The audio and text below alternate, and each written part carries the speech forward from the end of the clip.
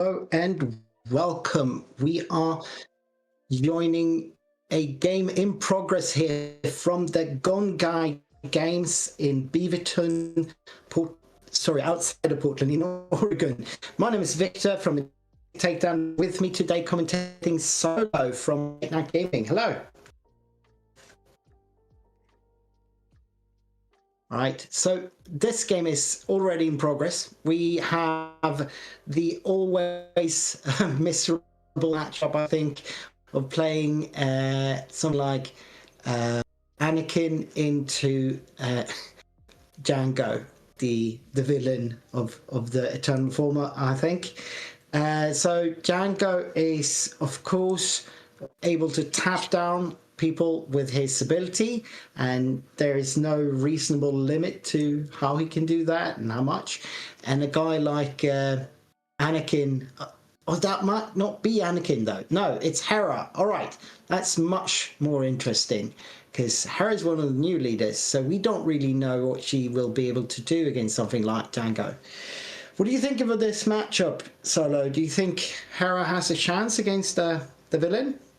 Well, I've actually played a lot of Hera, the new leader, a lot actually, and she's a very. Is that the old Hera? Is this the old Hera? That could be set one Hera. Interesting. Oh, okay, well then I take that back. We don't know much about deck lists at this point. I'm looking at the showcase, so let me look up the showcase and verify that is the new one. So our producer says that it's probably the set one Hera. This is not a showcase I am familiar with, but if you say so, it's probably the case.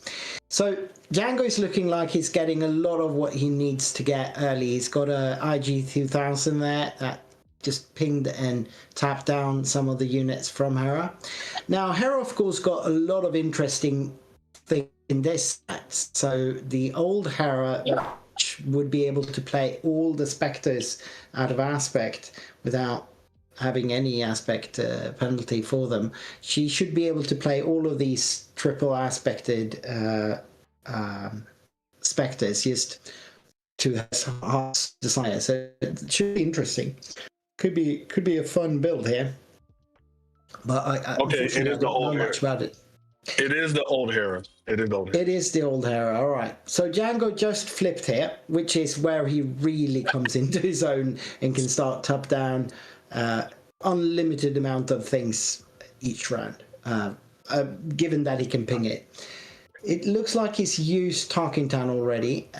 Hera's playing in the blue base. I can't really make out which blue base that would be, but I'm assuming it's a blue 30 because I can't see any text on it really. Yeah, but the problem with the old Hera is like her leader. You don't get much from her leader ability, and the thing is, a lot of games are decided by how often you use a leader ability.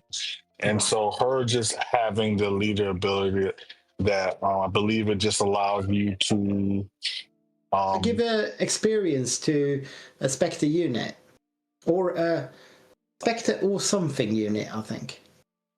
Isn't it? No, it just ignores the aspect of Spectre cards you play. And then when she's on attack, when she flips, she does give the experience. Oh, it's only when she attacks. But that's on her flip, right? I'm more just talking about when it's on the leader side. Yeah. And she doesn't have any text then. No text. Yeah, Django's ability at the very least is giving you value every turn. Yeah, very much so. It looks like Hera is prioritizing putting some hurt on Django, though, because when he's out as a leader unit, his ability is just nuts. It doesn't have any restrictions at all. So just removing him from the field, I think, is very important. And it does look like Hera is trying to do just that. She's put 5 damage on him at this point. Yeah, I think personally, the Hera player is betting that the card pool, the Spectre card pool, is powerful enough to rival what is being thrown. Which there are some really good Spectres, like especially that we got from Law, like Kanan and Zeb. Yeah, Kanan and Zeb especially, but even like something like Ezra is not. It's good, especially against a ping deck that just wants to put damage on your units. Exactly. You still get tapped down, but you heal back up. I think it's just hard to compete with TDR. I think even in this meta, this new Eternal meta we find ourselves in, I think you bring Django back down to earth once maybe TDR gets hit. It goes a Haymaker. Yeah, Haymaker's nice. Thinking on which units to put it on. Looks like we're putting on... Is that a wedge? Which unit was that she put it on? It looks like a wedge. A little bit grainy image here. To get Punishing One. And we still haven't seen Hera flip, but that comes now because they are on 6 resources.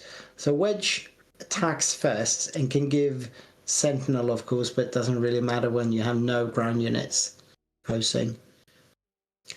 Also not sure on the damage totals here. Image is slightly too grainy to really make out the dial there, but I think there's maybe 12 damage on Talking Town and double digits at least on the blue base. Is that the wedge, the one that gives pilots +1, or is that a different wedge? I think this might not be. It's not wedge at all. It's the Colonel. Let me. Colonel Yularen? No. Earlier, older unit. He gives on attack. He can give a unit Sentinel. Or he might not even be a Colonel. He might be something else. Oh, you're talking about. Oh, you're talking about the 5/7 that gives Sentinel. Yeah, that's the one. Riken is his name. Yeah. General Riken is his name. I think that's Riken. And if you already have Sentinel, he gives you an experience, I believe. Yeah, yes. I think that's the guy. Now, Sentinel that's a Han 2 staple. On right. 2 greens. Yeah. Doesn't really look like there's much use for Sentinels right now, though, because they are completely arena dodging each other. And that's definitely 23 damage, I'd say, on the blue base now. A Punish One has already swung, and we still have IG-88 ready to swing. That is the Ghost. The new Ghost. That's the new one. And it's got Sentinel, right? No, all it does. Well, it depends. Is that the 5/6 blue one, or is that the red? Is that the yellow green one? Looks like it says 4/4. That's the yellow green one. What that does is, if you are showing red or blue, you give up to 2 experiences. Otherwise, this gives 1 experience to a unit. Right, it's the one that gives experience. Yeah. Only on when played, though. That's it. It's a one-time thing. So you have to wonder. It costs 6. It's a 4/4 that gives 2 experience. Very underwhelming. Yeah, it looks like they are just content to race here. Both of them are 20 plus damage on base, I think. The Devastator. So there's the Devastator, and it's not enough to get to 30, so he is trying to clean up some of that damage. Because I do believe that Talking Town is showing more than 20 damage. I think that is the list. Like 22. 20, yeah, something like that. So this looks like Hera's got it. But I might be wrong. Yep, Hera got it. Hera got it. Raced Django. He was not able to control it. I think, as far as I could follow that game, I do believe that the key thing that Hera did right was to remove Django real early and not let him be able to control the tempo of the game. But also, we did not see one triple dart rate from Django. Granted, there could have been one before we got in there, but I don't think I saw one. I don't think that there was one. No, because you typically don't want to play it that early. Exactly. And I think that is also certainly an important card in the Django deck. So Stephen Gade, I think, is the name of the Django player, and we've got Jennifer Muller on maybe on Hera. Well, shout out to Jennifer. Like you got to give her props because Django's a deck to beat right now. You'd expect at a PQ, you'd expect people to be prepared somewhat for Django, and so she had to have had a plan and she executed it. Well, the Django player can respond. Is it simply high rolling TDRs wins you the game? I don't know. Yeah, I don't know either, because that was quick. That was 7 resource turn, I believe, where she finished it, and it looked like she was doing a lot of that hurt earlier than that even. Also, Riken did put in a lot of damage. He remained for a long while on that arena and can just at least hit base twice or maybe 3 times. That's 15 damage. Yeah, I think it seemed like Riken and that Haymaker put the match in a position where Jennifer could close, even though it seemed like the Steven was about to turn the corner there. Right. But a little bit too late to be able to actually do it. Well, I mean, I can't say I understand how she could have gotten Riken out that early, though, because he's 6 cost, right? And I think that card was out before. Could have been credits, maybe, or something. It's really hard when you don't follow the game from the start. I don't know where she get credits from in blue-green. Yeah, me neither. Blue-green, is there anything that generates credits? Don't think so. No, you need the yellow. Could have been a Gonk droid or something, of course. Yeah, nothing good. Yeah, you need. It's not credit, but you can ramp with Gonk. You can do that ship. Go ahead. Payroll heist, right? And of course, in Eternal, you have. It was Imperial Heist we get from our computer here. Imperial Heist. That is a card I am not in. I can't familiar with. It feels like one of those cards that there's a reason I don't know. So if you're the Django player going into this second game, what are you thinking?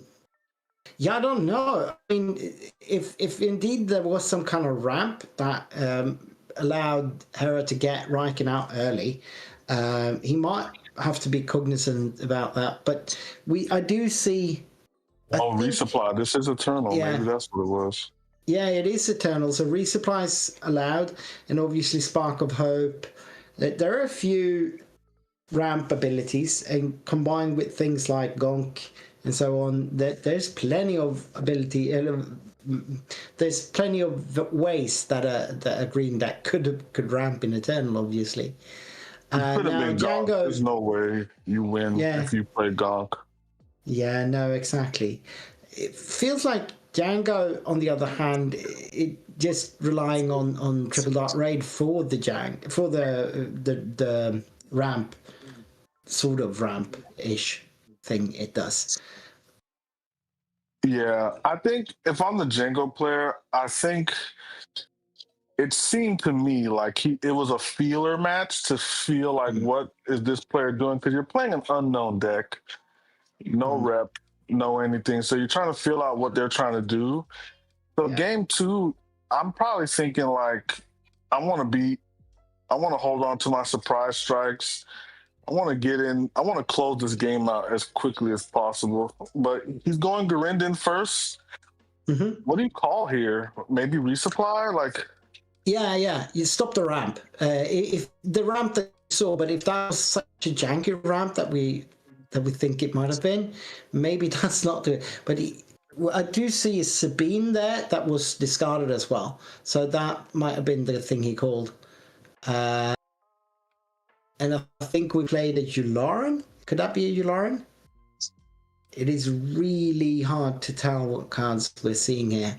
Is there any way to get in contact with fixing the camera a little bit or no? Yeah, because the camera's just out of focus now. So it looks like the out of focus ability of the camera has just gone haywire on us. That must have been a P-fighter though, because we got a tap down of whatever unit, the green unit that was played earlier. And then we have someone is trying to get some focus going here. It's not really, that's a little bit sharper at least. Yeah, that is definitely a Yularen, the greenish unit there. And then we had some alternative art thing that was killed there. Maybe Galen was played. Maybe Galen shut off PDRs. Maybe that's what happened. Was that a Galen? Yeah. It could be. The alt art Galen. I tell you, that would make a lot more sense. Yeah, for sure. So Yularen hitting for 2 to base, not a lot, but at least something.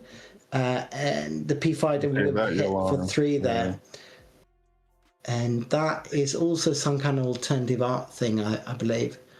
And I can't really tell. And we get a Shadow of Stygian Prime to it. So it will not ready, and it will start dealing 2 damage to the blue base every turn it remains in play. That is a card I like. Yeah, including the Django deck. That might come in the sideboard though, because that would be certainly a card you would use to sort of stall the game if you're trying. If you figured that you are the control, that's a card you might want to bring in then, right? And blue green has like no answer for this outside of Galen. No, certainly. Or confiscate. They could play confiscate. Of course. Yeah. We're talking about Eternal again. Yeah, they could play it. Premier Brain. I gotta turn it off. But we didn't really see any attachments from Django last turn. And would you main deck confiscate? And if you did, wouldn't you just bring it out against something like Django? No, you should not bring in confiscate for that one card, because that's all it seems to have. Right. So I believe that card is going to stick. And just keep ticking 2 damage to the base and preventing whatever unit that was from doing anything reasonable. So we have a Sabine's tie out, and Django flips with 5 open resources. So this could be nice. All right, that is a card I do not know. It it is a green event that dealt 3 damage to both sides. Oh, is it the one where you can attack even if you're tapped down? It could be dogfight. It could have been dogfight. That is dogfight. It is dogfight because we did see him hit Django for 3 and take 3 back. So that was dogfight. Now we have the triple dart raid, and it does get a raider, Ruthless Raider. Yeah, that's a staple play from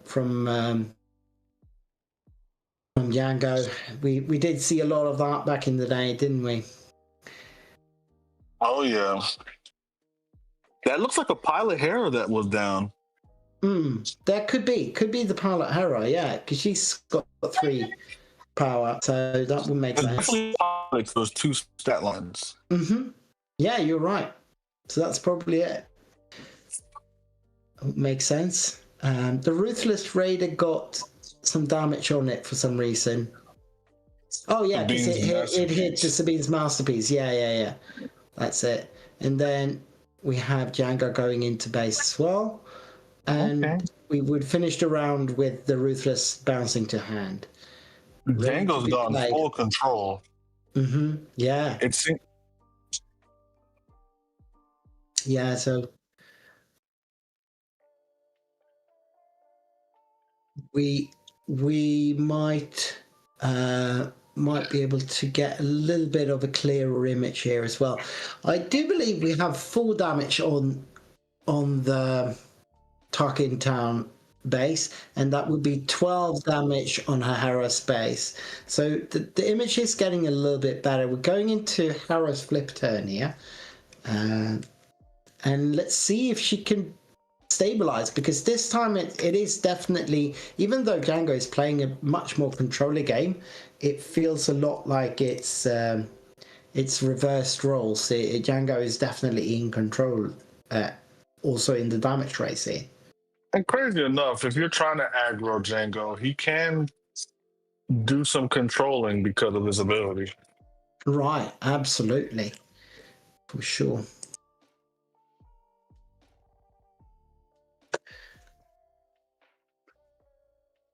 So we have a cleanup. Again, not completely lane dodged from each other here.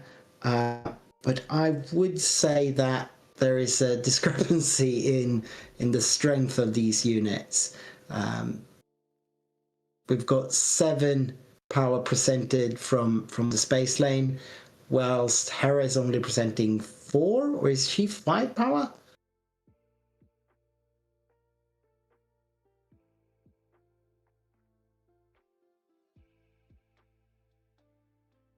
Right, yeah. So 19 damage on the blue base actually right now. Hera is 4 power, yeah, she's 4 power. So Django's playing something, I bet, to tap Hera down. 4, what could Django play for 4 here? Looks like he's contemplating playing an IG 2000 here. Something for 6. Oh, the tank. the tank, always the tank. War Juggernaut coming out, damaging everything and tapping down Hera. And that would be now even damaging itself, right? So 1, 2, 3, 4, 5 plus. So that's an 8 powered tank. It's a big thing. That'll probably do it. Haymaker on Hera will give her 5 damage on the tank, but that's not enough to take it out. It's still lingering because it's 7 health, I think. So 1 health left, yeah. Yeah. So hitting base to going to 23, and then 3 more going to 26, and that is putting that would be it, right? Play moving and giving 1 damage. I can't remember the name of that. System shock. Yeah. System shock. Yeah. And now 2 more damage from the shadow would put Hera in check, right? But looks like they maybe forgot to put the 2 damage from Stygian Prime in. I mean, she could stall, but it'll be really hard unless she has like hyperspace disaster. Yeah. And even so, if she can't take away the Stygian Prime, because she should be at 28 damage now. Yep. Yeah, so which the Stygian Prime in of itself is putting him, exactly 28, is putting Jennifer. Or Yoda? Maybe not Yoda. Maybe some healing? I don't know. This game is over, it seems. Yeah, this game is over because Jennifer needs to not only kill all of the opponent's units, but also her own unit. Yeah, and Ruthless Raider, when killed, will do the 2 required as well. Gotta heal. So I don't think, heal, of course, yes, Green would have some heal, right? But what's that she playing? Yeah, no, I don't know why they're even playing here, because you can just swing in. Or is that Colossus? I don't think that's Colossus, is it? Maybe it's Colossus. It's hard to tell what to do for it. Could be Colossus. Yeah, apparently, because we're going to... No, that was not Colossus. We are done here. A Devastator seals the deal. Well, maybe it was Colossus because... No, it's not Colossus. It looks like Cloud City or something. It's a 30 hit point blue base. So it's just a little bit weird that they kept playing when Django showed lethal with every unit, and Hera wasn't able to take care of any of them.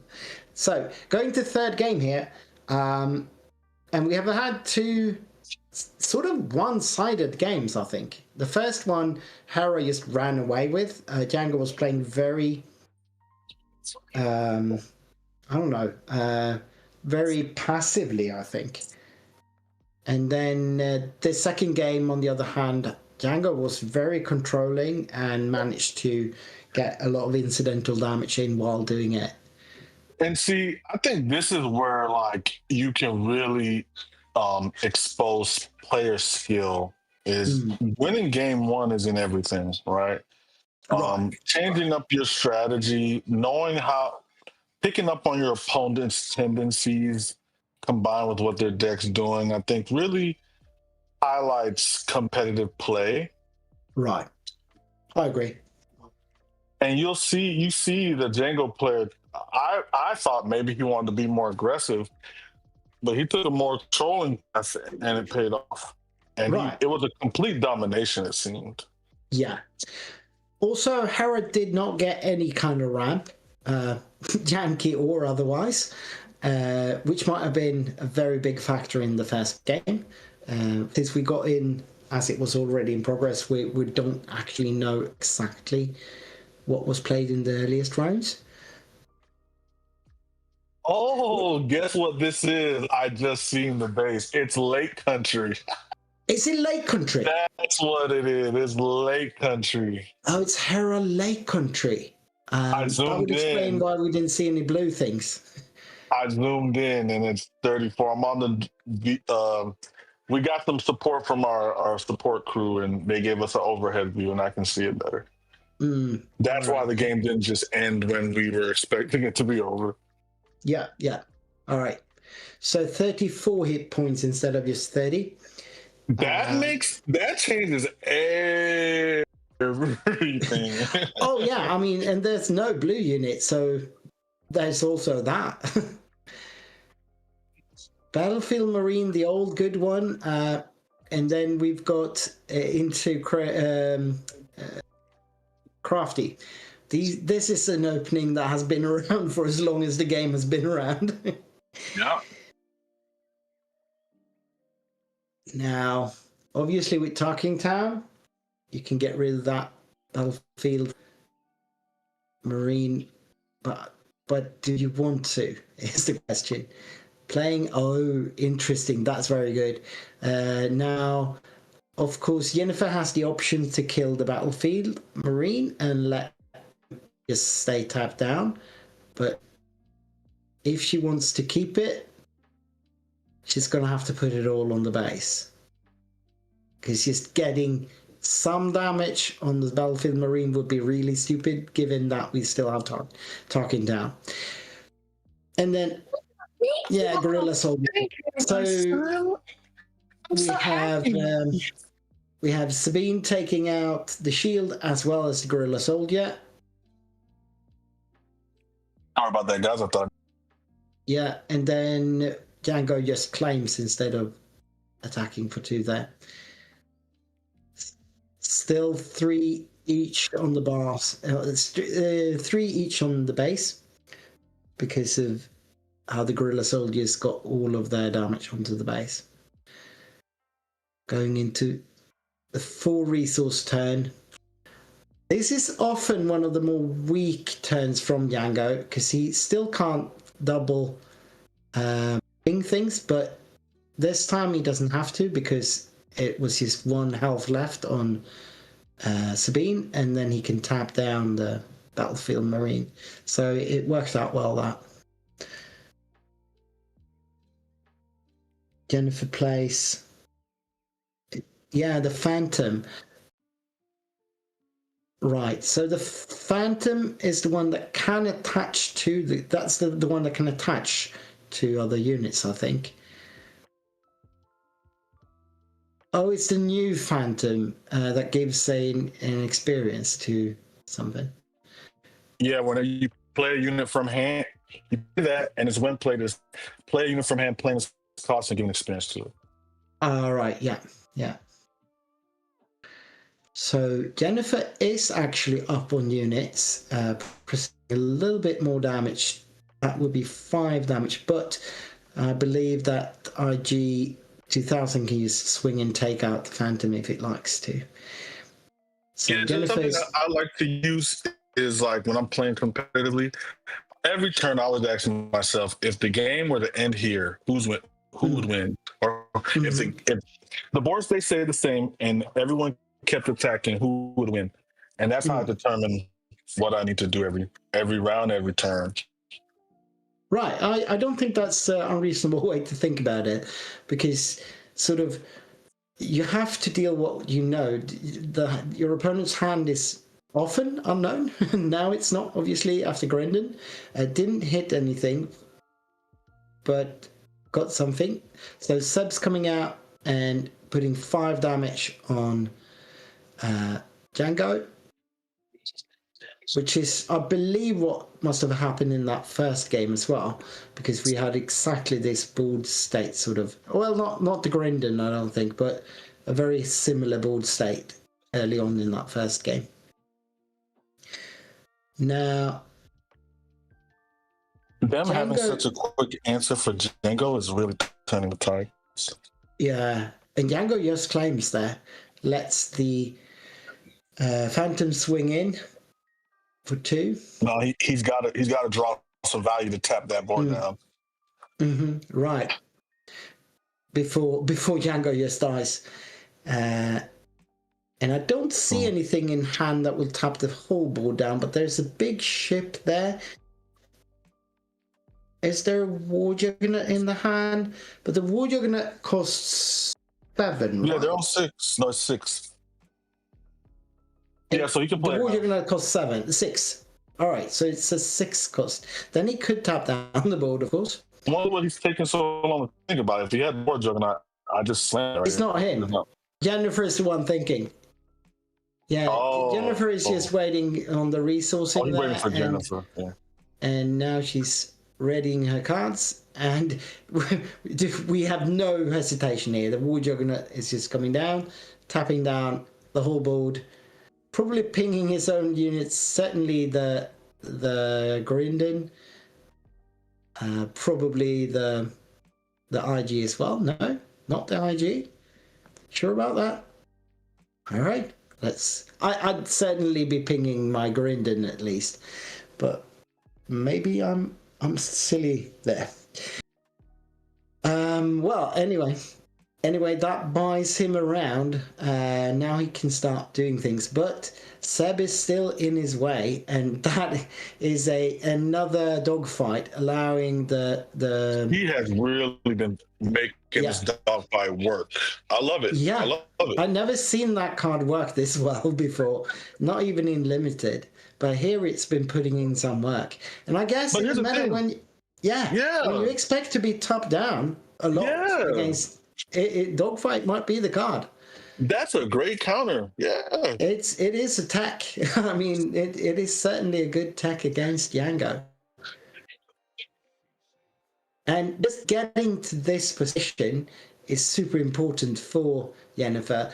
To get to the position where Django is actually dead or has been killed. We got to get Jennifer in the interview table. We got to talk to her. Yeah, there's an interest, and she's obviously prepared for Django. It has to be. So Hera can give experience to any unique unit or just a Spectre. I'm not. Any unique unit. That's really that's not as bad. I think this Django player's in trouble. Yeah, this might very well be. I think it might be it. Yeah. Yeah. I can't think of.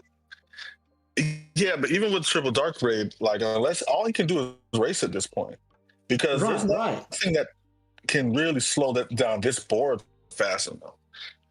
Exactly. Yeah. It's interesting. Of course, there isn't a lot of damage on either base. 12 damage on the Talking Town base, and I think that is 5 damage on the blue base. So the War Juggernaut takes out...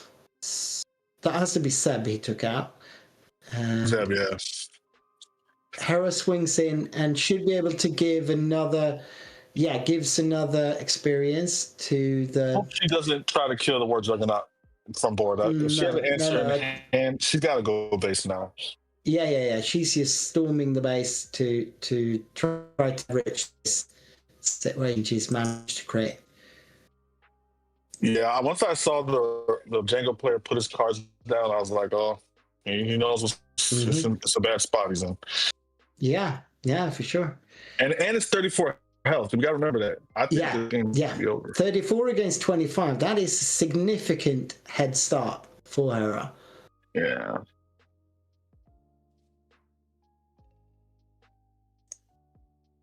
Now we are to when there goes Kanan and Hera. Oh my gosh. The base only has 10 damage on it. Right. Lake Country only has 10 damage on it. This game is over.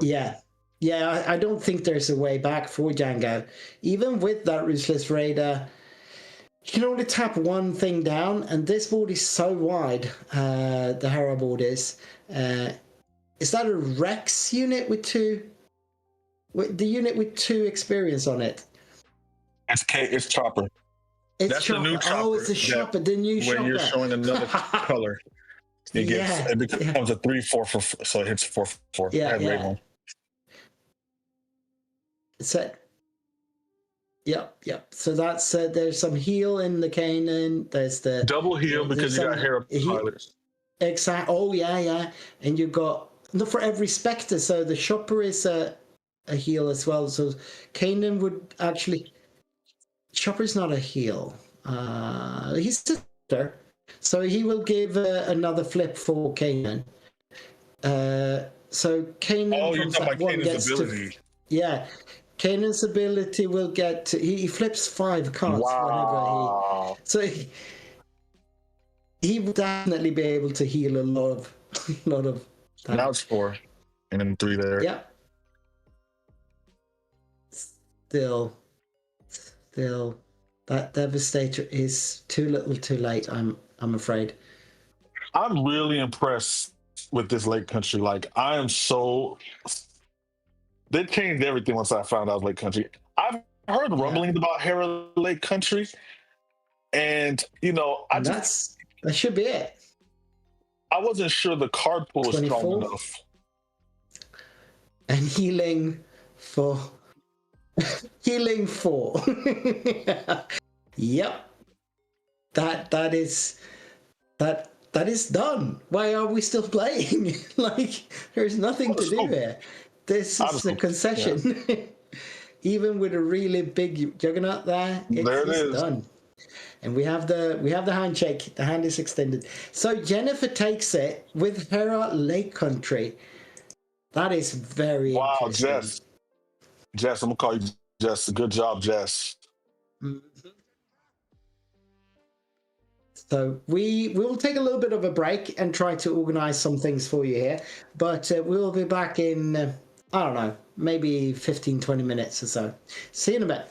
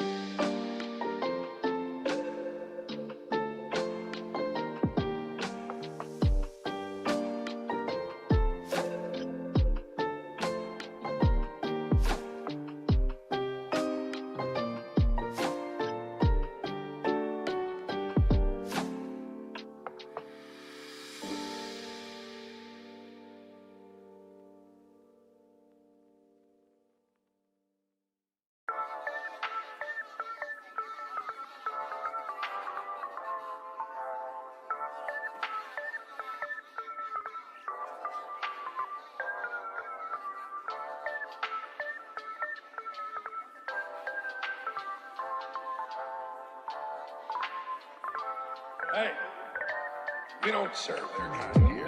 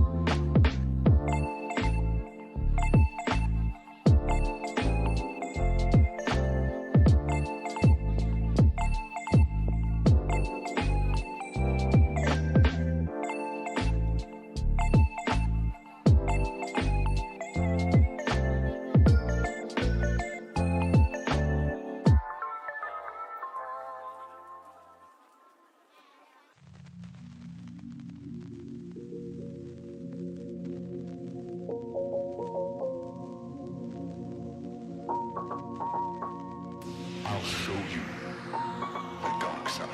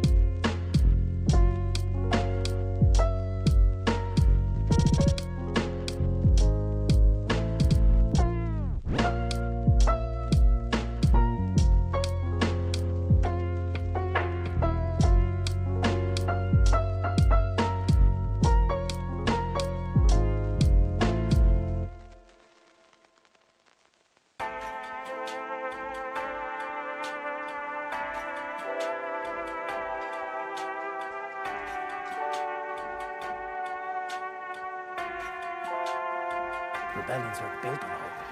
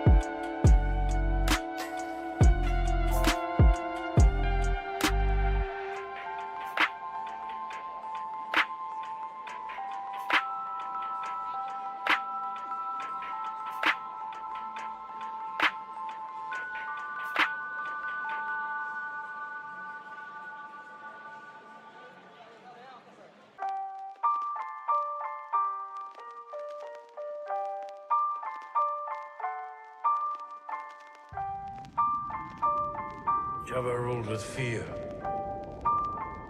I intend to rule with respect.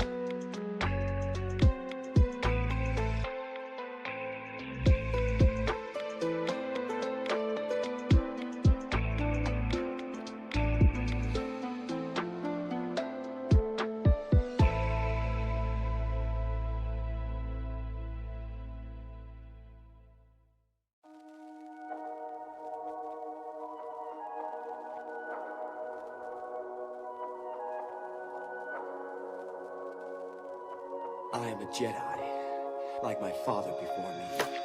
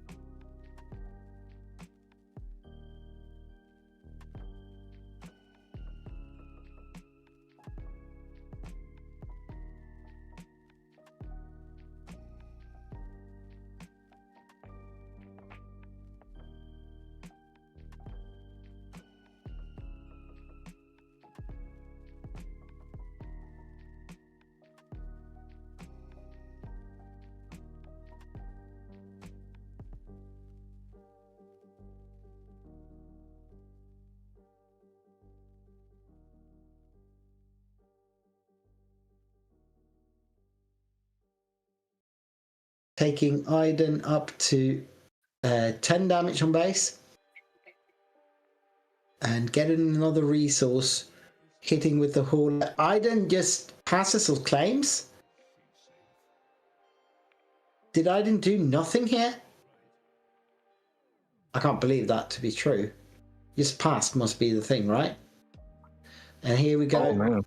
That is tech. And now you do have some support for tech. Iden could just flip here, of course, but uses the ability to heal at least. And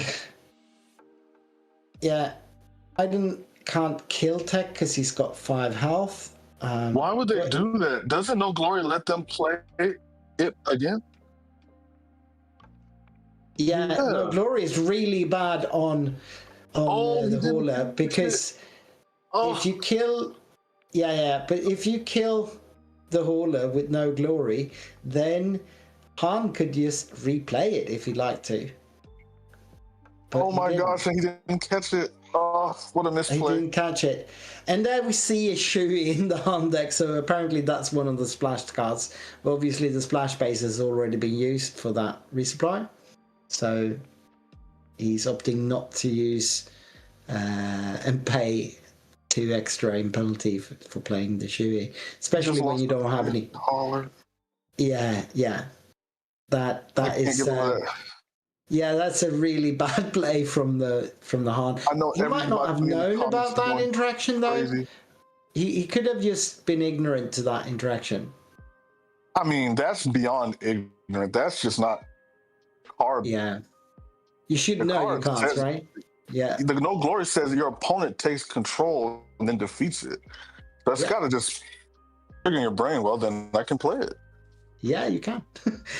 But Han is piling up some damage here, going to 22 damage on the Data Vault base. And now finally Iden flips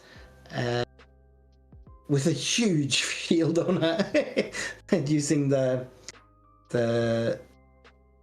initiative token as a shield, it looks like.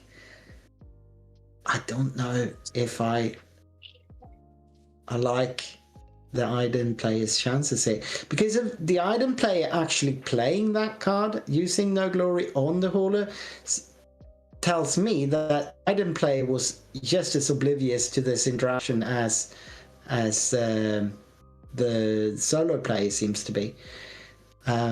So getting to that was a command, I believe, the green event, double green event.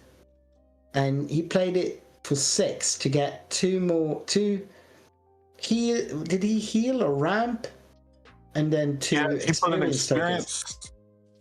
2 experience and he resourced it. It becomes a resource. Resourced it. Yeah, so 2 experience and a resource. Interesting. Just anticipating the D ramp, I suppose, to be able to kill Han. Seems good. So Fast Falcon coming in for another 3, taking us to 25, 26 damage on base. Still 7 damage to go, which prove harder than you think it is because of now Iden being in 8 resources. This is the territory where this deck starts to really kick up a gear, right? Maybe they have AN in hand. You never know. Pay 5 to AN. Yeah. I don't know. So Iden takes out tech. Important because DJ. And then at least he remembers to heal. Remembers to heal and take the damage. Fast Falcon coming in for 3, which would take us to 28. Still 5 more damage to go. That is, and this is what I'm talking about, because now we get the heal rolling with the Walker, and Iden will just start looking stronger and stronger by the second here. I think if he would have caught that hauler, that would have been those 4 damage. Then he would have been won or possibly already won. Critical misplay. Yeah, that was a very critical misplay. I can't believe he missed that. It's one thing if Aiden doesn't want to replay it, because she might think that Han has some ways to get it back, but for Han not to replay it for free, that's silly. I mean, that would have triggered something if I didn't play. I would have tried to replay it. Yeah. Well. I think we are looking at a really hard situation for the Han player here. He does get an Ahsoka out, which will take a card out of Aiden's hand. Aiden obviously is a control deck, so she really needs her cards in hand. Is he using Han ability here? Maybe no, he can't be. He doesn't have that many cards in hand. Of course, Han yellow, in a turn I assume, is playing a lot of smuggle cards. So there could be sort of an extra hand almost in the row for him.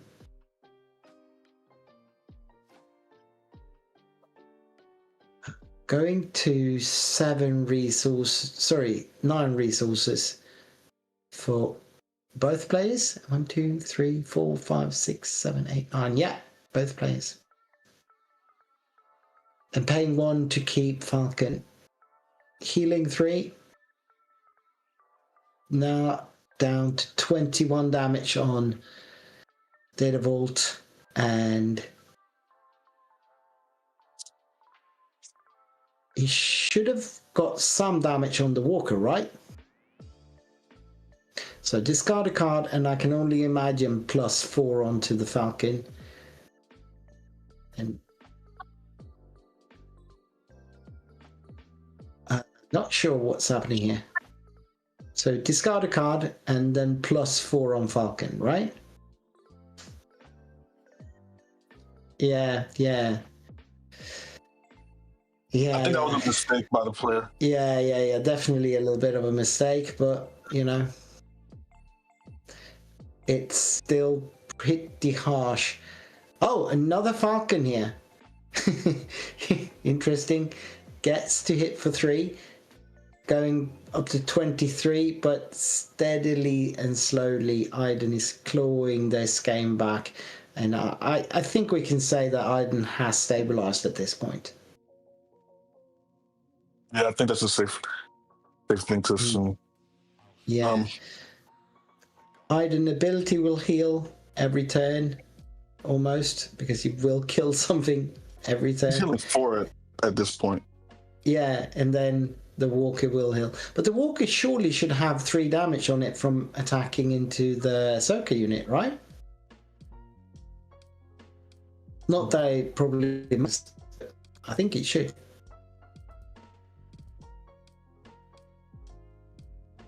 Well, it's probably of no consequence, but it is. All right, so Liberty. Liberty. Tapping down Aiden, not the Walker? Oh, yeah, it can't tap down the Walker. Or could it? No, it can tap down the Walker.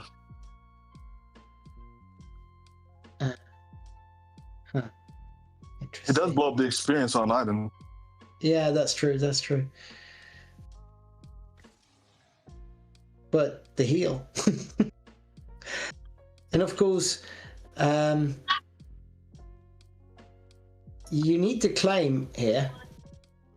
Yeah, it doesn't matter though, because of all of the killing that is going on in the Aiden deck, and that is game. Yeah. So that's it for the first game. So we move on to sideboard here. Not one single DJ.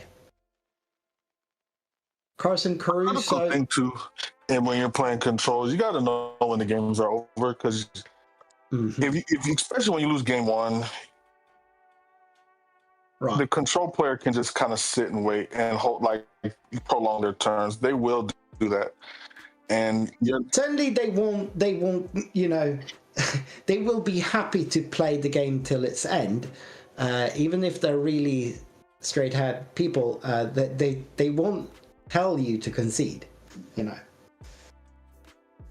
Yeah, it's a time game because if you can't win game 1, you have to end it early and go to game 2 and Right. push for a draw. That's your like only chance. Or if you are able to win 2 fast ones, like I think there's a world when a Han yellow deck definitely can win against Iden if you get rolling with DJs and start de-ramping them. Then that can surely get out of hand. But you need to see the DJ combo and preferably redo it more than once. Then things can start happening. Han 1 it can be very quick.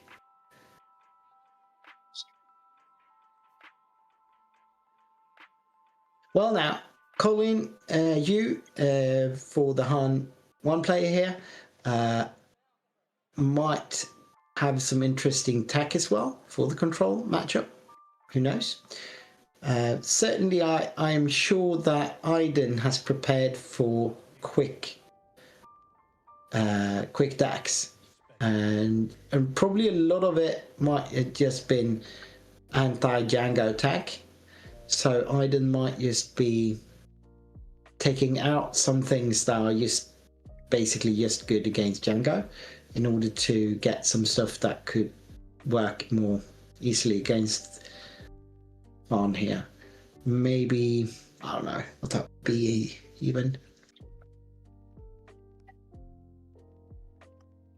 Yeah. At Stumble, I thought that Stumble, the Iden players in trouble, but they stabilized. Yeah, and I think they're, even though Iden stabilized and won it handily, I think we still saw the potential in the on deck there. Yes. Han's good. Yeah.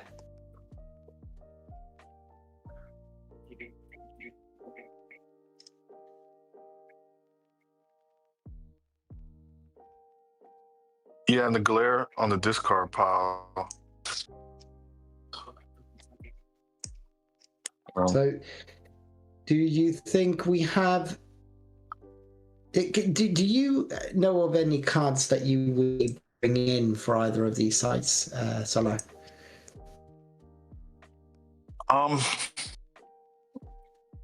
You're definitely bringing in some more discard. You're bringing in jam communications. They're automatically coming in. Right. Yeah. If they were in already, for sure.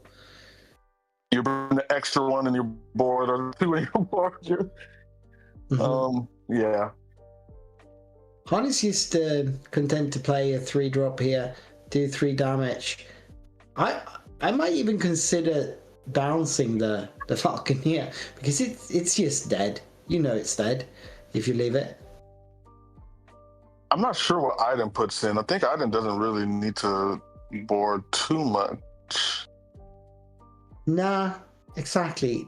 That would be if she's running something to deal specifically with Django things.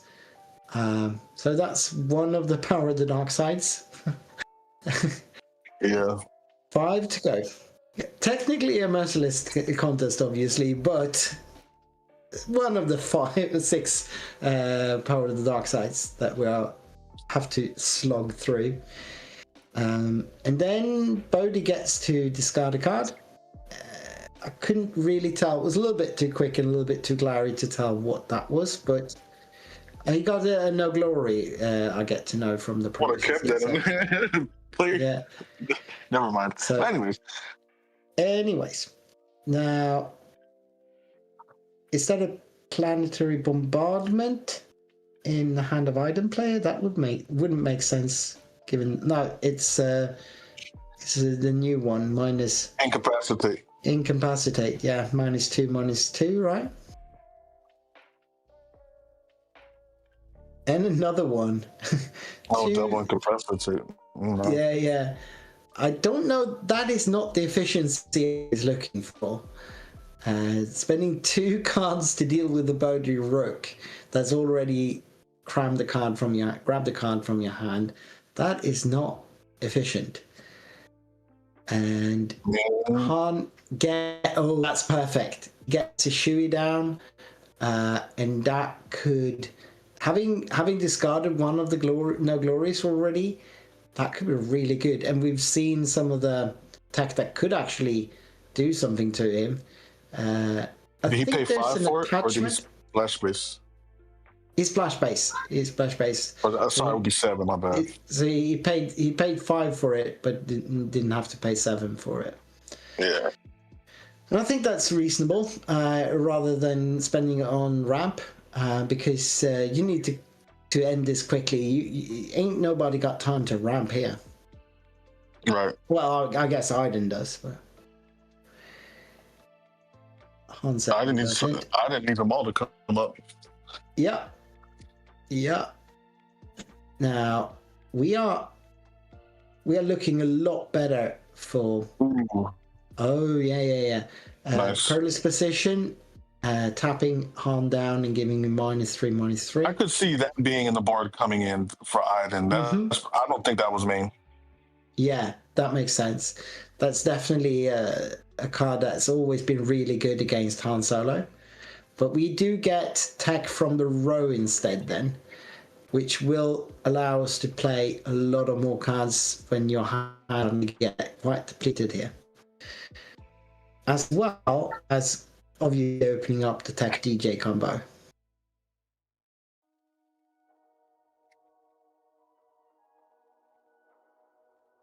Oh man, this item playing fast.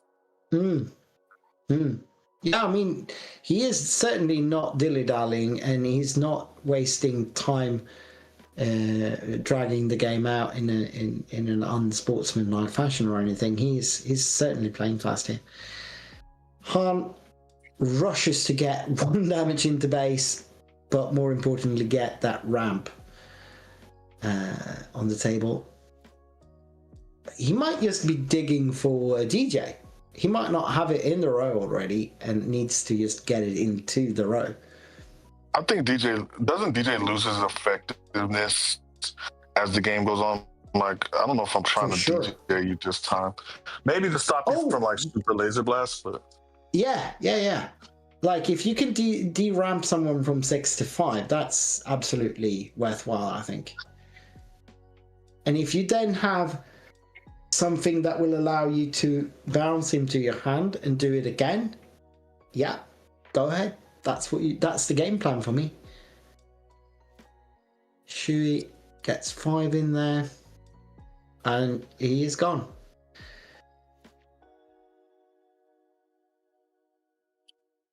Play another one. That's 5 resources. That is the DJ. Yeah, that's what you want to do. I do believe that's how you do it. So you steal one of the open resources. Yeah. Keeping them away from malls and super lasers and Avengers is still work. Yeah. 100%. Absolutely. And now you can play Fast Falcon or something. That's perfect. Yeah, looks like that's what we're doing. With the tech out there, he can play whatever he wants. Yeah, exactly. That's the Fast Falcon coming in for 3 more damage. I think this is looking pretty good for Han player. He is now at 19 damage on base. He is discarding obviously the supply carrier there. He stole from the resource row. And Aiden is stuck on 6 resources here. That might do it. If there's a way to now bounce that DJ and do it all over again, then this game is going to start looking a lot more interesting. And so we still at 20 damage on base, I believe. Bodhi, get the hand. Yep, good job. Yeah, oops, super laser blast. Yep, that's gone. And that's and also vigilance that might not be long for the world. Oh no, not confiscate. That's forgotten. It's Bodhi Rook, right? Yeah, so you can only take events and attachments, but that's fine. So he's taking the lost, the forgotten, and then item place vigilance to heal and kill. Place vigilance to heal and kill Bodhi. Yeah, which heals 4. No, 5. No, sorry. 5, yeah. It's 6 because it's heal 5. Oh, heal 6. Then... Right, yeah. Heal 6. Heal 6 because of item. Ooh, that is good. And guarding one of the last cards here, which could be the Super Laser Blast. It's really good. Get that out of the hand, and then +4 I can only assume to one of the units, because at this point Iden has no open resources, so there is no trickery. So yeah, +4, that means +4 to DJ, I assume, and he's coming in, and we get like 3 plus 6 plus 3 damage. So that's 12 damage. 12? Yeah. 6 from Tech, 3 from DJ, and 3 from the Falcon. So we are at... Yes, 12, my bad. 24 damage on the Data Vault. To obviously no damage. 25 damage. No, that's certainly 24 damage. We get... Tech is a trader. Interesting. Just as Iden was running out of cards, she does find a way to get a little bit more of cards in hand through the smuggle resources. Obviously not interesting this turn. I'll be right back. And that's the last card discarded from Iden's hand, I believe. I think that was her last card in hand. So we have a really interesting situation here. Han is holding on to 1 card in hand, 4 open resources. Iden swings in. I don't know, did Han claim? Surely he didn't. Surely he didn't with 4 open resources. No. And 2 standing units. That can't be. So swinging for 3 there, going to 27, I believe. And he needs 6 more damage somewhere. DJ can only do a little bit. That's something being made.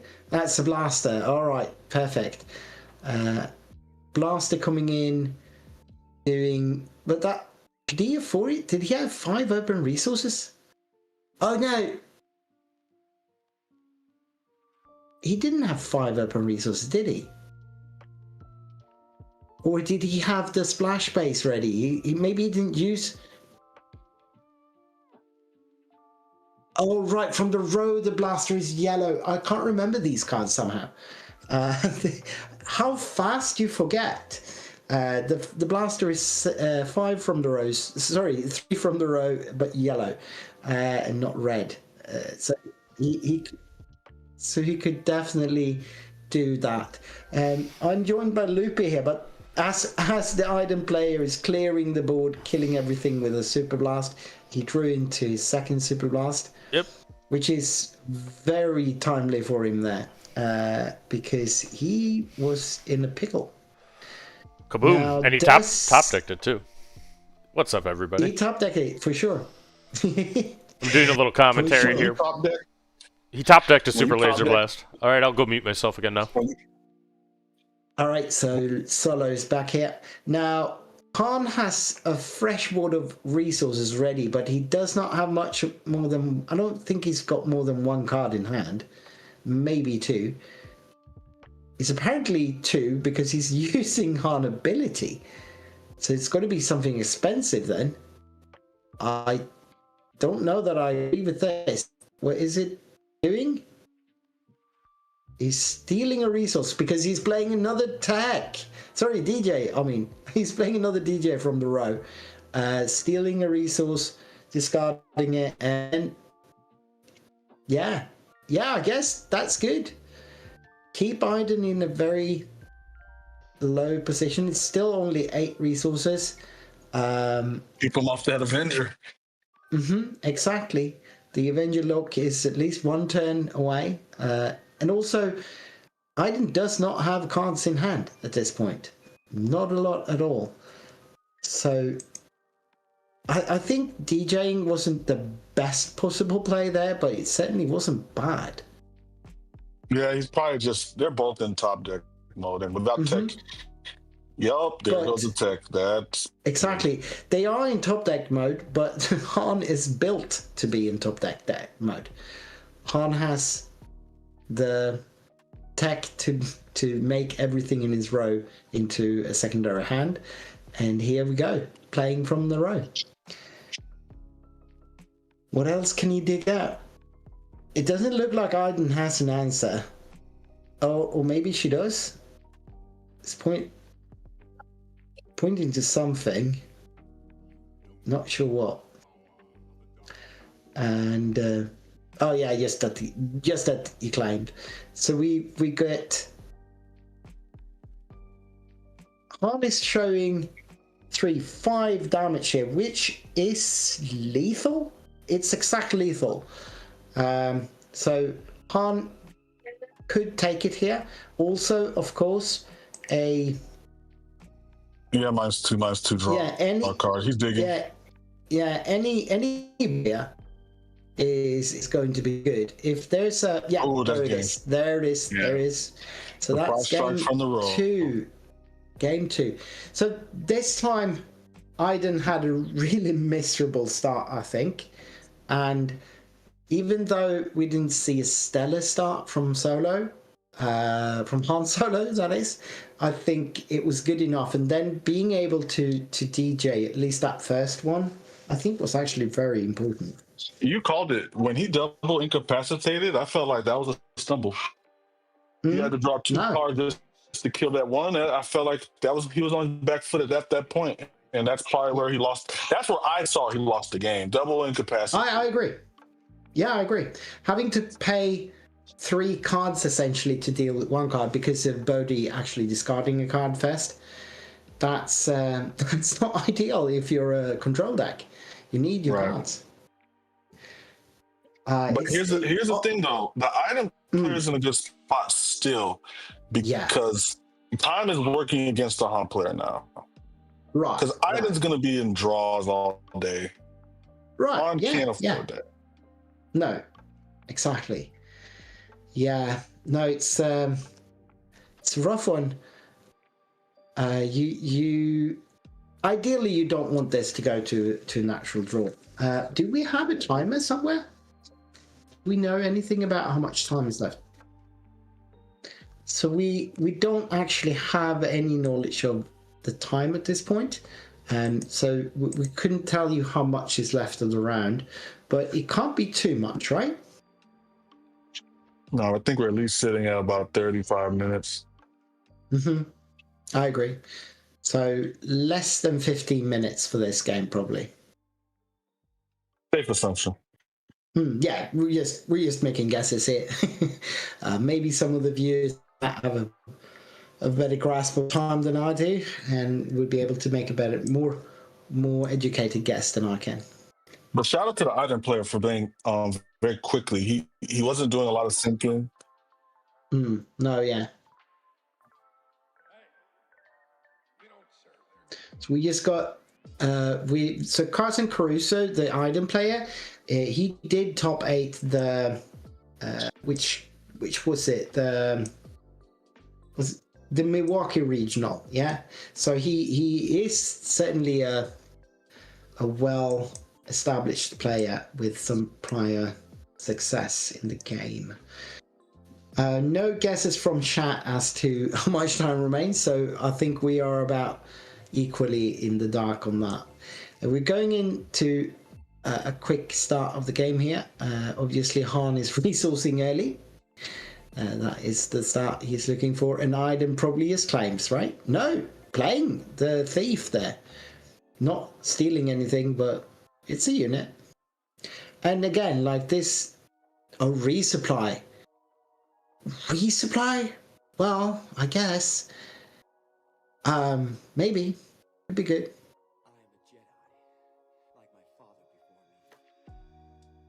Do we see anything interesting in item player's hand there? I think I saw a treacherous flash by. Such an interesting card. I think they must have brought that into the sideboard.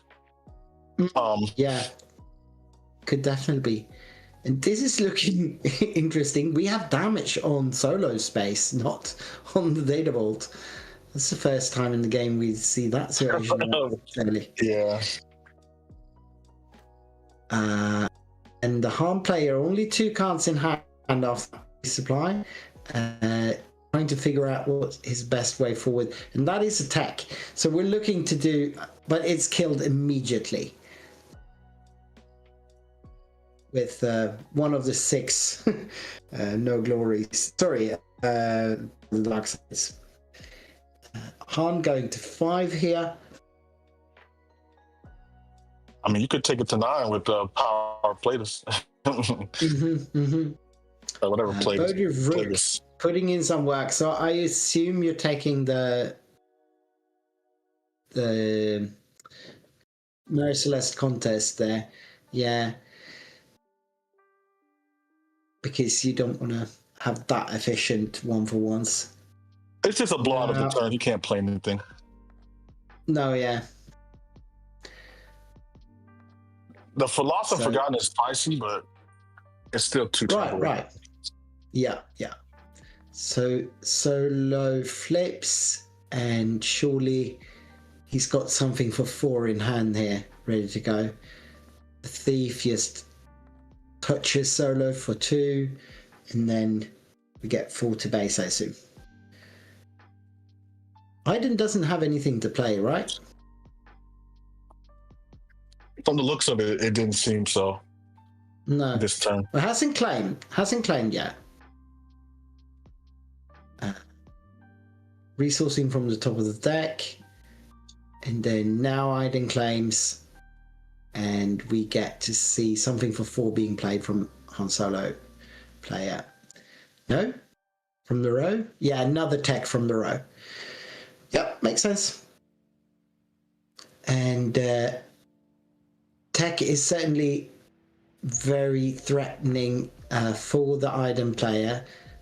Iden is still just got 5 resources here, and is threatened to have to maybe deal with that tech, or possibly deal with a DJ as soon as it comes down. It might be a tall order, and he does not. He's just resupplying here. That is, of course, another way to sort of, insulate yourself a little bit from the effect of the DJ. So this is certainly a DJ. Here he comes. Yes, stealing that resource right back. I guess resource-wise now, Iden is, still where she was, but she was 1 behind, and she wasted a whole turn for that play, which is a turn where... That's a time walk. Yeah, exactly. But DJ should not be ready here, right? DJ should certainly be exhausted. No, exactly. Yeah, correct. So we just got notice that 16 minutes left in a round. So more time than I thought. More time left than I thought. And if this is how it's going, yeah, certainly the Han Solo play is doing exactly what he needs. I think you're taking the vigilance here, right? Yeah, the vigilance is you got to take vigilance. Yeah, I think so. Because of getting that much heal at this point is just too much. You can't have him heal for 6 here. Returning the... Also, Lost and Forgotten is like an underplay, right? Because there's nothing big Lost and Forgotten could hit. Exactly. Maybe tech. Yeah, I guess tech. But tech's already done the important stuff. And, of course... He's 1 tech down already. He might want to keep tech just for the hand thing. Yeah, killing tech is probably not bad. But only getting to heal 3 is a lot less than getting to heal 6. Or well, you get to heal 4 with Iden ability, I guess. So yeah. Yeah, 4 lines. You remove a unit and heal 3+. 3+1. So yeah, it's still worthwhile to kill tech that way, I think. But Han Solo play might be in a decent spot after all. He's still got 6 more damage coming in. He's still got a lot of work to do still. Oh yeah. You'll only take him to 19, but that's a better target for that Lost. Really nice. Threatening a lot of damage for next round.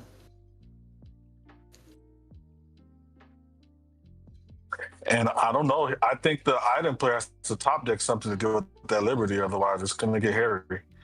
Yeah. The item player has a really small hand at this point. Only 1 or 2 cards left from previous round, and you've got a resource. Item can't stop resourcing, so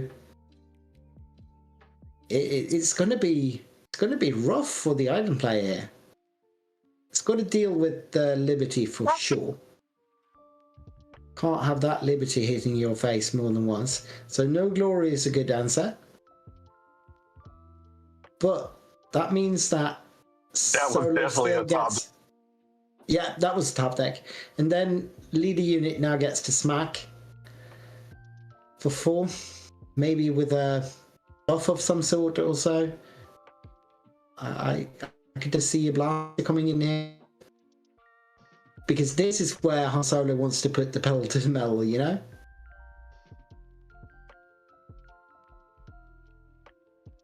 He is doing some kind of math here. I'm waiting for something. Only 2 open resources for Iden player. And Iden could take out Bodhi or Han Solo. But it would be a trade with Han Solo. I think he has to take out the Han. Yeah, it's Han Solo player first, so now you have to take out Bodhi, right? Instead. So that's what's happening here. Yeah. Gets to heal 1. 22 damage on base. Going to be 25 after DJ hits. It's still, what is that? That is 6 open resources, 7, 8, 9, 10 open resources for the solo player. It's not spending them just yet. So DJ might just swing. It's doing some math here. Is that a blaster then? I assume. It's making them into piles of 3 here. I wonder if he's going to play that Emphy's Nest. Oh. Yeah, Emphys could take out Iden at this point, of course. Going to 25 here. And then... Because that's how you protect your Han. Your Han would live if you had that's 6, 7. Is that... It's another DJ, yes. It's got to be another DJ. And it is. Replacing the old one. D-ramping. Of course, healing 1. But I think the D-ramp is worth it. I think the D-ramp is worth it. And stealing a card from his hand with Ahsoka here. Also very good. Is there no hand? Is he out of hand? Or is he just thinking about what to discard? Surely he's not empty, right? Can't tell. I can't tell. Yeah, no, he wasn't empty. But I couldn't tell what he discarded. Maybe one of you caught it.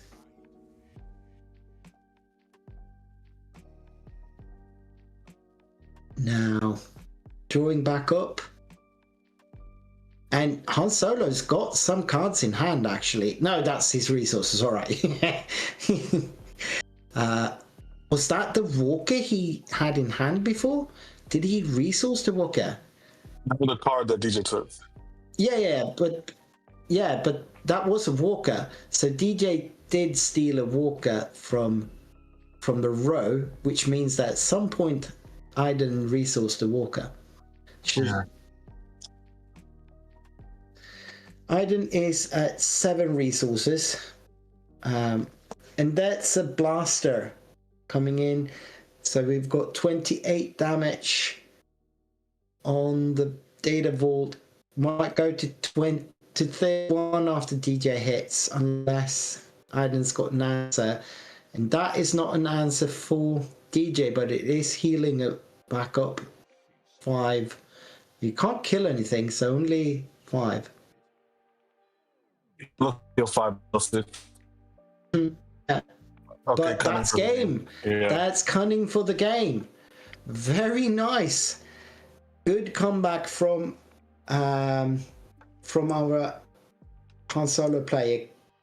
Colin Dew took. But that's why I thought Han was actually favored into control because of DJ in a tournament. Right. It used to be, at least back in the day, that he was. There was a period of time where Han wasn't favored into control because it lost to DJ, and then because of force throw and control, Han was almost unplayable. Right. But now DJ's back, and I think control is favored again. Yeah. I think DJ is just strong enough. Well, we are signing off for a little bit, and we will be back with you in a few minutes. See you in a bit.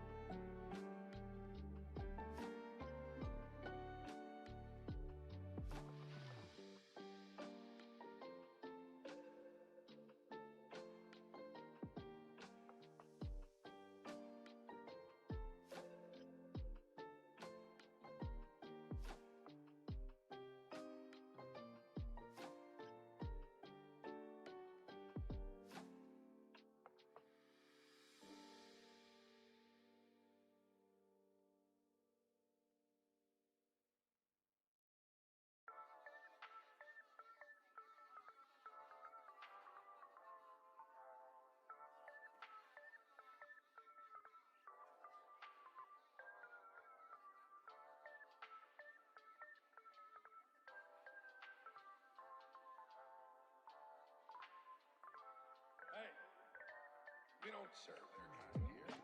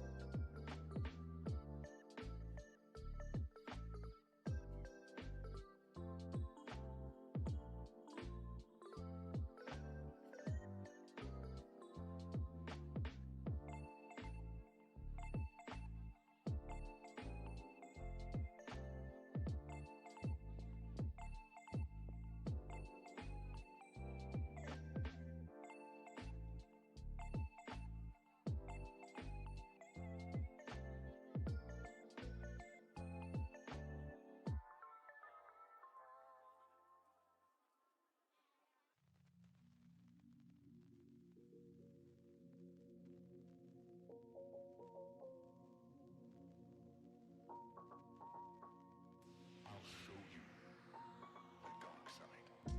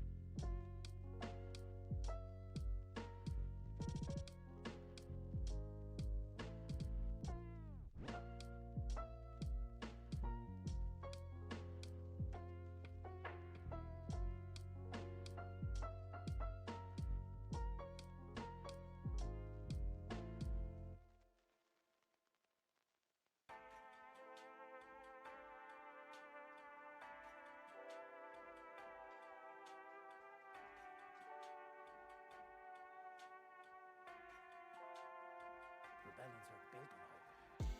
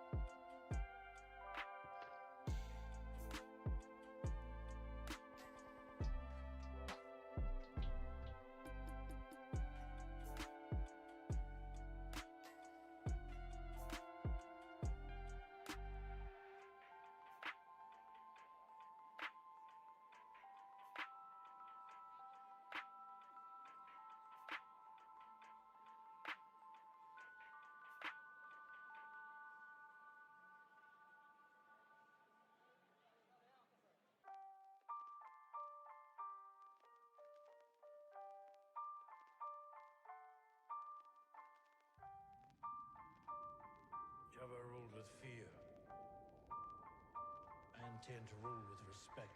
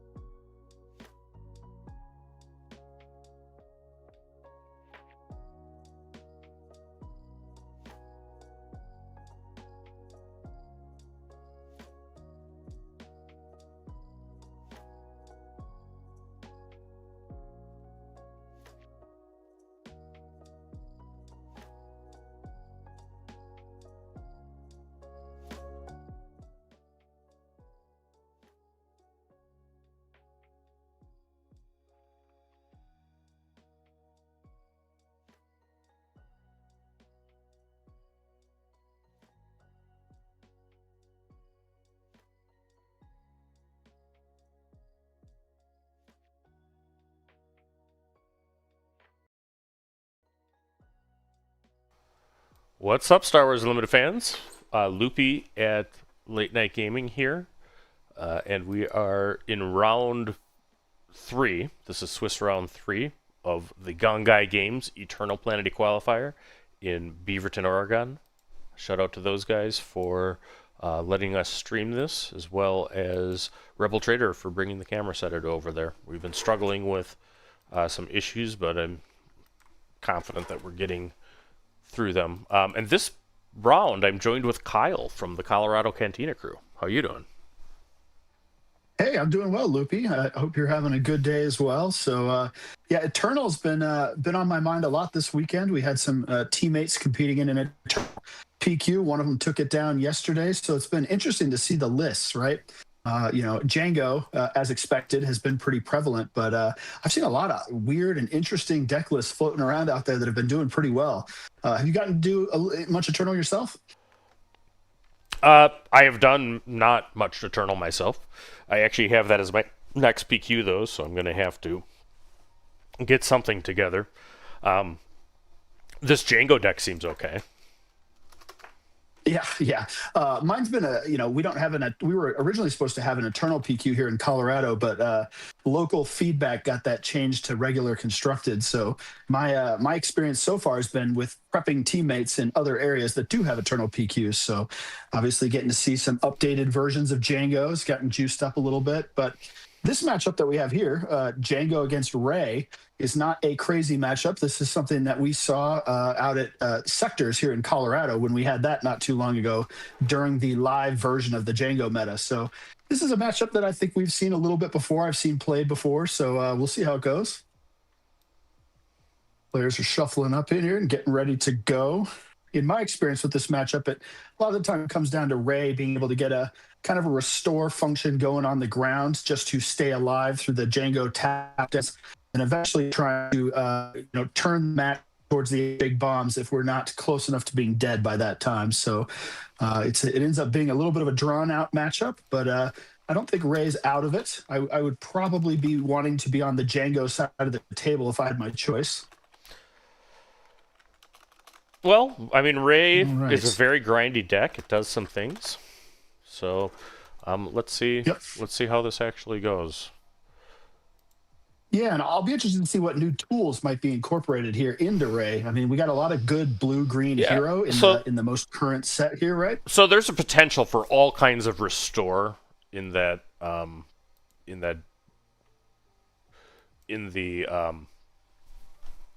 Ray deck in blue-green hero. I mean, there's just all kinds of ability to play restore units. A lot of times that's kind of what the race is doing with the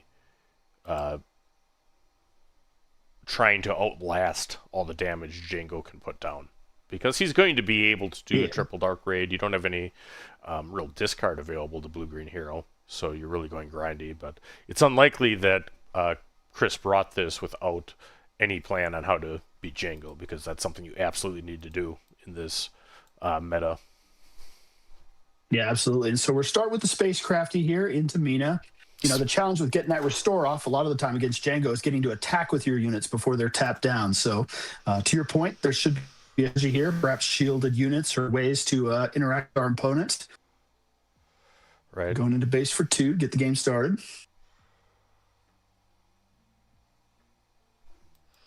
Yeah, that Black Sun Patroller, as I think the name of the card, is a great card from the new set. It is the Spacecrafty. It does have a shield, which is very relevant to the mirror. Most of the time when you have a 30 hit point Django base, it's there. All right, and the Ray player brought a life puck, which is great and highly visible on stream, so that's going to help us a lot compared to what the prior rounds have been. All right, Mina comes in. And then the immediate answer. Yep, tap down right away.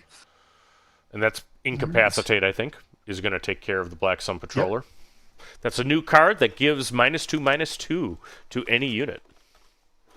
So, yeah, some of that interaction we were talking about, I would think that card makes a lot of sense, specifically into this matchup. So a new maiden board addition here would also be good into the Elite P. So there's going to be several cards in the Django deck that card will be able to take care of.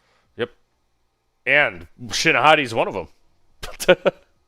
All right, the village people. Shouts of YMCA. You haven't heard since post-rotation, but they've hit again, so away we go here. Ray has taken... Yeah, a Ray staple, right? Right. I mean, you can't have a Ray deck without the village people. I mean, how would that work?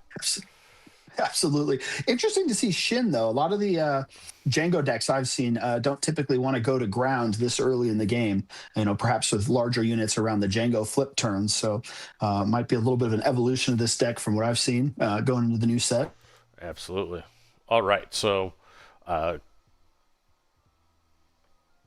thinking through the moves, Django has not played a resource yet.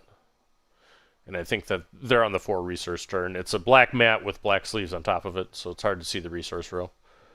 All right, so there's... Yeah, it's like we're at 5 each here.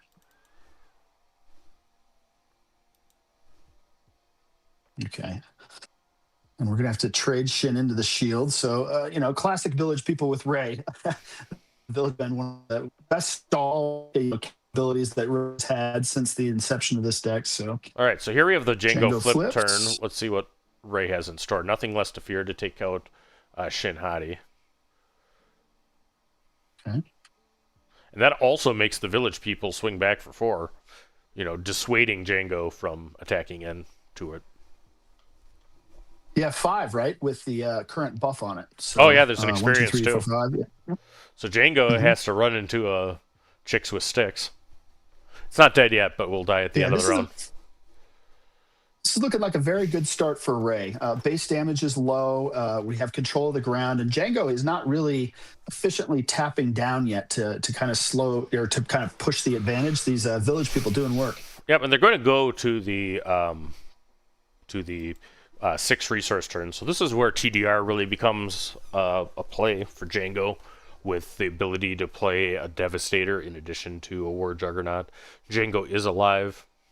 The village people did get killed at the end as the buff from Nothing Less to Fear expired. So how will Ray respond? I think you just kill Django.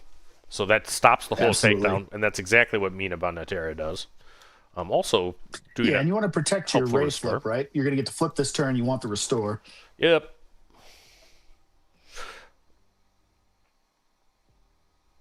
All right, so Shin Hati is sparing down Mina Bonateri. Django died this turn. He passed, I think. I think we're trying to get out. To your point, if we're going to see a War Juggernaut or something out, passing to get more units on the board to get kind of maximum value on spreading that damage. Yep. Whatever's being played. Maximum to the damage, because this is the turn that Django cannot tap down because he died this turn, which is important. We're going to get a Ruthless Raider. That's what we're going to get. Okay. Always a scary unit, hard to take down, avoids the card takedown itself. But all right, with Mina dying, though, we're going to see a Bright Hope disclosed. Sentinels on both sides, so going to be able to throw up more walls in front of Django. All right. Good for Ray. Ray's going to buff a Spy because that's how we dirtle. Does take some damage, going up to 14 damage on base. Ray deploys, comes back, restores 3. Big restore from Ray. And she also is able to give herself experience, do 3 damage. So Django has taken 12 damage on base. Chris Wolf, piloting Ray, has taken 11 damage on base, and we're going into now 7 resources. Remember, Ray has Luke Skywalker available. That's a card that's still legal in this format. So there are things that Blue-Green Hero does that can be strong into Django. You saw Data Vault decks being played to try to counter Django after Jump to Lightspeed was revealed and the Devastator TDRs became commonplace. Yeah, I imagine Django with the initiative, right, is going to look at some way to tap down Ray. You need to prevent this restore and then kind of press your advantage. A lot of options now, especially with cards from newer sets and what it already had. So I can't see Django's hand, but I imagine there's more than one way available to initiate a tap down action. Yeah, I think that Django's really looking right now for a triple Dark Raid. I mean, a Devastator would be good. That's actually punishing 1 from hand. So that does tap down Ray. Punishing 1 is a cool card. You're seeing it all kinds right now in the current meta because, it's probably the best 5-drop for Boba Fett. All right, and then we have Luke Skywalker taking care of Shin Hati. We don't need to have much more. All right, so Chris has taken 15 damage to base from Django. We're at 17 damage on Django's base. Only 8 more to go. So Luke plus a spy is lethal right now. And Luke Skywalker's Restore 3 also makes it very tough to tap down both. He can't, right? Django can't tap both Rey and Luke, so there's going to be some restore. Yeah, the race is absolutely on, though. A surprise strike coming into base here. Let's see, we got 9, 10, 11, 12 more to go on Data Vault. But slightly less to your point, 2 actions to kill Django here. So it looked like the Rey player the Rey claimed. Yep. So might have aggressive negotiations in the deck. That would not surprise me. Nope, just going to attack with Luke. Yeah, get that heal, and then also putting your opponent in check. Or, yes, check, right? 6 12 18. Oh, yeah. So Django's got 2 health left. So War Juggernaut can do a damage to everything, tap down Rey, and then Amidala comes in for lethal. So I think that's going to be Johnny Ballgame. What a... Well, he's 23 on base, right? We need 7 to... Oh, to you're right. It is 20. I forgot he's not in Tarkentown. He's on the 30-point base. So it's 2 actions. That's right. Yeah. So okay. It could be that he has a no good to me dead. Yep, scoop. Nope, that's going to be the scoop. So yeah, the extra health is for the mirror then in Django. The 30 hit point base, once you have like a blue-green hero deck stabilized, is not going to save you. Yeah, and I think it was a rough start for our Django player needing to go to the ground with Shin Hati, especially into the village. People really slowed down the amount of damage to be pushed. Imagine that had been a space unit gotten another few damage. This game came down to just both players having lethal on board the final turn, but it was an action race. So really village people there just being the all-star, delaying and allowing Rey to set up, start healing, and then get ahead. All right, so... Well, our Django player definitely knew what was up. The sideboard decisions were made at lightning speed, so the plan was already ready to go. It looks like our Rey player is going to be sideboarding quite a bit. I see 1, 2, 3, 4, 5 cards so far coming out here. Yep. So, I mean, you're conscious of what's happening when you go to an Eternal PQ, and I'm sure that Rey wants to be able to improve into Django, period. You still have to address the rest of the decks in the format in the deck, and, there's a lot of things that you can lose to that aren't Django, and you don't want to be totally hyper-focused, but it looks like there's 5 cards coming in for Rey. Hard to say what Django adds in, but if there's any anti-healing, you want to bring that in against Radiant Vault. Yep. Yeah, when the Eternal format started, I think people were worried it was going to be nothing but a Django fest. And while Django is obviously present and present at a high level, I think it's actually been more diverse than I expected. Starting to see a lot of different variants of hard control. Not my personal favorite to play against, but cool to see all the different versions. But then there's been different flavors of aggro popping up. Obviously, we've seen a lot of Gar doing very well. So it has been an interesting meta so far, and so I look forward to seeing more of it myself. Yeah, and I think that you said you have an Eternal PQ coming up, right? I do in 2 weeks, and we'll have coverage of that. Rebel Trade will be producing from Pastimes, so looking forward to it. I mean, right now I do have a Django showcase. I'm probably playing Django. I'm worried that I'm not going to have the opportunity to play it at full power again. I mean, I actually played Django before it got crazy, with set 4. I did actually play it at an event and did very well, 5-2. I never got to play it in its full glory, I guess, with the TDR Devastator. But maybe I'll get a chance in 2 weeks. We'll see. I don't think it's unreasonable. I'm on the other side of that. I'm on the other side of that story. I also had a Django showcase, but did not enjoy the deck and traded it, so I would not be tempted. All right, so... Kyle, of course, is at Colorado Cantina Crew, and one reason I like about Kyle is this. Let me just try it. What's the best aggro deck in the current Premier format? Oh, That's a good question, but my favorite right now is Yularen. Yeah, there we go. I know you're a fan of Yularen as well. That's what I was looking for. That's what I was looking for. All right, so we're off to bat. Explain. Chris Wolf leads with Mina Betteri. Jango Fett leads with a BT1, a new unit from the set, and that's the hyperspace version, which is one of the coolest looking cards in SWU. Is it? I don't think that's a hyperspace BT1. I see a black border. It might be around. Maybe it's just the normal one, but sharp looking card. I like that one. I like this new Sabine unit a lot. BT1 going into base. He was hoping for the ping off the top. Yep. Missed, unfortunately. So that's going to allow Mina to attack back and get the restore going. Yep. BT needs to discard a red unit to get that. And then we're going to get a crafty smuggler. The original, much imitated 2/2 shielded. Yeah. Now, the Ray player playing a unit here, I don't recognize. It gave a shield to Mina. That is some anti-Jango tech. That is the best one drop, in limited for one. That's that shield drive outfitter. That's what that is. Yeah. Yeah, I'm surprised to see it here, but this must have come out of the sideboard as anti-Jango tech, giving a shield to one of your restore units. Yep, and the shield drive outfitter can, of course, give a shield to anything. Mm-hmm. So he gave the shield to Mina Betteri. So Mina has an experience and a shield. All right, so the shield drive outfitter is going to hit BT1. So that way Mina kills it, right? Because the on attack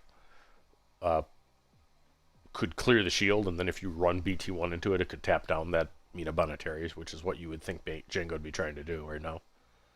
All right. No. Yeah, absolutely. If this is going to turn into a ground battle, Ray needs to get rid of that BT. You don't know those pings pinging down every turn. Yep. Well, Ray got rid of the BT1.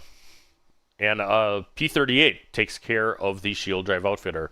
Ray still has all 4 resources left. What will we see? Actually, no. It looks like 2 left. She played the 1 drop with the thing. So she's playing Spark of Rebellion. Hope. Yeah, Spark of Hope is what that one's called. The one that ramps a unit that died. So Ray's going to deploy possibly before Jango. Well, being at such low HP, only 4 damage so far on base, the ramp is really efficient here. Obviously the Ray player wants to be able to get to Ray flipping, Luke, all of these powerful, larger heal plays that we saw close out the game last time. So I think that's bad news for Jango, right? If he's able to weave in the ramp without being too much damage on base, this is going to be a problem. Yeah, so the inevitability here is on Ray, right? Because Ray has Bo-Katan, almost certainly. Luke Skywalker's, chicks with sticks as we see the village people come down. So there's just a whole lot here. Now that stuff, the crafty moves in and they trade shields. Ray is going to buff the village people, giving an experience. Yep. And now we're going to crash into Jango with prejudice, doing 3 damage. Jango kills the village people, has 1 health left. Punishing 1. Okay, taps down Ray. Players are moving at lightning speed. Well, at this point in the game, I think the Jango player's in a little bit better position than we were last time. You'd like to have more damage on base at this point, but, starting to build a good space presence. And unfortunately, though, the Ray player is going to be able to take care of Jango first action here and has Ray to start the heal train going. Yep, absolutely. All right. Actually, our video is improved to the point that I can actually do from the other. I spoke too soon. All right. So Ray comes in, murders Jango Fett, restores 3. Let's see if I can do it this way.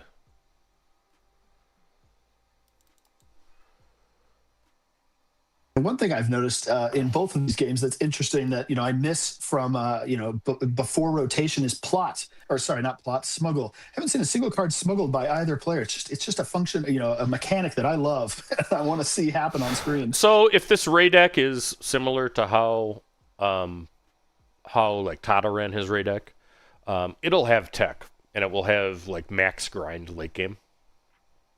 Tech the unit, not tech generally. Yep. All right, so Ray has died. This is probably Luke. It's not Luke. it's Ewing looking for Luke. It could be Luke. It could be Luke. It could be, would you like a boat or the box? You know, there could be anything in the box. It could even be a boat. All right. I can see a little bit of the hand, and the second card looks like a Luke, so I imagine that's what we're about to see. Yeah, Luke Skywalker really defined Blue Hero for a very long time. And still one of the most powerful, impactful cards, because the when played kills a big unit, it kills a 5-drop, and then he's representing 6 attack and 3 restore. Next turn, Django has to claim. Yeah.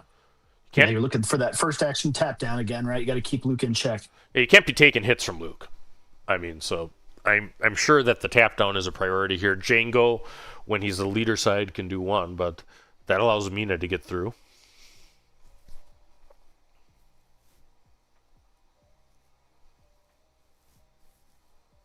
All right. It's only okay. A second war jug. These are starting to get a little scary. Yep. All right. So, but the first one didn't get to attack yet, and he actually is going to tap his thing too. He's going to put a damage on his P-38. So that is probably. Yep. Direct hit coming in, being a vehicle unit able to take down the war juggernaut on the ground. Ah, that's what that is. Yep. And then Akbar coming in to soften up our second war juggernaut, reducing the threat. At this point, Ray is really starting to take control of this game. Again, the restore online with multiple units, only at 4 HP, and now starting to get to the resource level. We're just going to start seeing haymakers. It's going to be difficult for Django here, I think. But potentially actual haymakers. Also haymakers in the sense of things like Bo-Katan. I mean, he's at 9 now, right? Because he ramped. Yep. So, there's not a lot of red-yellow villain that survives a Bo-Katan. I believe War Juggernaut. Yeah, and I don't know that there's a lot of comeback capable for Django. You need to be comfortably within striking distance at this point in the game so that you can, kill with reach or TDR. It's going to be difficult to close this one out. Yep. Let's see what the Django's got up the sleeve. So, War Juggernaut trades into Luke. Is there another Luke? Is there a Bo-Katan? What mean thing? Will he just restore with his 2 units on the ground? Chris decides calls Galen probably triple dark raid, almost certainly. Yep. I was thinking TDR, maybe Devastator, but yeah, TDR makes sense. Ruthless Raider comes down, is going to tap down Mina. I don't think it quite kills her. Does 2 damage Safe to base. With the buff.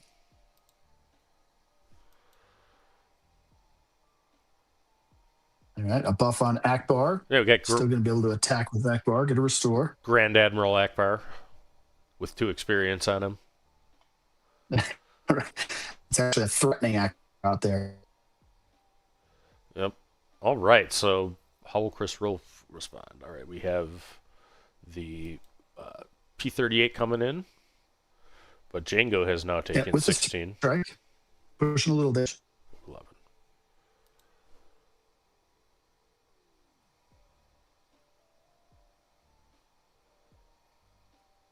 Okay, interesting. Ray floating 4 resources, so had nothing else to play from hand there. Yep, so on the gun, we'll take 4. Then restore 1 And with to your Mina. comment earlier, these 2 players just playing at lightning speed, right? So fast. Well, they like to keep us on their toes, so the hits keep coming. So they both know their decks. They both know exactly what's going to be happening next. How will Chris respond? Has not used. Actually, I think it's actually Eclipse Maxing's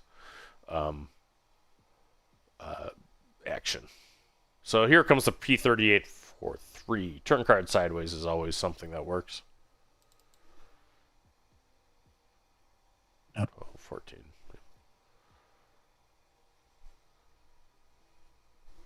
All right, so 17's. Yep. There's the punishing one being replayed and tapping down Galen.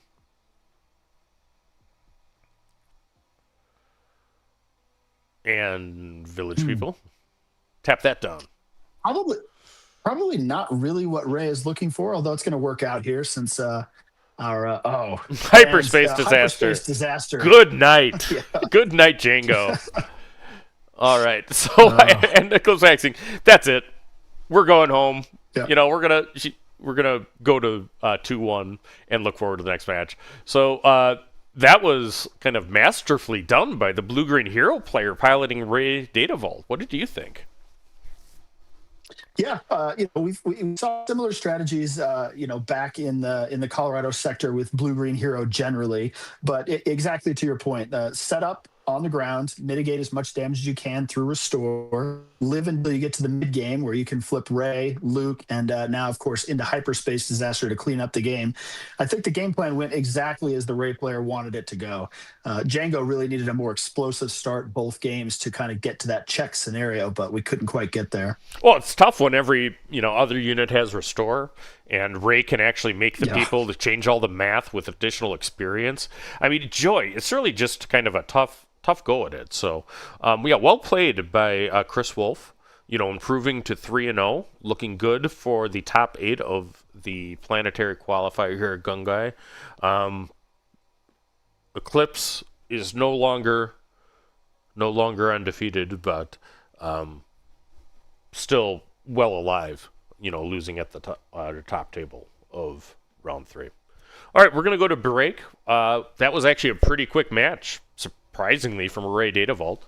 So we'll have some time here. Then there's going to be, I've heard from our man on the ground, Rebel Trader, that there's going to be likely a lunch break after this round.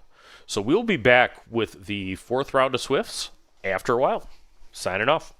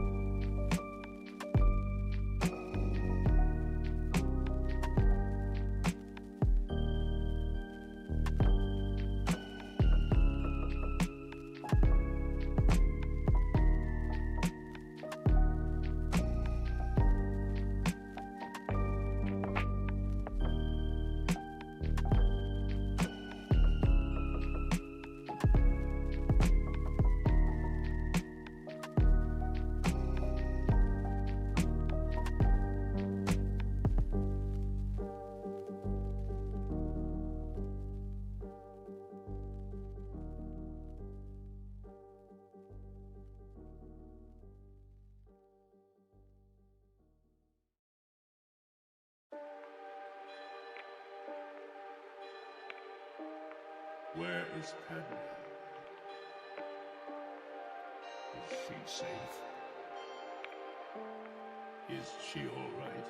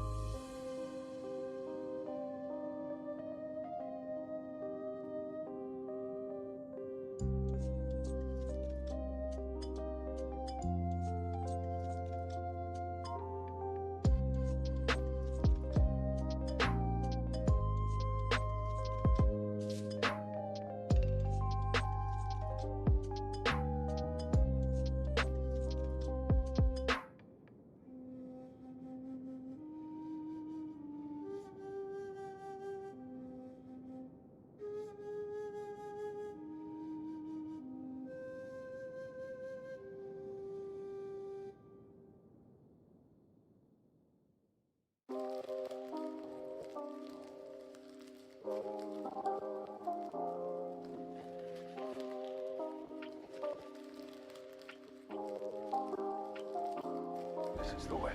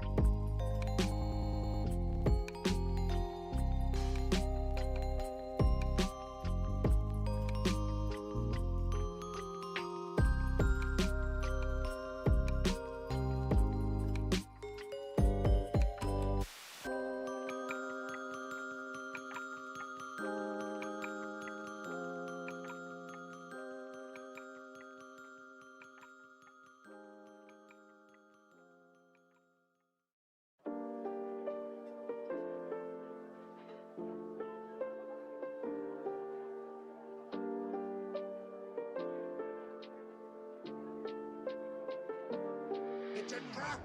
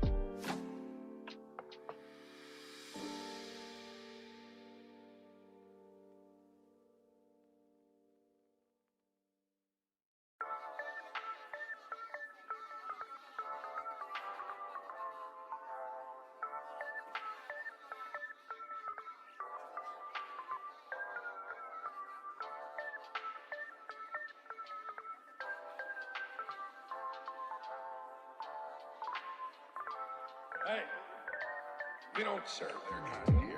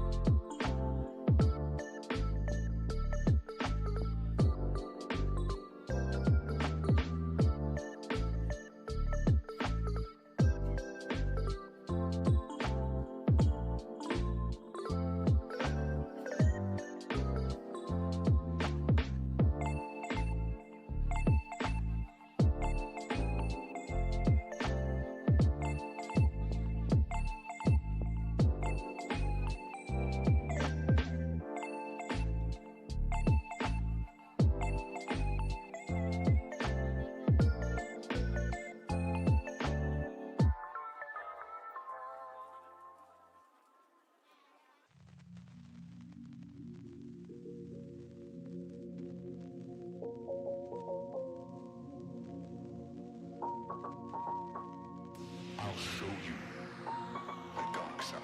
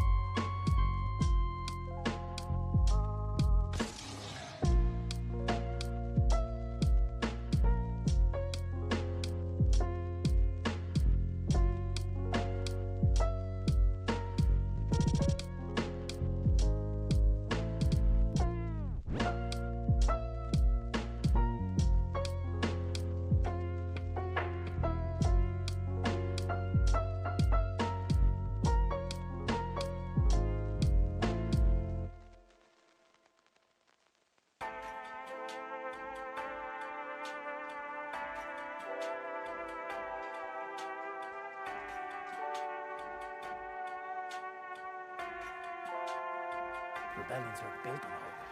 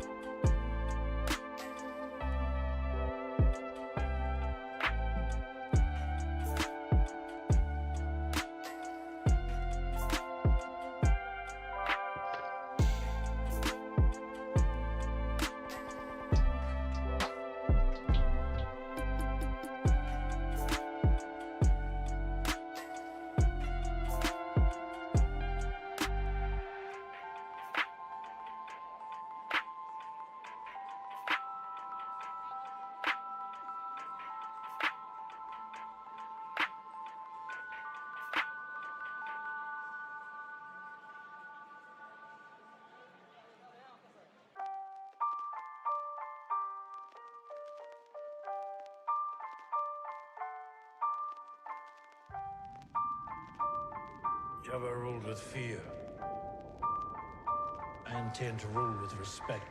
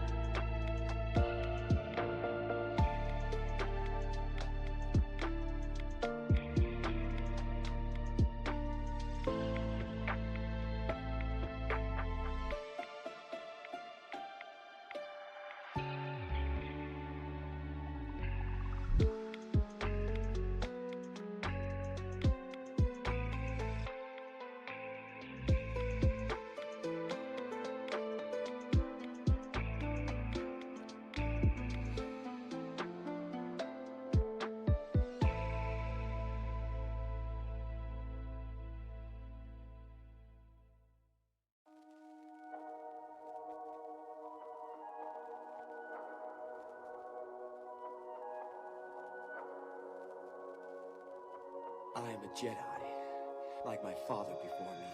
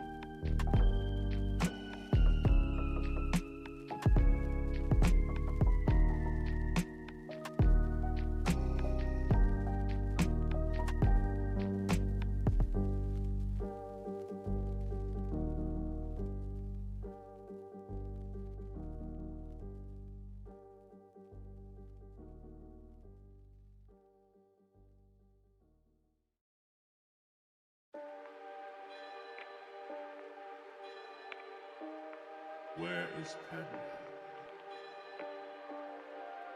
Is she safe?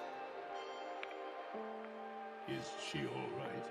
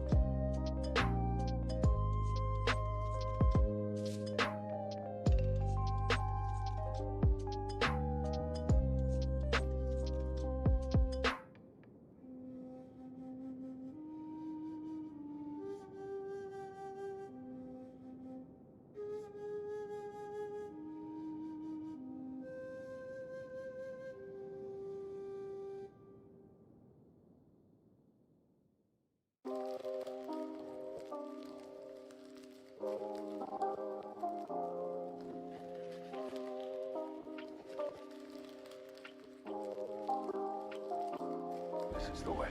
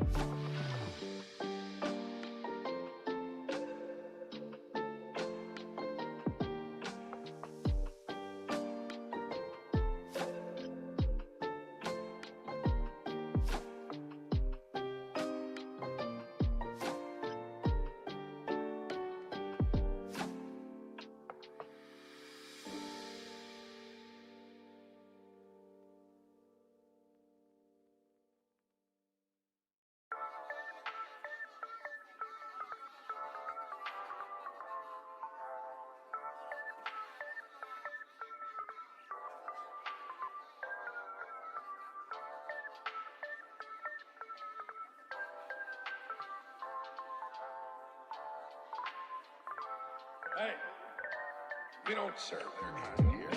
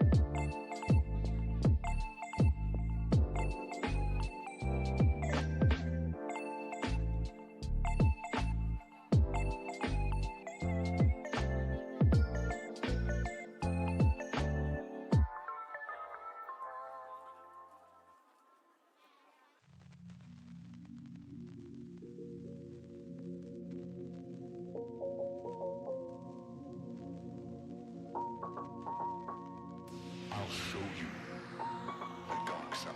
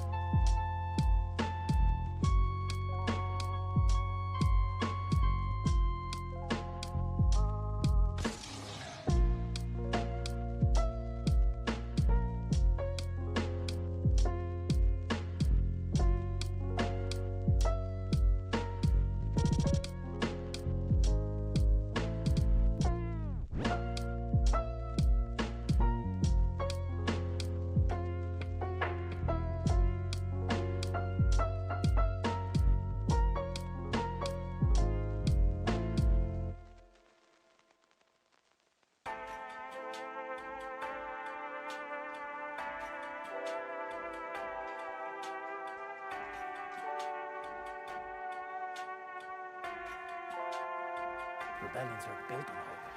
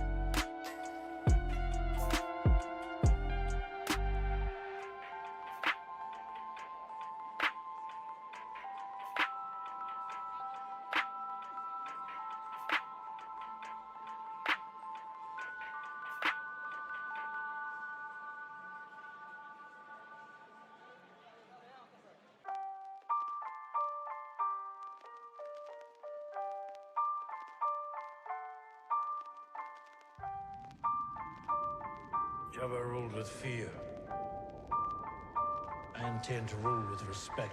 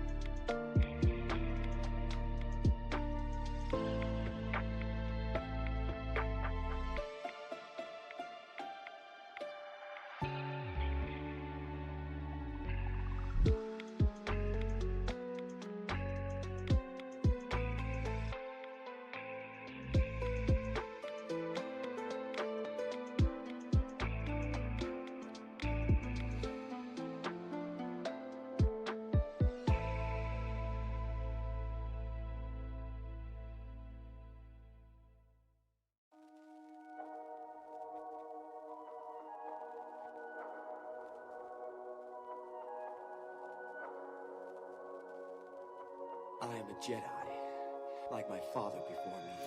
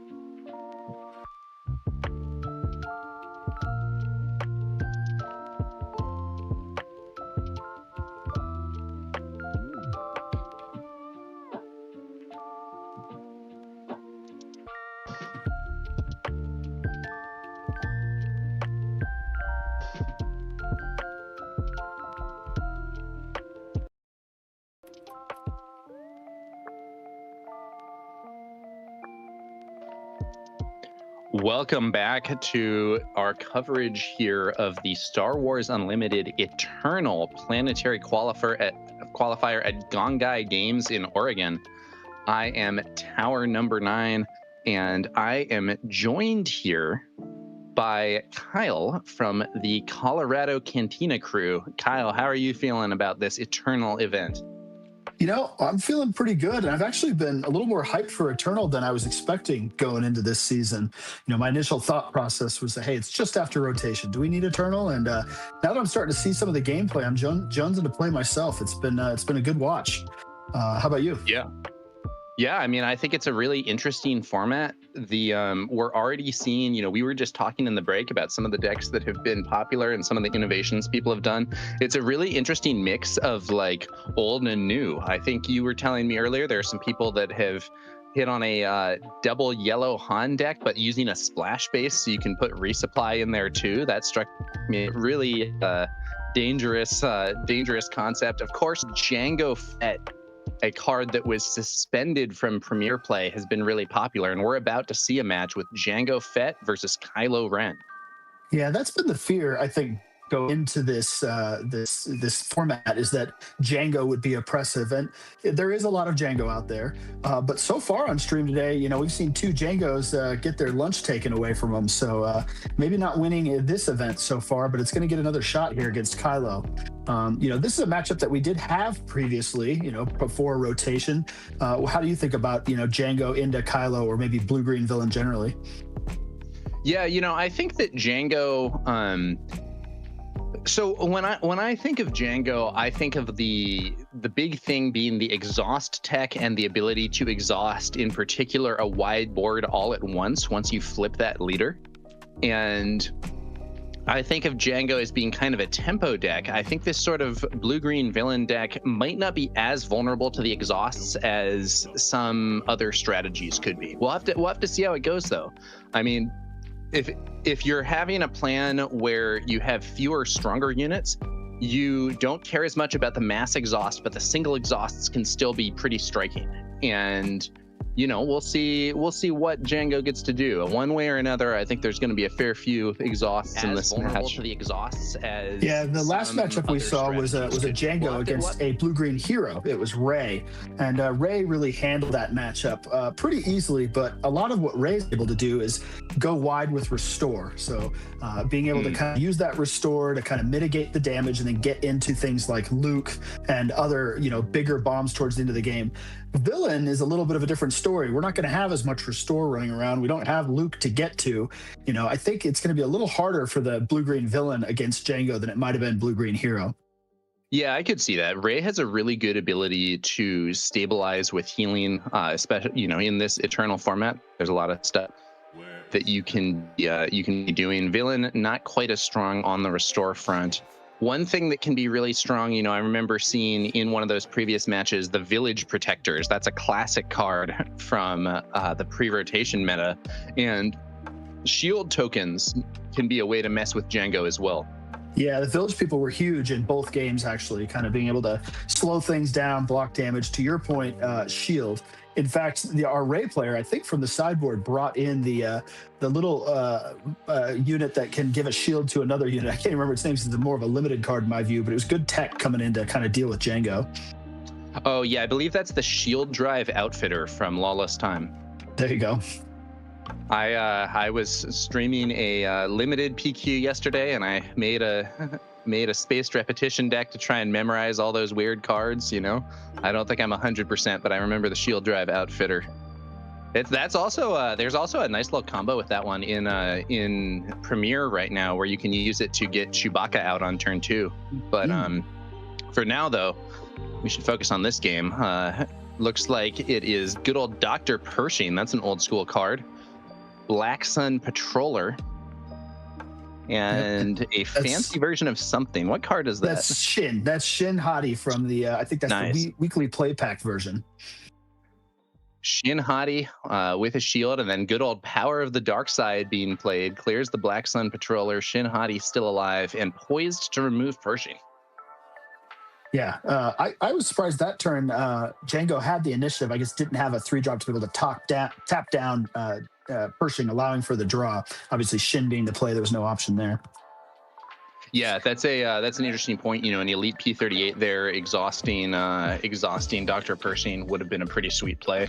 You know, you could also potentially be doing IG 2000 this turn, same thing. I think it looks like he's just gonna kill it with ship body. I was interested to see if he was going to go for the kill there or take damage on base, because had Pershing drawn again, Tarkentown could have cleaned that up. Yeah, now we see the tree remembers used to hear Shin Hottie, but our Django player responds with a multiple small units tactic, bringing out both the crafty smuggler and the Black Sun patroller. Yep. All right. So we're going to go a little bit wide. This is a little bit of power protection, I suppose. Going into an important turn where Django's going to come out. Really, Django needs to start hitting the gas on damage, I think. Data Vault's a lot of damage to get through, and Kylo's going to enjoy the longer this game goes. Yeah, this could be interesting here. The multiple small units can be a good tactic against control decks that are playing a lot of 1-for-1 removal, just because those tend not to be so efficient when you're dealing with those 2 and 3 cost targets instead of bigger threats. Yeah, absolutely. Especially in blue villain. A lot of passes here, I think. Yeah. I wonder what RT is waiting for. Okay, TDR. Yeah, so we see the patroller, the crafty smuggler attack. Django flips and attacks as well. No plays from Rebel Trader. Now triple Dark Raid, an infamously suspended card in Premiere, but legal for Eternal, and a big part of why these Django decks can be so powerful. Let's see what our Django player can find. It's going to be the War Juggernaut, but nothing on the opponent's side of the board to exhaust. Yeah, really, his only option is going to be to ping his own Django, I suppose, to add 1 more damage, but not as scary of a War Juggernaut as we typically see. Yeah, it looks like he pings himself and not Django, only to be immediately defeated by no glory, only results. Now we know why the passing was going on. Smart play there, removing the larger trying threat. to save his removal for the best target he could, ended up clearing the War Juggernaut, but the Django player still has a bunch of units on the board, and that damage is starting to get in there. Django swings again. Unfortunately, with this life dial, a little hard to see what the damage on base is at for you. I think it's 12 damage on base now. So that, that's a decent amount, but with a data vault, it's still going to be a lot more to chew through. Still 21 HP remaining. Up to 14 damage now with a swing from that crafty smuggler. It looked like the Django player was inspecting the Kylo player's discard pile, maybe trying to figure out what sorts of options we might have for upgrades played from discard once Kylo flips next turn. Yeah, we've seen a lot go to the discard this game. We've got an Entrenched sitting in there. We've got a Jedi Lightsaber. At the top there, you can see a Craving Power. So it's going to be an efficient flip here to be able to take care of potentially multiple units on the flip turn. Should Anakin be in hand, it is already double active, which would be strong.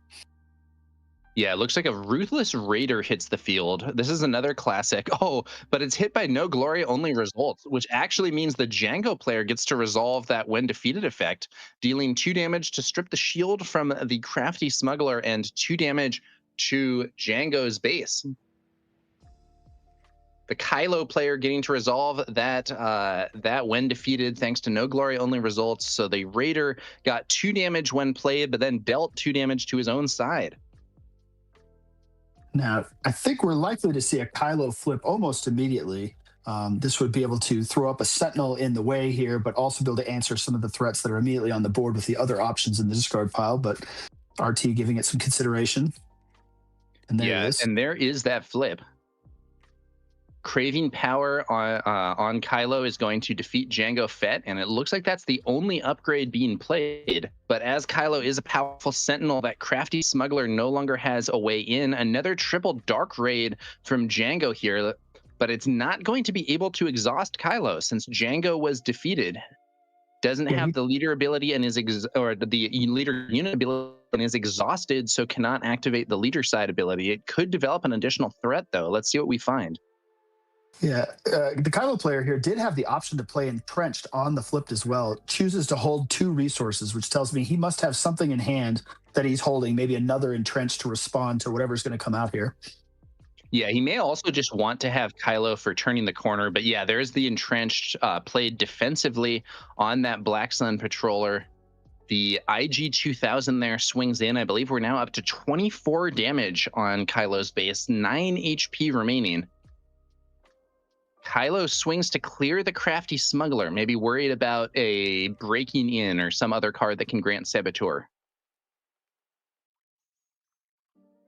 All right, Elite P38 pings Django, or I'm sorry, pings Kylo. Once again, no exhaust, but it is just getting some more damage on there. I believe we now have 4 damage on Kylo Ren, 2 from the Crafty Smuggler, 1 from the IG-2000 ping off the Triple Dark Raid, and now an additional 1 from the Elite P38 Starfighter.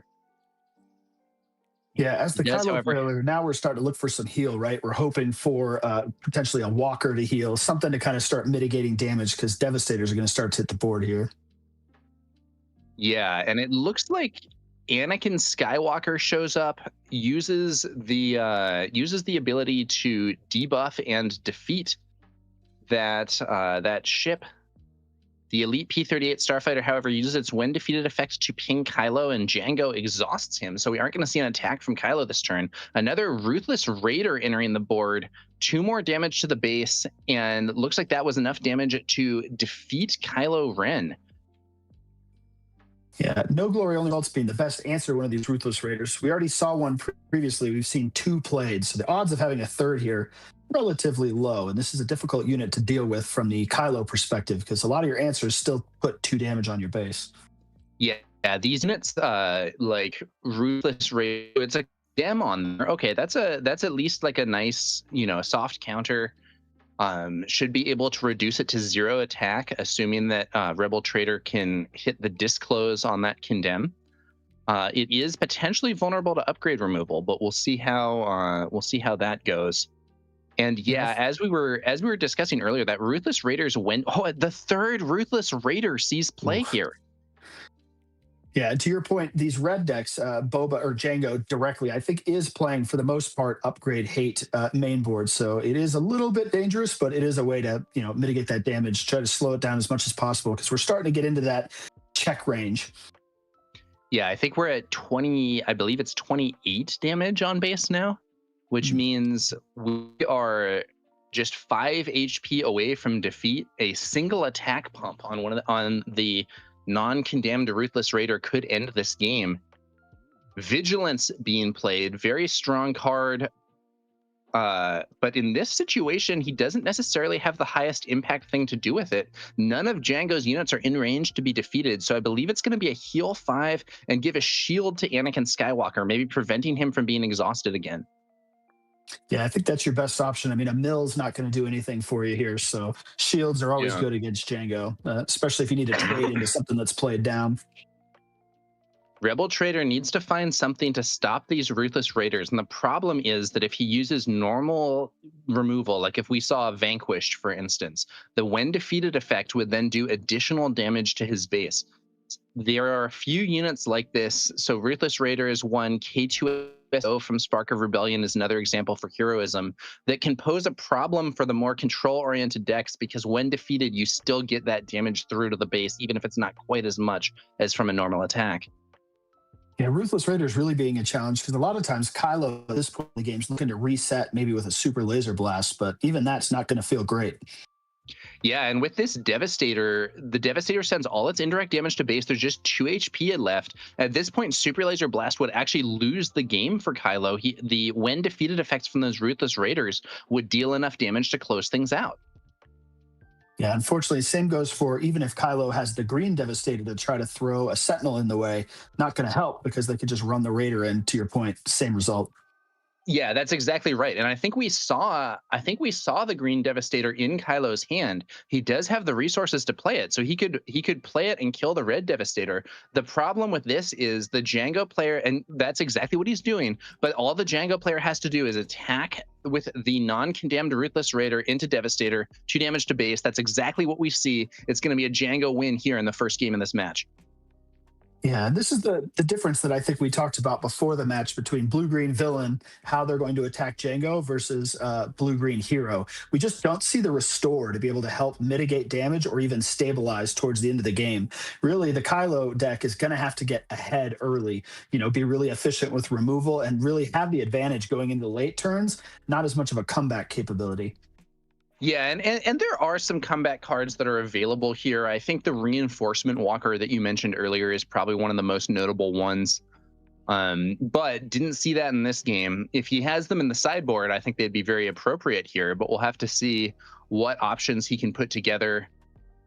There are a few other things. Sometimes Kylo decks have used which lightsaber is it? The one that gives you roar.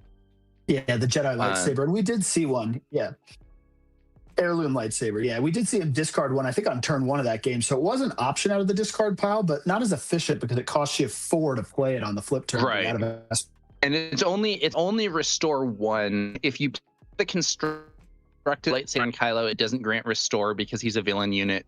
I think that actually a big part of why the heirloom lightsaber is played is just to have a heroism card in your discard pile and thus enable the Anakin Skywalker unit to give 2 instances of -3/-3.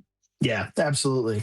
But, we all know Django is potentially the boogeyman of this format. So, Rebel Trader here must have a slew of options coming in from the sideboard, if not already mainboard options. And we can see now he's already got, 1, 2, 3, 4, 5, 6 cards placed down. So we're going to see a large amount coming in from the sideboard, hopefully to help with this matchup.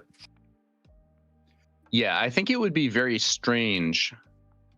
I think it would be very strange in a situation like this not to have some preparation for Django. If you're going into an internal event and you haven't thought about what you're going to do in the Django matchup, I think, quite frankly, you're kind of unprepared. Agreed. So Rebel Trader probably has a plan in mind, and we'll see how this goes here. The closeout card in the last round going into turn 7 was Hyperspace Disaster, which is also available being a blue-green villain deck. So that would be one of the cards I'm imagining is coming in from the sideboard. Yes. I think that the real situation here, in the early phases of this game, we did see Django not necessarily getting maximum utilization out of his ability, which is one of the benefits of having kind of a slower deck against Django is, those early game potential exhausts and weren't really going off. And, we even saw units being played and just doing ping damage with no exhaust or, things showing up and not having any enemy units on the board to interact with. But I don't know. I mean, the question is, how are you going to turn things around and get into a strong position? To be fair, we did also see all 3 Ruthless Raiders, which I'm sure is something Rebel Trader did not like to see. But yeah, he's got to have something to stabilize and turn around. Just avoiding the early exhausts isn't enough. Yeah, I totally agree. That Ruthless Raider has always been one of the scariest cards as a blue-green villain player. I played a lot of Kira myself, and every time you see Ruthless Raider hit the board, it's a challenge because it's going to hit you on the way in. It's hard to remove, and it's going to hit you on the way out. So definitely one of the best cards for Django to see throughout the game. Yeah, and I think it's also interesting in that Ruthless Raider becomes even stronger with a Django Fett deck because the ability to do that 2 damage to a unit becomes a powerful exhaust effect against stronger units. The card is not exactly at a weak power level, even without Django. So definitely a scary one and probably not something that Rebel Trader wanted to see 3 copies. Knowing we were going to see a lot of Django, I was curious to see if there was any, new cards being incorporated in this deck. At least the versions we've seen so far look pretty similar to the, stapled versions that we saw before release. I mean, there are some interesting cards that could be incorporated, maybe sideboard like Shadow of Stygian Prime, but so far we haven't seen any of those. Yeah. Should be interesting. Shadow of Stygian Prime is an extremely strong card in my opinion, but it is vulnerable to upgrade removal. I'm not sure. I was testing Sebulba for some time in the current Premier meta. I ultimately don't think he's quite there. but I got a bunch of wins off of Shadow of Stygian Prime. However, I think that card is significantly worse in a format where Confiscate exists. Yeah, it makes sense. As far as the wins goes, at least when I've gotten to play it in testing, I've gotten a lot of groans out of my opponents. One of those cards that when it's played against you, you don't love it. No, it can be a frustrating one for opponents to deal with at times. All right, BT1 leads things off for Django here. There's a new card. And also a very good one for Django with that ping ability. Did we see a pass out of Rebel Trader? He would have started with the initiative, right? Having lost game 1. Yeah, I think it was. I think it may well have been a pass followed by Django Trigger discarding a copy of Entrenched and then no immediate play. We're going on to that next turn. Not too uncommon for blue-green villain to not play something down turn 1, though, in my experience. Not always too worried about it, especially if your plan is like a Power of the Dark Side going into turn 2. Right. And like, would you like to have Dr. Pershing? Yeah, sure. But it's not like totally essential that you get that. There's the resupply. Okay. Yeah, resupply, kind of a classic turn 2 play for some of these decks. Ooh, but Lurking TIE Phantom makes an appearance. Woof. Yeah, and this is one of those cards that probably came in from the sideboard for Django. A real challenge for blue-green villain or blue in general, right? Being unable to remove by effects. And then we get the minus. Oh, is this Tree Remembers? Oh, that's so the Tree Remembers blanks the text on the target, so it can be used to defeat Lurking TIE Phantom. Kind of a direct counter there. In the past, I think it was more common for people to address Lurking TIE Phantom with -X effects, but there's another influence of the new meta, and here comes a second Lurking TIE Phantom. Let's see whether or not Rebel Trader is going to have another answer. Yeah, another common strategy is going to be a Chewy piloted up unit. So not in this deck, but in the format generally. So I imagine Tree Remembers is going to be a pretty common card you're going to run into in any blue deck these days in this format. Yeah, also a very strong counter to pilot leaders. And hey, this time it is the -X route. Anakin Skywalker giving -3/-3 to that second Lurking TIE Phantom and clearing it out. Rebel Trader's doing a good job at responding to these early threats. Oof, and the droid here attacking forces you to discard off the top, losing one of those Ruthless Raiders, one of the cards we were talking about. You don't want to see peel off the top there. Yeah, that's an unfortunate mill here for Django. One thing that's notable about the Django deck also is you kind of get to dig into your deck with those triple Dark Raids, which can give you better ability to get to some of those cards. But if you discard it off of a mill effect, that's not going to happen. Elite P38 shows up and pings Anakin, and then we actually see Django Fett hit the field and immediately use a surprise strike to hit the base for 6. Yeah, that must be just using what kind of was left of resources there, really starting to try to push damage wherever we can, because Kylo's in not too bad of a position here. Yep. And the all-important flip turn. Yep. So we're going to have the option again to flip and kill Django with our Craving Power. I think one of the cleanest ways to get rid of Django himself. Kylo Ren hits the field, and just as you said, Craving Power shows up and knocks out Kylo. Once again, 2 resources held up, not playing the Entrenched that was there in the discard pile from that first turn. Elite P38 swings in for 3 damage on Kylo's base, up to 13 damage now. Kylo takes out BT1. Yeah, so same as last game, there must be a plan for these other 2 resources if he chooses not to play the Entrenched on flip. Punishing One shows up, pinging Anakin Skywalker there, but no exhaust is available because Django was defeated and exhausted. But Rebel Trader going to take the initiative rather than swinging here or using those other 2 resources. Interesting. I guess perhaps we've got Hyperspace Disaster going into 7, but interesting not to use the Entrenched from the discard pile. As the resources were available, it would have prevented 3 damage there from the Elite P. Yeah, that's an interesting point.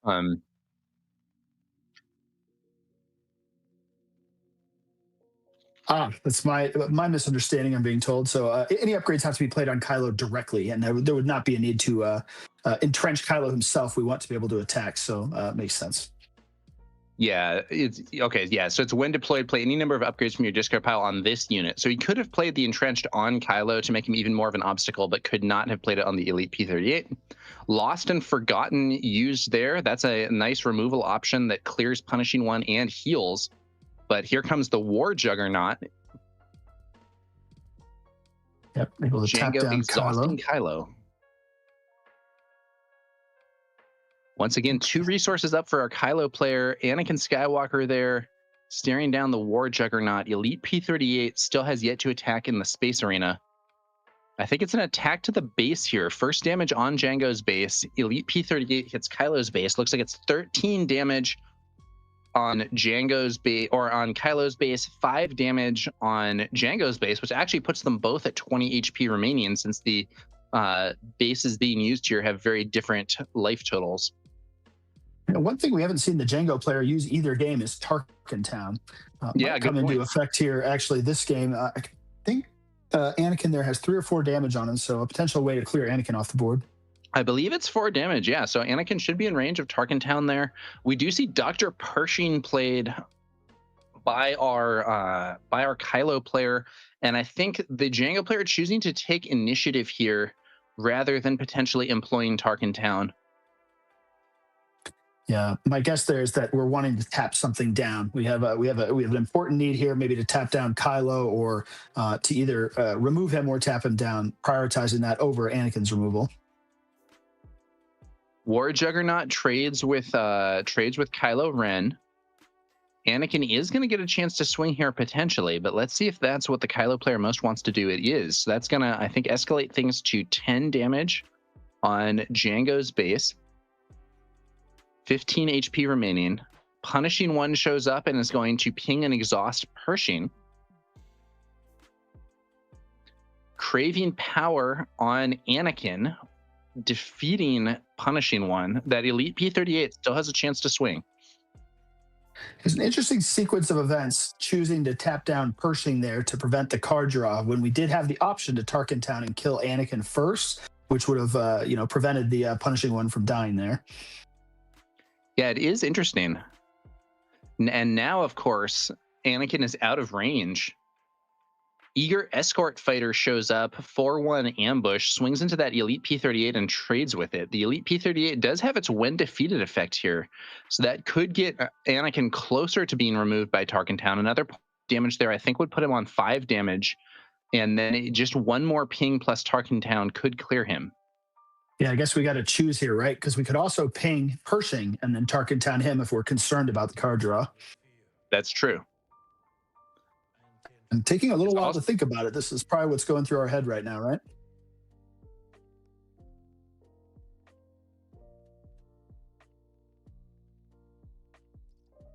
It is possible also the ability has been forgotten here, I think. Anakin currently on 9 HP, but with 4 damage on, I believe. Second damage does go to Pershing, so is Tarkin Town going to be used on Pershing?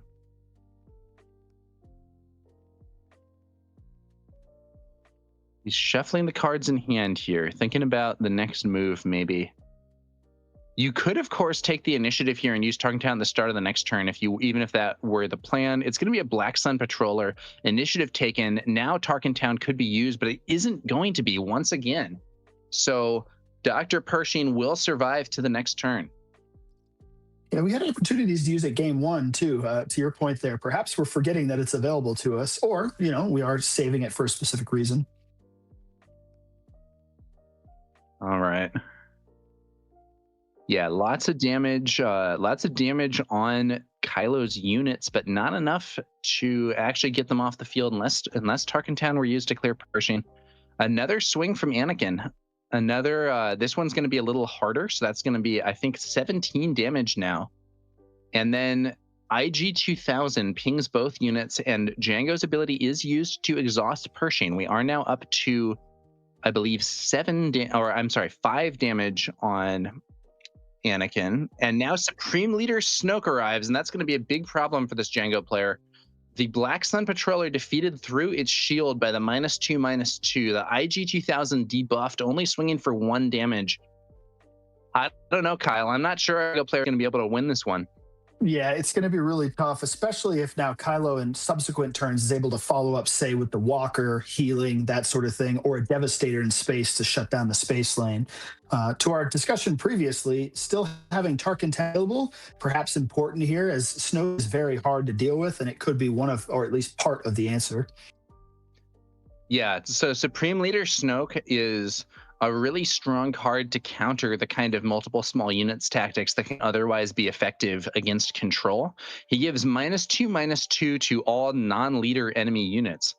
And as a result of that, a lot of units are just, you can't even play them. They're just defeated immediately. So all those 2/2 shieldeds, looks like Django couldn't find an answer. There's the fist bump. I believe it's a concession. Rebel Trader wins game 2, and we're about to be headed into game 3. Winner of this one will take the match.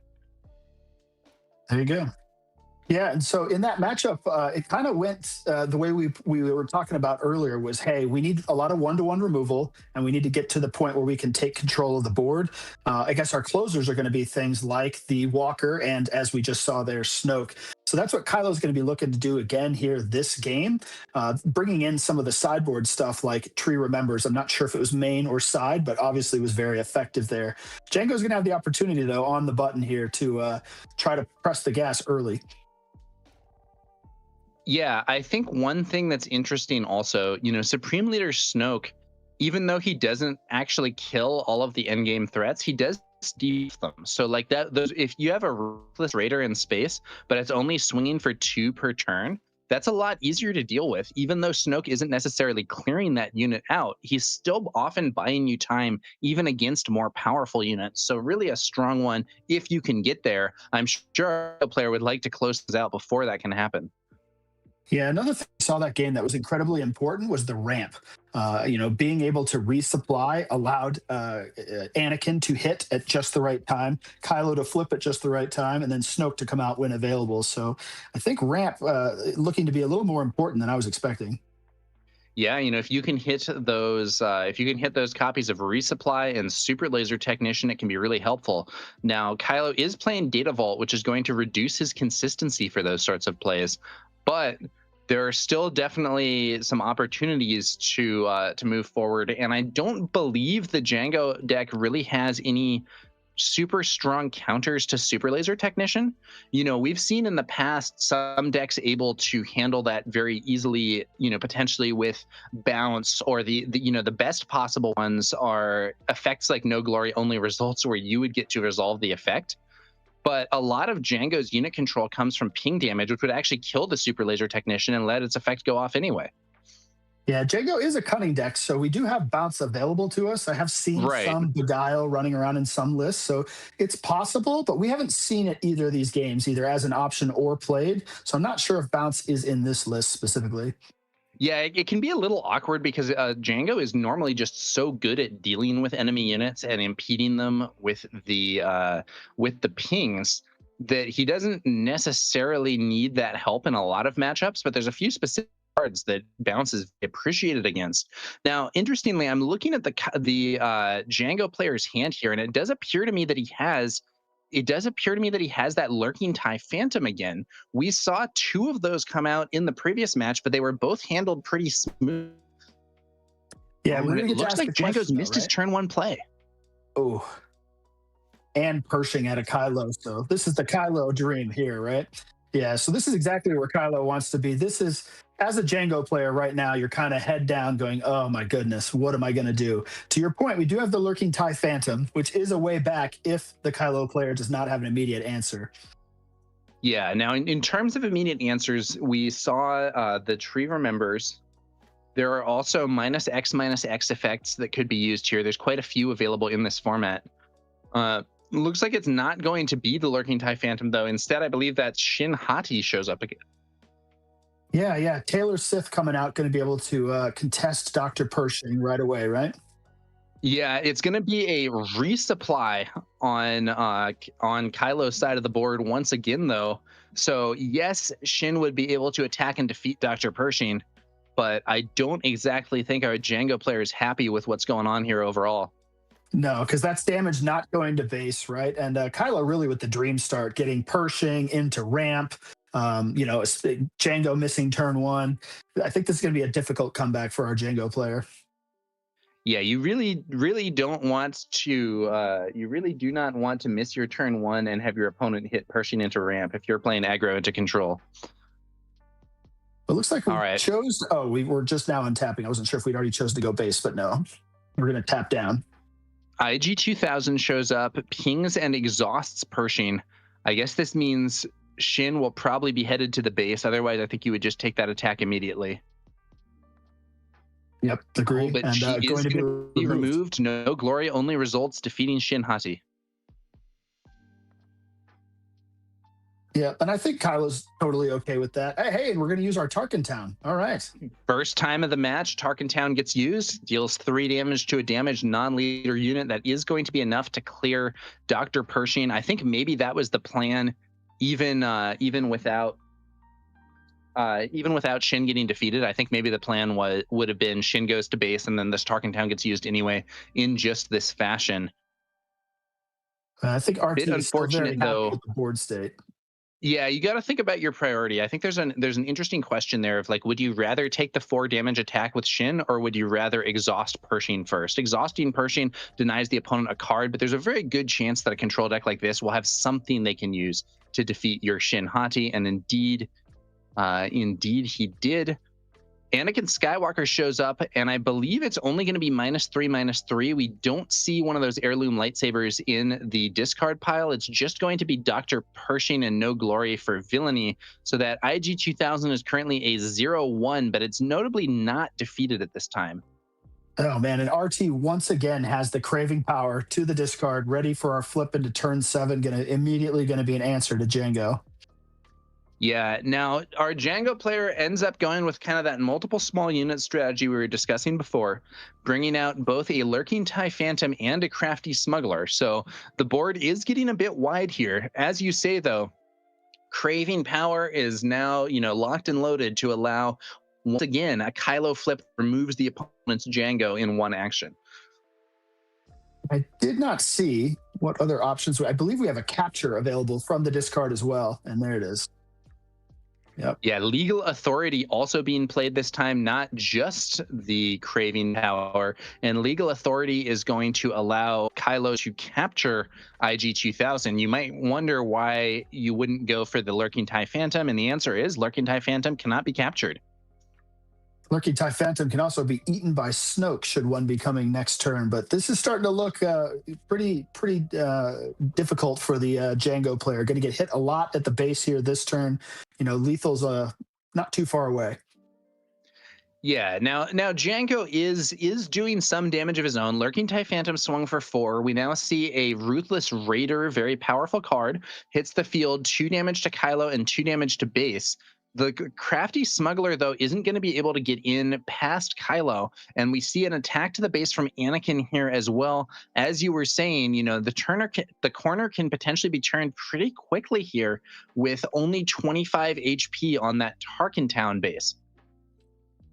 Yeah, I think the way we're going to close the door here is either with a Walker or a Snoke. Should either hit the board here for our Kylo player. I think it's going to be good night. Yeah, those would both be very tough to deal with. Snoke would defeat the Crafty Smuggler and Lurking TIE Phantom units immediately. We see the comparatively rare use of Django's ability via actual combat damage. The Crafty Smuggler swings in, hits Kylo, Django's ability used to exhaust. But take a look at this. That is a hard Lawbringer. Yeah, or otherwise known as Snoke the Ship. So we're going to have the same effect here, right? Giving -2/-2 to all the villainous cards on our Django's side. That does get rid of the Lurking TIE Phantom and shrinks down our Ruthless Raider for this turn. That's right. So our Kylo player could have chosen to go for the Cunning aspect instead, which would have defeated the Crafty Smuggler and the Lurking TIE Phantom, but I think in this case would rather debuff the Raider. And Lawbringer isn't as good as Snoke. I think the timing, you do get more stats. It's a 7/7 space instead of a 6/6 ground, but the timing is considerably worse with the when played and on attack. However, in this case, the result may be very similar. Yeah, absolutely. Snoke the ship maybe not quite as good, or maybe some would say just more balanced for post rotation, but still very good in this situation. Yeah, I mean, apparently good enough that the Rebel Trader is playing both Snoke and Lawbringer. So, some more closer units. A surprise strike from the Ruthless Raider crashes in there. It's going to be 5 damage. Then the when defeated effect does an additional 2. That's enough to defeat that unit. And then there's 2 damage to base. So, clearly our Django player doesn't want that Lawbringer sticking around. Anakin hits the base. Django only plays Greedo, though. I think our Django player's running out of gas here. Yeah, absolutely. I mean, the ground's still long. Having to trade into the Lawbringer there was kind of an act of desperation more than a way to turn the corner and win this game. Yeah. There is some stuff on the ground, but I don't think it's necessarily going to be enough. Kylo is going to attack into the damage is really adding up here. I can't quite tell exactly how much HP Django has left, but it's not a lot. Yeah, he's taken multiple hits from Anakin and other units throughout this turn, so we've got to be very close to check. Django player looking at the cards in hand. Devastator shows up. Okay, that's certainly a nice card. Can split around this indirect damage, so we could, for instance, see 1 damage go to Anakin and exhaust maybe, and then try and set up to get past Kylo. I'm not sure. It's a tough situation. And Kylo having 7, 8, 9, 10, 11 health, minus looks like 4 damage on it, so still a little ways to go. Yeah. Greedo could potentially do 5 damage to Kylo if you hit that when defeated effect, which is of course not guaranteed. Looks like 3 damage. I think it was 3 damage to Kylo, 1 damage to Anakin. Django's ability used to exhaust Anakin. Yep, I think that's the right way to go. Timely intervention. Is this going to be a Darth Vader? It is. Ooh. Timely intervention into Vader. So extremely strong play. Shield given to Kylo. Ambushes. And it's just going to be the handshake. So Vader's when played effect could be used to give a shield to Devastator and then defeat it with the on attack. Would have cleared one of the ground units as well. Shielded Kylo. Django player saw no way forward. And so Rebel Trader is victorious against the Django Menace, despite a tough game 1, able to get the wins in game 2 and 3 to take the match as a whole. And the streak continues. I think we've seen 3 Djangos on stream today and 3 Djangos go down. So I know that we're seeing Djangos, continue to be strong across this PQ season and getting wins all over the place, but not today, not here so far. Yeah. Should be interesting to see whether or not any Django players might be, doing better than what we've seen on the stream here, because as you say, Django has been met with some defeats. And, I think those second 2 games were very different from the first one. In that first game, it felt like a lot of damage added up early. And the triple Ruthless Raiders really put Rebel Trader in a difficult position. But in games 2 and 3, didn't take as much damage early, was more able to remove his opponent's plays, had Snoke and then Lawbringer for those powerful mass debuff effects, really able to play a very different game and secure the match win against the most feared deck in the format.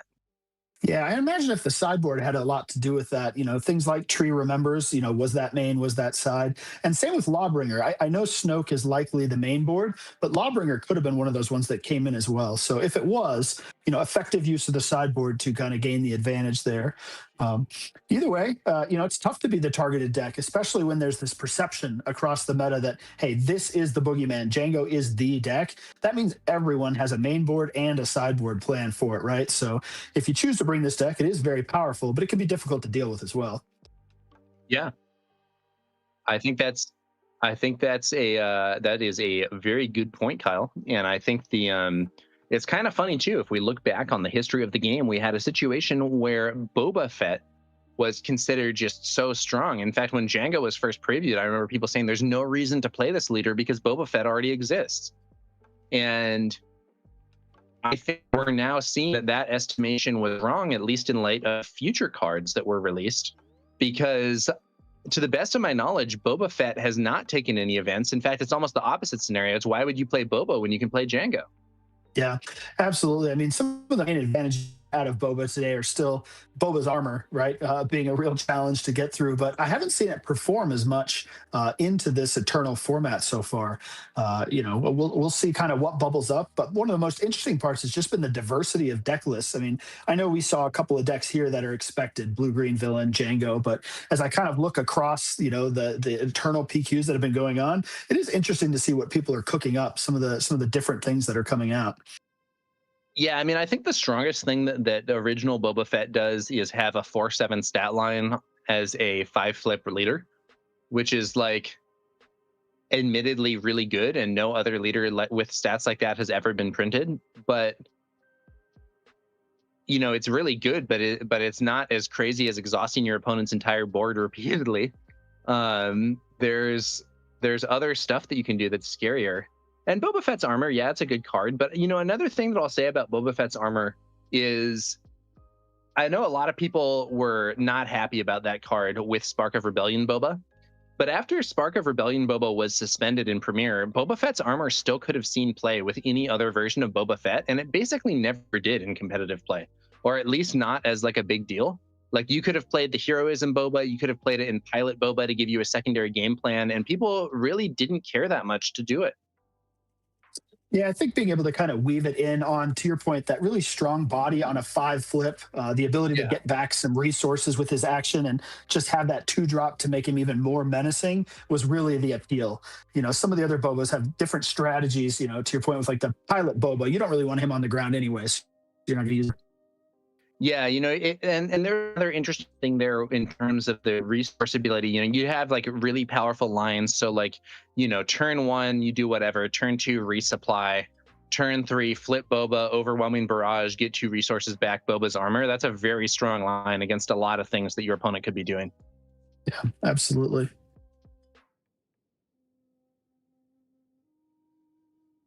All right, so I think we're going to have some charts coming up here with some information on leader representation for this event.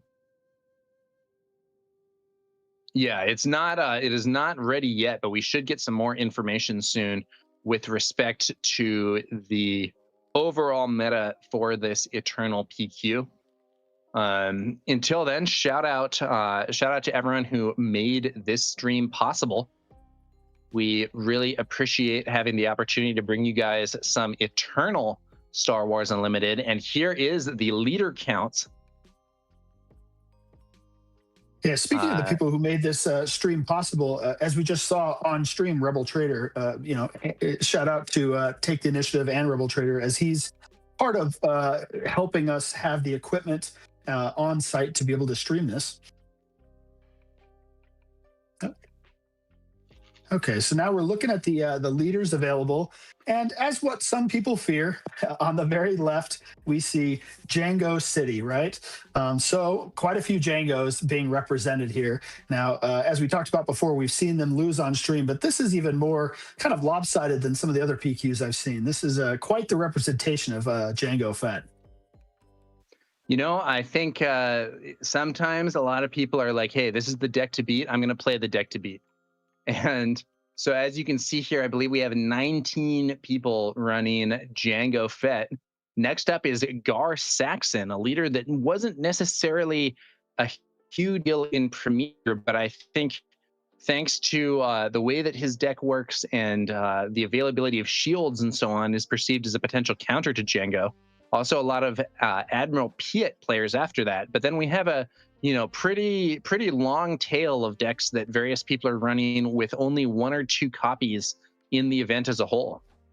Yeah, one that kind of surprises me here is the lack of Han, right? Over the time, we've always seen all these different versions of Han metas, be it Han 1, Han 2, but I don't see a single Han 2 on there, and even the Han 1, which I think would be another large presence in this meta with DJ available to us. Not seeing a lot of Han 1 either is a little bit surprising to me. Yeah, we have, I think, 2 Han 1 players here. And as you said, that does seem a bit small. I think Han 1, especially double yellow, has some extremely dangerous plays.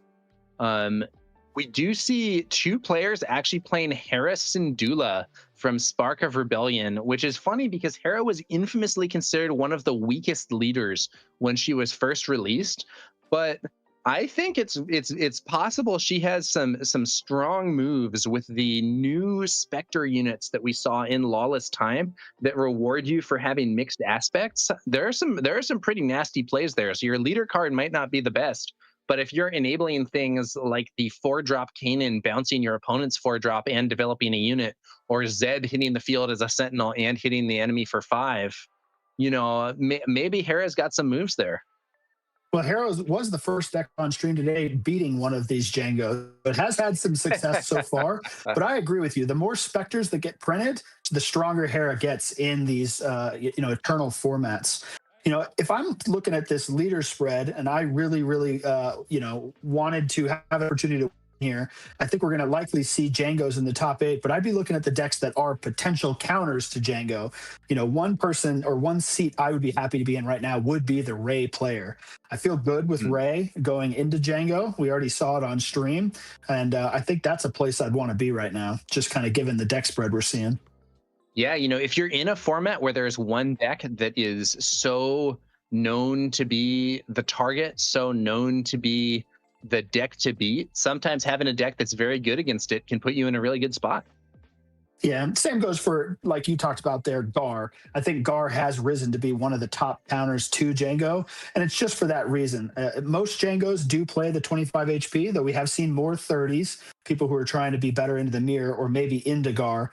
But if we're both sitting on 25 HP bases and we say, let's race, I think Gar is probably favored there because Django has a hard time tapping down when there's all these shields present. It's going to allow Gar to get his damage in.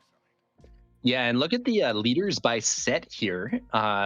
We have a pretty good mix of leaders across different sets, with Twilight the huge outlier, I believe, because Django Fett is a huge part of that Twilight bar. If we remove the Django entries, the sets would look a lot more balanced. And it's interesting to see that, you know, we are seeing some of the Lawless Time leaders from our latest release coming out to compete. The one thing that I'm not seeing there is Secrets of Power. Yeah, that's the one that stuck out to me though too as well was Lawless Time, right? I wanted to see as we go into Eternal if people were going to be able to make these leaders work. I guess it's a combination of questions here of, is it just people wanting to play the new stuff because it's interesting and try it out, or do they have game into this format? So far, mixed results. Yeah, personally, I don't know if I would necessarily want to be the Jin player at this event, but I do think that Lawless Time does have some strong cards. I think that in terms of, I feel like we've seen an interesting shift in the way that some of the leaders are in this game. I feel like earlier on there were more leaders that were kind of crazy in terms of like individual power level, and I feel like these days I think leaders often have worse stats, but I feel like they often have abilities that are more like synergistic or enabling overall. Yeah, absolutely. And, talking about Hera from set 1, same is true for the Hera from this set, right? If you were going to go for a strategy where I really want to key off of these Spectre abilities and multi-aspect, it allows for kind of a wider ability to build your deck. But is that good enough to deal with some of the earlier mentioned overstated, or some would consider overpowered users, leaders from previous sets? As we kind of look at the leaders spread here again, another one that surprises me as being so low represented is Quinlan Voss. Quinlan was another one of those decks that had game into Django.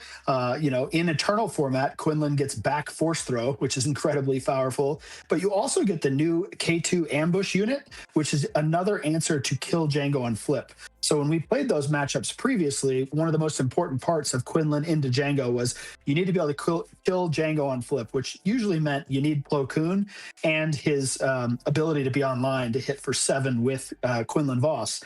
But now you have the K2 unit as well, so kind of double your chances to deal with that flip, which I think gives Quinlan quite the advantage in this matchup. So it's another deck that I think if I was sitting on today, I would feel pretty good going into Django.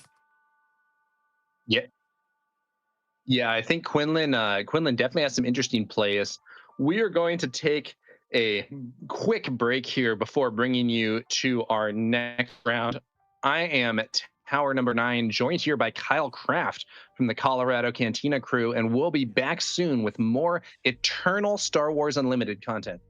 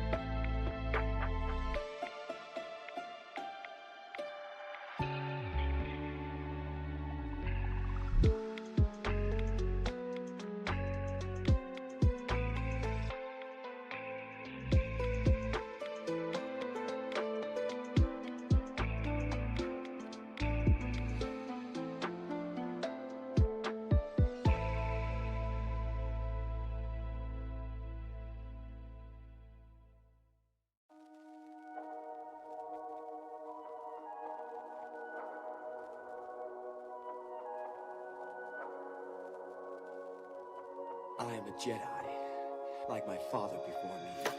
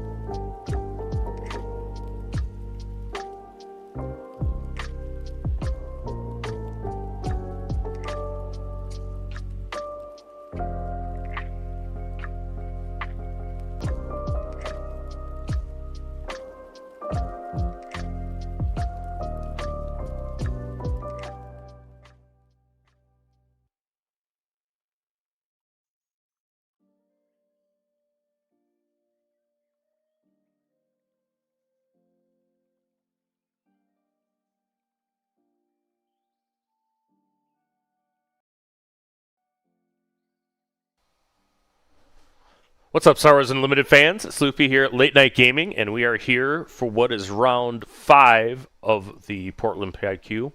Shout out to Rebel Trader of Take the Initiative and the Late Night Competitive team. He's got intentional draws into the top cut now, and there's one other undefeated. This is a matchup between Django Tarkentown, with you expect, and then a deck that is quite unexpected. I I can't make out which showcase exactly that is. Is that Vonreg? I believe it is. I believe it is Major Vonreg. So that is very spicy. That's a very, very low deploy pilot leader. And yeah, I think actually our Django player may be familiarizing himself with what Major Vonreg even does. Vonreg is a 4 deploy, a very aggressive pilot leader, kind of the villainy counterpart to Kazuda, who was kind of the light side heroism aggro pilot leader that deploys on 4.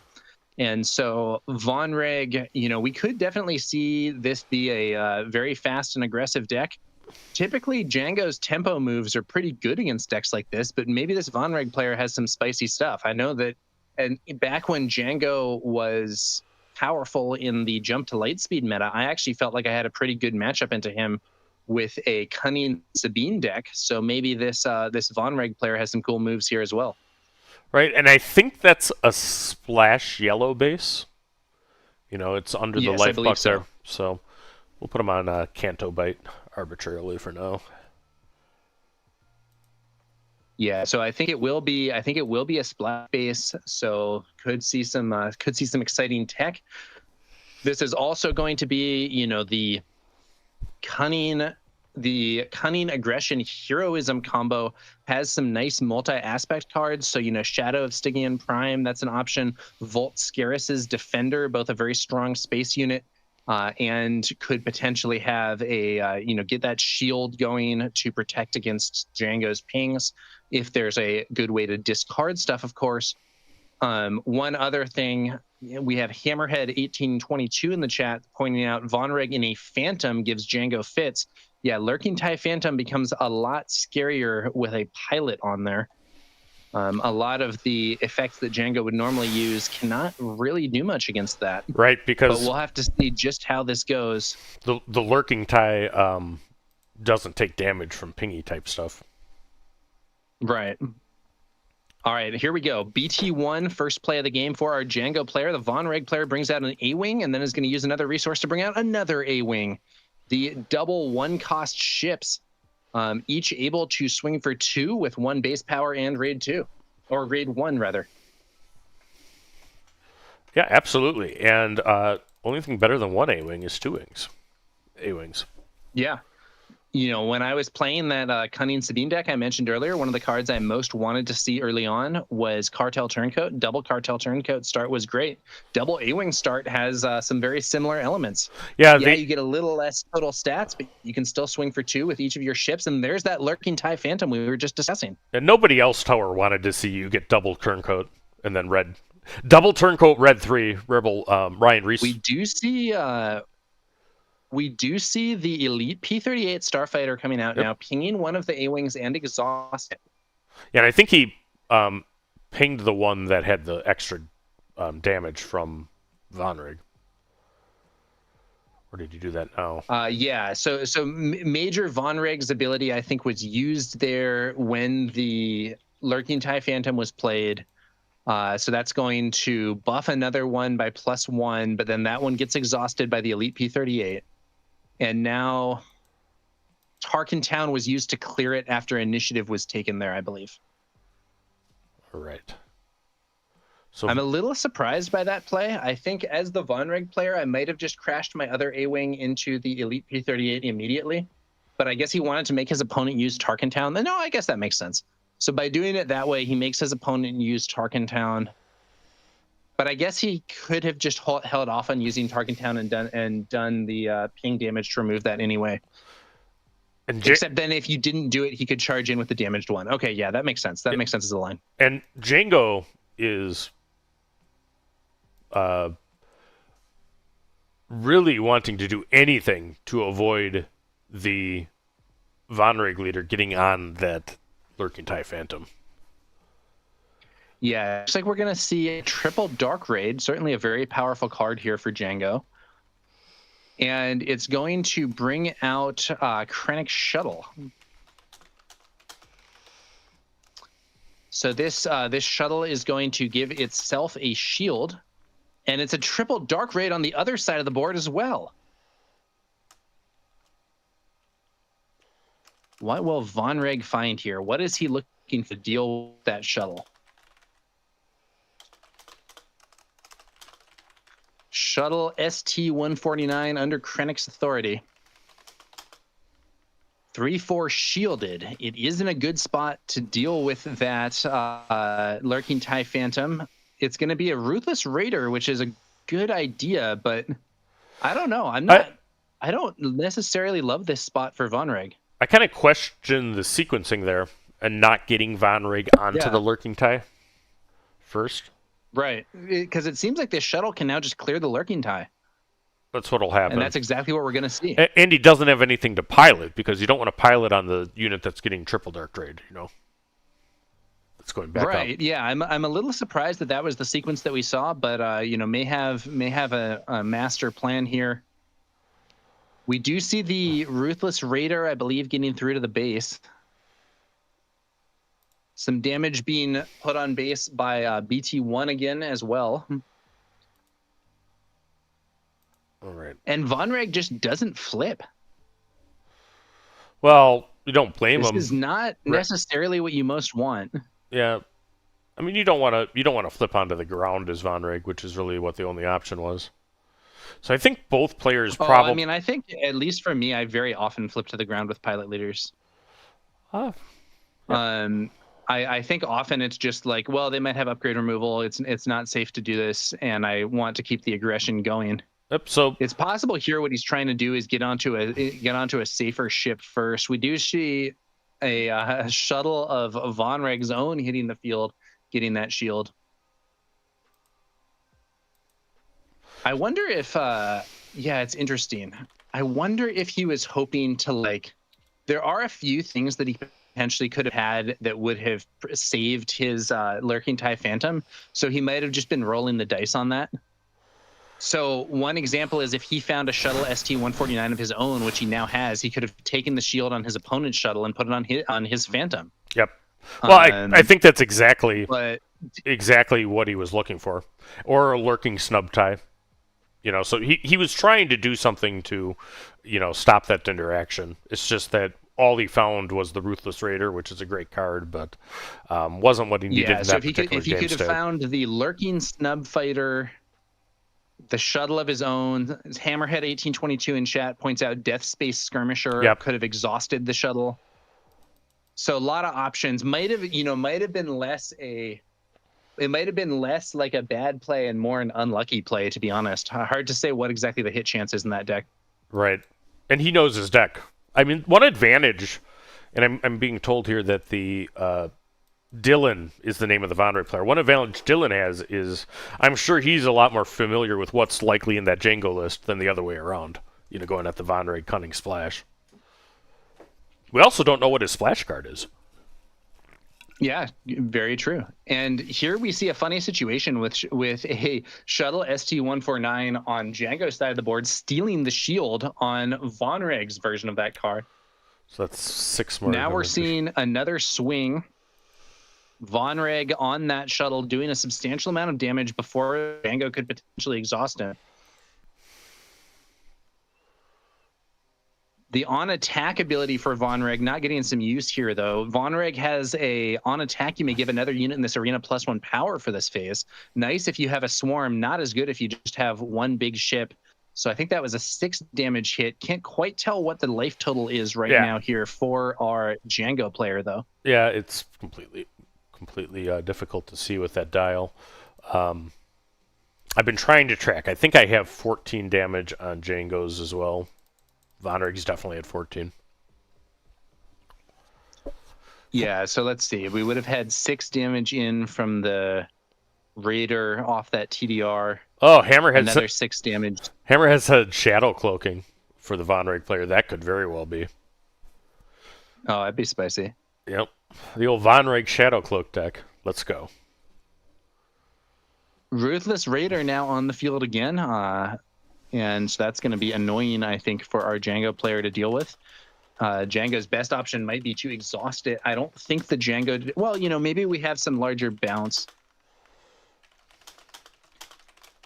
Yeah, it's interesting here. The Ruthless Raider's ability is difficult for a lot of decks to shut off.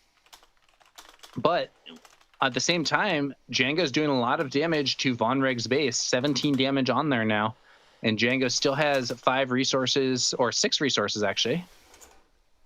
Let's see what he does with them. 2 resources for a sneak attack on a Ruthless Raider of his own. Right. And it's going to, is it going to head to, it's going to head to the base and then get defeated. That's some more damage. Not a lot of HP left for Vonreg. 2, actually. In fact, he is Django has lethal in 1 action. I'm not sure Vonreg has the same. I think this could be the end of the game here. What could he have? It's hard to say because we don't know the exact base HP total there for Django.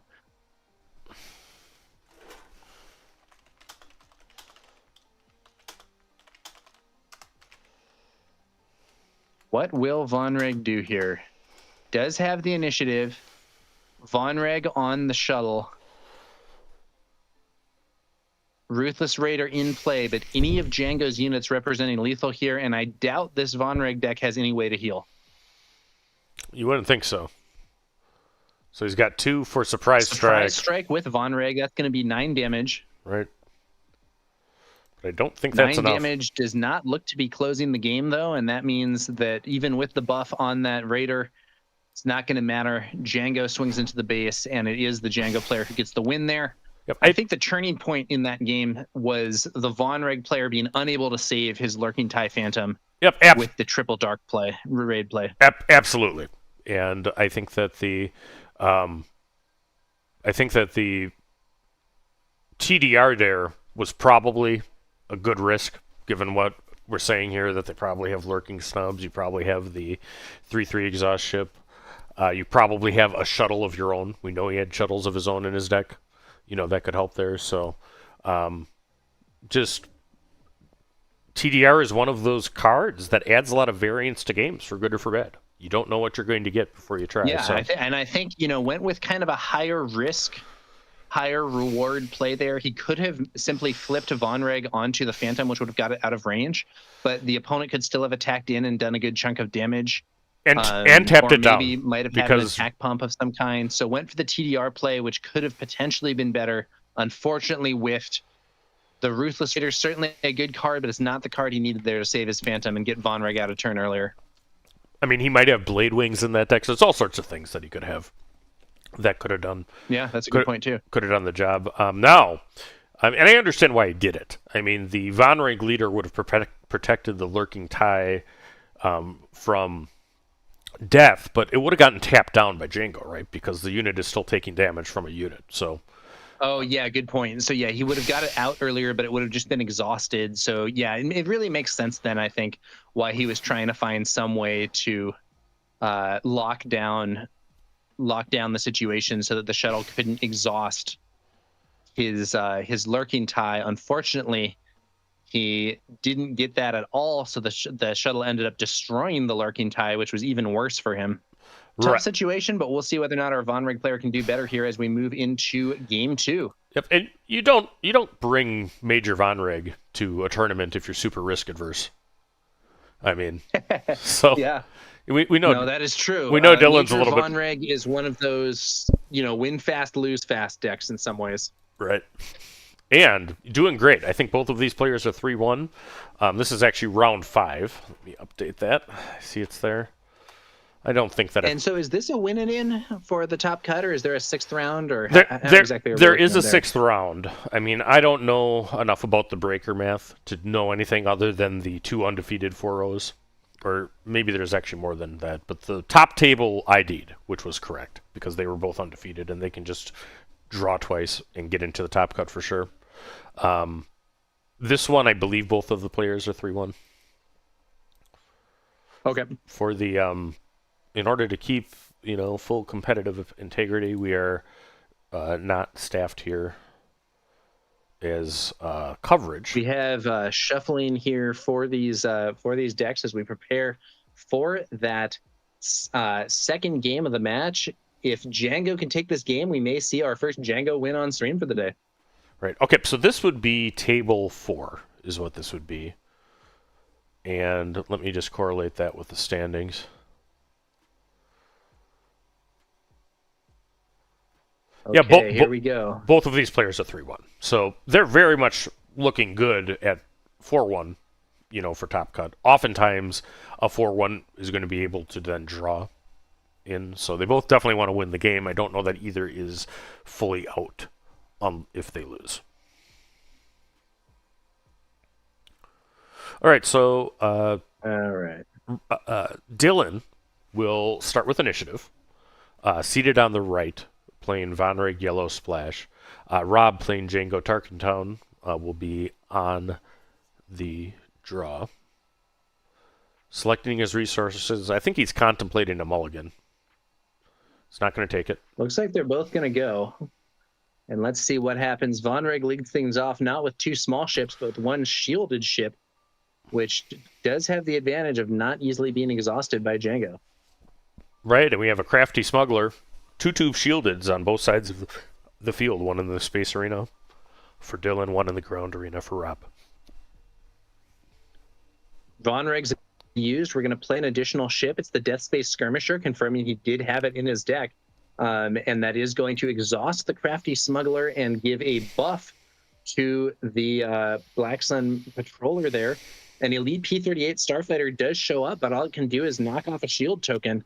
And the buffed Patroller does make it in for 3 damage to Django's base. All right, and thank you very much to Rebel Trader and to Rob for moving to tracking dice on base. So that's actually our camera supplier, Rebel Trader. There on site, but he's actually 4-0 in the event, so he drew this round, so now he's able to, help here. I can see that Rob is primarily tracking base with his life pad anyway, which many players do. All right, Rob. All right, well, we're going to see the elite P-38 Starfighter trade with the Death Space Skirmisher. This also pings the Black Sun Patroller with the when defeated effect, and Django uses his ability to exhaust the Patroller. Now we see Shuttle ST-149 hitting the field, and it steals the shield from the crafty smuggler onto that Patroller, as well as shielding itself.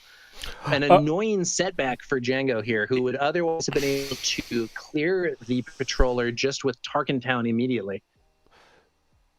Yep, so really, really good. The Krennic Shuttle, one takeaway I have from this event already is that card is just very well positioned right now, because 2 of the big hitters in the format, namely Django Tarkentown and Garisiel, heavily depend on shields. Now the IG-2000 is a very much anti-shield card, and you see that right there. Yeah, and now we see Tarkentown being used. Once IG-2000 clears those shields, Tarkentown clear once again to remove the Black Sun Patroller. Now, we did see, interestingly, Vonreg deployed to an exhausted ship here. So Vonreg is going to be on that shuttle. Let's see what he will be able to do with it. At minimum, he can swing for 6, but his buff doesn't look to be active right now. Surprise strike. That's a swing for not 6, but 9, up to 12 damage on Django's base. Big attack there by Dylan, getting him pumped. At the same time, though, I doubt Django's too unhappy to see that. Usually, early surprise strikes are a bad sign for an aggro deck. You want to be using those cards as closers. If you're playing them early on when the board still isn't established and so on, it's resources that could have gone to building up your field more. On the other hand, we're getting closer. So there's 13 HP remaining for Django. That could be, if there's another buff, that could be just 2 more attacks with Vonreg to close the game.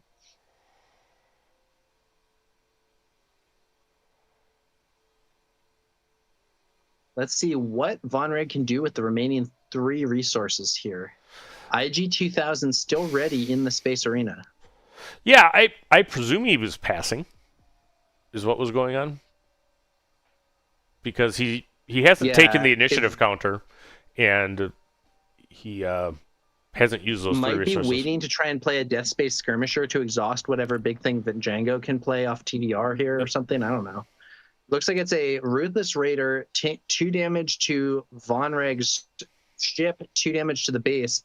He needs to have some kind of answer, or this Raider is potentially going to be able to get Vonreg off the field. You know, we could easily see an empty board at the end of this turn with the Raider and IG-2000 here. Yeah, and there's a lot of... What will our Vonreg player do to stop this? I saw him tap 1 resource, which just, you know, tells me it might have been a electromagnetic pulse, and now he's thinking about it more. Yep. So if you... Yeah, it looks like it's going to be 3 resources now. Krogan turn. Shadow Cloaking? Krogan turn, I believe. Oh, yeah, Krogan turn. Okay, so... Yeah, that's right. Shadow Cloaking is much more expensive. Someone was talking about that earlier, and I was hyped for it, but not what we're going to see here. So the Krogan turn will ready, won't give a shield. I don't know that this is that good. Like, why is it? Doesn't he just get exhausted? I don't get it. Well, he gets dead because he attacked with the. He actually just gets defeated because the buff from. Yeah, okay, so that was really unfortunate for Vonreg. The Krogan turn basically did nothing. The Ruthless Raider was able to attack in, and because the shuttle was actually hitting back for 6, it defeated the Raider, and then the Raider's wounded effect went off to deal 2 more damage to the shuttle and clear it. Now a very unfavorable situation for Vonreg with an empty board. We'll see if he can pull something out here. Triple Dark Raid. The problem with this is that IG-2000 can likely exhaust whatever gets played unless it can get a shield or something. Oh, hey, there's an option. Yeah. Well, I mean, trying to use Django's medicine against him, but I mean, the best case scenario is that he has to sacrifice his IG-2000 into it. Well, I suppose he might kill it. He might kill the IG-2000 and make Django actually have something that does it from hand. Right. I think that's better. I think it's like, I don't know what else. Yep. Yeah. He's gonna. So it's gonna be Devastator. He sends the damage to remove IG-2000. It's kind of just one of those. I'm so far behind. I have to hope my opponent doesn't have an answer here. Yep. So Ruthless Raider would do it. Another IG-2000 would do it. P-38 would do it. Is that electromagnetic options for Django? It's actually an electromagnetic pulse. That does it. All right, now he's going to take Initiative 5. Taken, that's going to be another 5 damage from Django's ground arena. 19 damage now on Vonreg's base, and a shuttle takes the field. So we could... Devastator could be replayed and could kill the shuttle through its shield because indirect damage ignores shields. But the problem is it would be exhausted. You'd take a lot of damage on the ground. Yeah, tough situation here. He'd have to sneak attack it in because he's at 7 resources, but that would be pretty good. Comparatively, but yeah, so I mean, if he had sneak attack Devastator, I don't even know though. Like, what if it just gets exhausted again? You're so far behind. That is what he's doing. So the indirect damage. No. Now it's just going to base. What is this? It's going to base. Okay, I guess. Or kills crafting and goes to base. Kills the smuggler and hits the base. I think that's not the best ever. Because the shuttle can just swing in and exhaust him here. Yeah,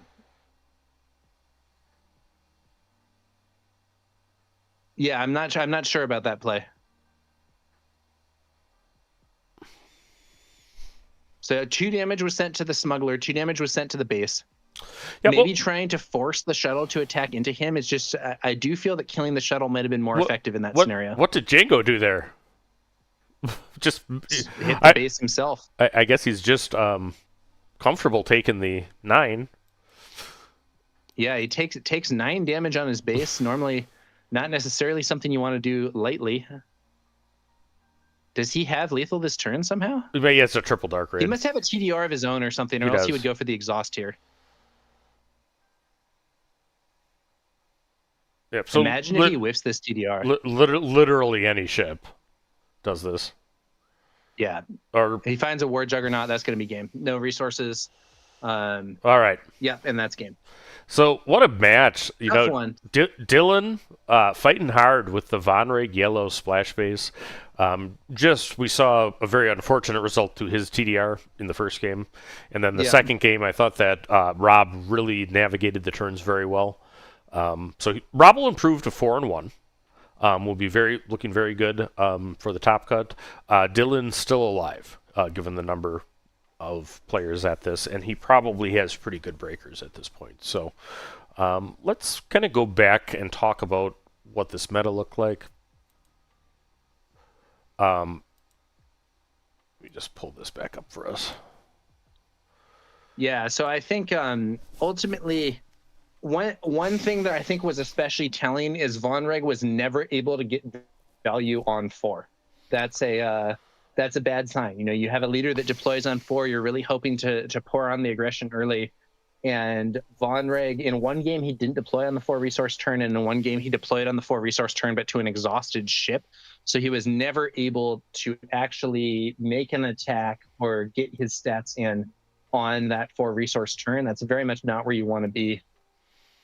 Tough to say. You know, there's an argument for deploying to the ground just to get some value, but then it's less than what you would get in space, especially because Vonreg would relatively easily be exhausted on his own. So yeah, I hard think to say what exactly the best route was. Seemed like a tough situation there with Django, though. Yeah, I think Vonreg is an interesting deck to try to respond to Django. One thing that we saw is that he didn't have a good way to get rid of Django leader himself. I mean, unlike the ground decks, we saw the Kylo deck that beat Django had Craving Power to get rid of him. We saw the Ray deck using, I believe, Haymaker very well to get rid of the Django leader. But Vonreg doesn't have a good ability to do the 7 damage to take out the Django leader, and if you don't kill the Django leader, you know, his Devastators exhaust your whole board, his War Juggernauts exhaust your whole board, as opposed to just 1 unit at a time. So, Django by far the most represented deck. I mean, we're looking here at the leader counts from today, 19 Djangos registered. Next was Gar ECL at 6. Gar ECL has a lot of game into Django, is the reason that you're seeing a lot of it. The 4 Admiral Priettes are interesting. I had not thought about him as a good eternal option. The Kylo Ren, we already know Story went undefeated, Rebel Trader, with his version, and there's been some performance. We saw Han Yellow take care of it. Only 2 Bobas, and both yellow. What do you think about that? Yeah, it's interesting. You know, we were discussing earlier that Boba Fett double cunning is pretty strong, potentially with a splash base to enable a resupply as well. Definitely a kind of fearsome deck, you know, with DJ not suspended. Yeah, you know, it's Or I'm sorry, that I mean, I don't know. Han has been such a classic. Yeah, well, Han does very well, and Han uses DJ. I mean, Boba Fett Yellow can use DJ too. I hadn't thought about that, but at 7 resources, it could smuggle him out. I got mixed up there. I'm sorry. I thought you were talking about good old Han. Boba double yellow has some moves. You know, Boba double yellow with cunning, you know, was a fearsome deck at one point. I don't know though. I personally, it's like I was saying earlier. You know, there's a little bit of irony to what's going on at present, because when Django Fett was first previewed, people said, "Why would I ever play Django when I can play Boba?" And now I kind of feel like it's the same situation in reverse. Why would I play Boba when I can play Django? Yeah, no, it's interesting, Matt. I mean, we look at Boba for all of his power level being 5/7. He's a 4/7 on 5 deploy. So better stats than like Talzin, right, that has the 10 stats for 5. Boba actually had 11.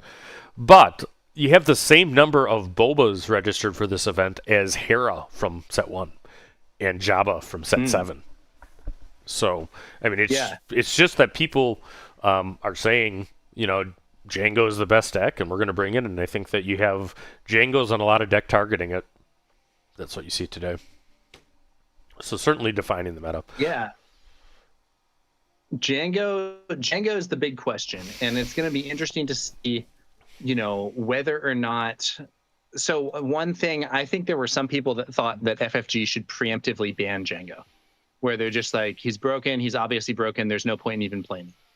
And I think there are also those who have been interested in coming up with options to target Django and to deal with him more effectively. And there's an interesting question about, is there going to be like a clear counter deck that emerges that can take on Django and win reliably? You know, is Django going to end up being banned with or without the existence of any counter deck? Could be interesting to see how it goes. Yep, absolutely. All right, well, we're going to take a break here. looks like there's about half the matches reported in right now. And then next round up will be Jeff and Tower. Actually, maybe it's me and Jeff. So we'll be back with round 6. I think I'm on break for this next one, and it will be you and Jeff streaming it. So yeah, we'll be back. And is that the final round of Swiss? Is that right? Yeah, that'll be the final round of Swiss, and then Tower, Jeff, and I will be taking us through the top cut into the end of this event. Everybody, thanks for tuning in. If you haven't, please like and subscribe to Towernumbernine. He does a lot of good competitive content on his channel. And while you're at it, let's get the Colorado Cantina crew. You know, how good was Kyle in that commentary before? So thanks, everybody, for tuning in, and we'll be back with more from the Gongai Games Eternal PQ after this. Yep, sounds good.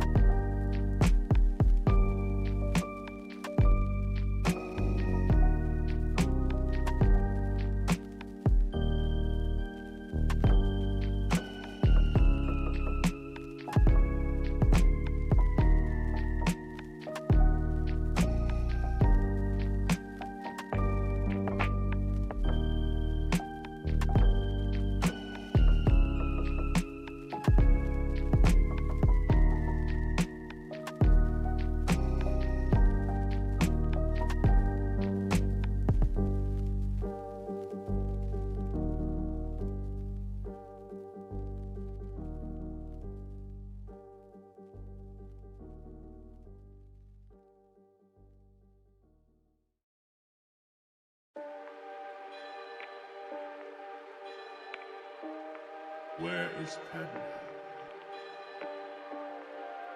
Is she safe? Is she all right?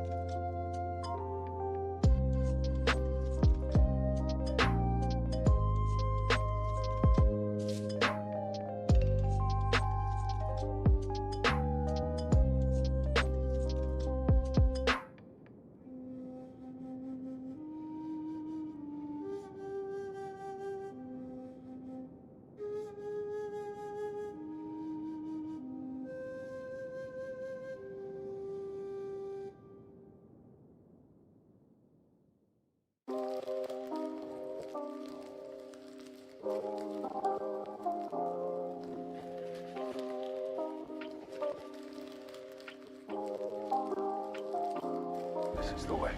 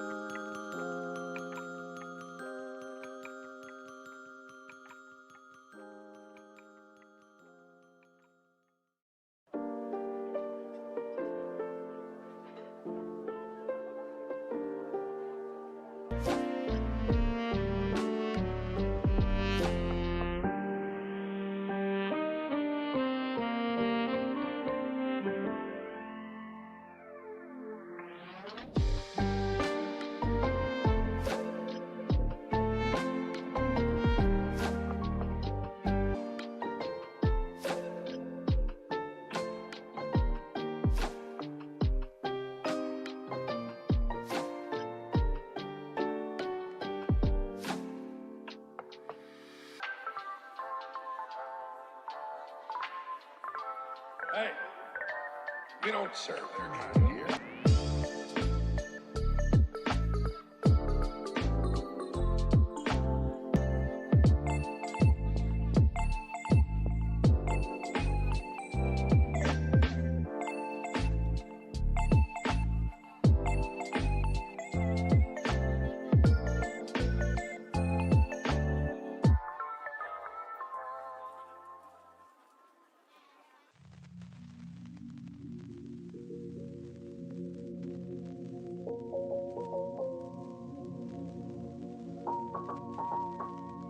I'll show you the dark side.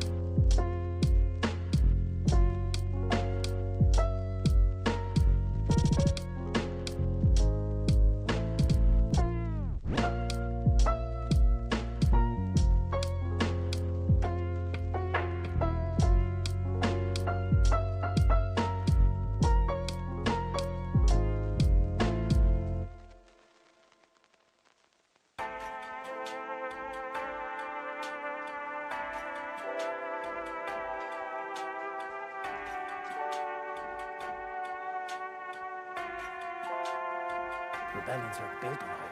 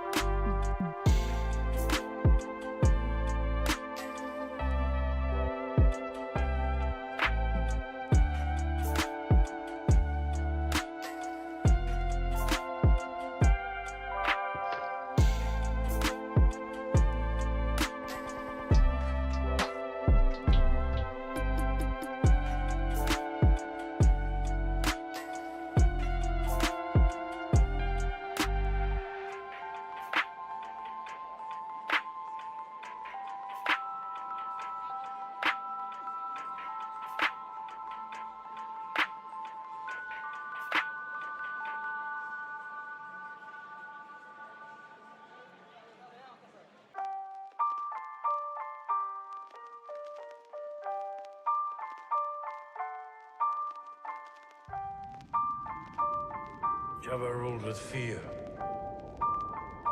I intend to rule with respect.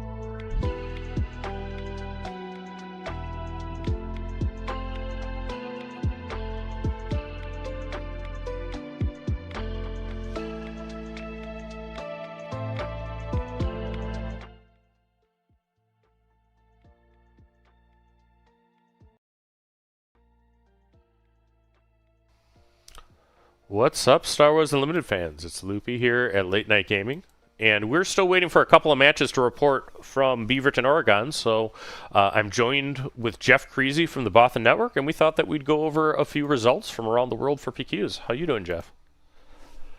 I'm doing great. Yeah, let's dive into some data. Oh, see what's been happening today and this weekend. Yep. So it's always a good day when you have an Aussie PQ. I can see that Tobias Red won it. So shout out to Sam H41. So the top 8. What's speaking to you here? I honestly the Tobias has been an outlier deck that's been around, especially in Europe. The interesting thing to me is honestly kind of the return of Jin. Yeah. When Law Spoilers started and like we first got the set release, everybody was super high on this deck, and it fell off the radar incredibly quickly before any tournament started.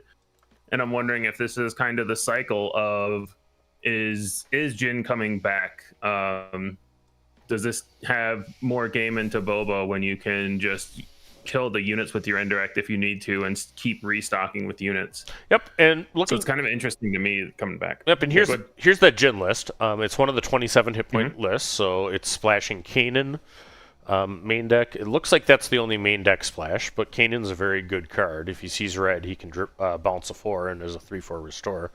I like seeing Jin do well. I mean, I think that it's one of those decks that, really is strong into control, and that's just not very present right now. But shout out to It's Deja Vu, taking Jin to the top 4 finish of that PQ. Yeah, well, which of these jump out at you? Well, I think you got a Admiral Piet Red, which is probably heavily teched against Boba Lake Country, is my guess. Yeah. And then you have, Mr. Topple the Summit with 3 entries into the top 8. That doesn't surprise me. Luke finishing it out. All right. We got results in from Bristol. I heard a shout of jubilation from the Sabe Labe as Sabe Data Vault takes care of it. What is that? What else do you see here? The Sabe is interesting. The Thrawn is interesting as potentially a unique list. Chewie is another one that hasn't really gained as much popularity in the US as it has abroad. I know it's done well in some events in Europe. Yeah. Well, let's look at the Sabe list. Yeah, and then obviously the Sabe has not been on, I think, a lot of people's radar. But I think Yellow Hero in general, people are saying, what's the shell where I can, run these blue aces and whatnot, and the blue leaders, and it's interesting. I don't even see blue ace in here unless I'm missing it. Yeah, no, there's no blue ace. There's blue leader. There's Blade Wing, and that's tandem assault. Look at a 3 of tandem assault. Yeah, I did not have found that in my Binder card. I think it's a good card, especially when you have stuff like BD1. If your plan is to fight Boba, right? You play something like a BD1 and a spaceship, and they can't kill the BD1, so you can tandem assault, have your spaceship trade into their ship, and then your BD1 or whatever little ground unit you have go into their face. They've got the tech of the Seasoned Fleet Admiral, which can punish all of those the Chio type decks, or even just stuff like other Jins where they look at the top 3 cards and draw one is what the leader says, so it still triggers the Seasoned Fleet Admirals. There's a bunch of interesting tech in there. Yep. And for various leaders. One deck that I'm seeing in the top cut a lot, today and yesterday is Yularen, which I just did a video on. So this is a Yularen splash. This is actually very similar to the list that won the PQ previously from Turin. That was actually an Italian PQ. I said Spain in my video. But this player has added in the 2 Battle Furies, which is very good. That card is very, very strong in this deck. Is on the IG-88 and Hana package. So, Yularen has 2 top 8s and a win this week that I'm aware of already. And I see this as a deck that's just fully designed to beat Boba. Things like the Battle Furies that Boba has to draw exactly their Constable to deal with. If they draw that, they're not spending their resources efficiently, not dealing you indirect damage. and it lets you put indirect on your units if you want and just race them. And you have several units that actually kill the constable for free, right? Because you have Benthic and BT1 both likely doing 1 damage on ping. All right. I see Mama T got a win here in France at a very big PQ, so 100 players is significant. I believe that's a suburb of Paris, Saint Etienne. So Tails in red. And look at another one. We got another Yularen in the top 8, but let's look at this Tails in red 4 stack that took it down. Yeah, and this is another one where I'm curious to see their Boba plan. I would expect maybe some sudden ferocities and battle furies, and we see both of those. So I think it's the same kind of thing where you flip Talz in a turn earlier, suit it up, and outrace them. Yep. Hana in there as well to help with the race. So just a lot of things where if Boba's trying to be ships passing in the night, you just pass a little faster. Yeah, no, it's just kind of a fact of the matter that we're in kind of a solitaire meta with 2 of the big pilot decks trying to invalidate the ground arena, and then you're seeing now the response to it is that if they're going to sell out that much, we're going to play upgrades, which are better rate on it. And I also think that for anything villain to have a chance right now, they got to be playing the upgrades, because villain has very strong upgrades in all aspects, other than yellow. Yeah, definitely. And I think we're really seeing. Or sorry, go ahead. No, I just see. So you're going on a 5 deploy leader to get under the 6 deploy pilots, in large part. And it's. I'm going to call this out too, though. There's a Boba data vault, that actually was in the top Old 4. school. Yeah, and my teammate Corwin has been playing Boba since release. He actually got day 2 of the Milwaukee Regional, but would have played Boba Data Vault had he been able to play Premier. Jack Fitzgerald picked up his Boba Data Vault list with not having any reps into it, like his actual deck. He actually borrowed his deck and ran it to day 2. Nice. He finished like 30th in the Milwaukee Regional on Premier playing Corwin's deck, but that's awesome. It does things. It doesn't have topple as consistently as the other Boba decks, but it's a lot more rounded, I think. Yeah, I mean, I think a lot of decks are learning how to play around topple. Like you understand how much damage Boba can do. All of the blue hero decks are playing Galen or so to name topple. And when I look at this list, I see a lot of cool tools that Boba Lake Country doesn't have access to. I see the Haymaker and the Craving Power. I would imagine those really help break the mirror. Even if they Cinta and hit your base, that's their whole turn. So if you just flip Craving Power, kill their Boba, all of a sudden you have a larger leader, they have no leader, and they have to scramble to find the last damage. Whereas you're sitting there and ready to go. And you also get Haymaker, which is going to make it a lot more possible to beat Luke, right? Because Boba Lake Country just kind of punts Luke. Yeah. Or fight Boba mirrors. Just fight off their units to keep yours alive. And then Dorniating Gunship gives you another 5-drop rather than just punishing one every game. You actually have something with a little more health for Boba to ride. So, shout out to Tailwind in France, because 100-player PQ is the biggest event of the weekend. Yeah. All right. That's so, look at what we have here. Italians continuing the spice. You were just talking about this. You're talking about the Alliance Chewy. Yeah. So the Chewy Blue is like a lot of people have seen Chewy Yellow. Chewy Blue has got some interesting different tools to kind of combat some of the standard ways that Chewy gets dealt with. Do we have the actual list? Oh yeah, no, these ones aren't up yet. It must be just a very recent result because I'm not able to click on it. But what that deck does is it tries to play a shield on turn 1 and then use the base to make a credit and then deploy the Wookiee on turn 2, which is just kind of a lot for any deck to deal with. Yeah, and you also usually, since you're trying to make a shield on turn 1, you usually also have the ability to shield Chewie himself. So the goal of that deck is to play Chewie on turn 2 and then keep him shielded. And there are a lot of decks that just can't deal with that. Right. So yeah, shout out. I see DJ Claro. He's a great friend of the channel there. This Emphas 27 list, I know actually who that is too. He's been working on that deck a while, so he did pretty well. A couple I'd of be them. interested to see that. I haven't seen much Infest running around. I've theorized it a lot because it's a really cool. Like I just like all the unique leaders. It's a really unique ability. Yeah. I ran it to the top 8 of the Adepticon. So I ended up placing 6th because that was a weird tournament. Nobody cared about anything other than top 8 for the map. Yeah. But I essentially was in the final, which was the 3-0 mirror match against Double Portal, because whoever won that was going to end up placing first. And he got me with the Lando Call Blue, but Emphas performs very well. Mine's a cunning Emphas. This is blue.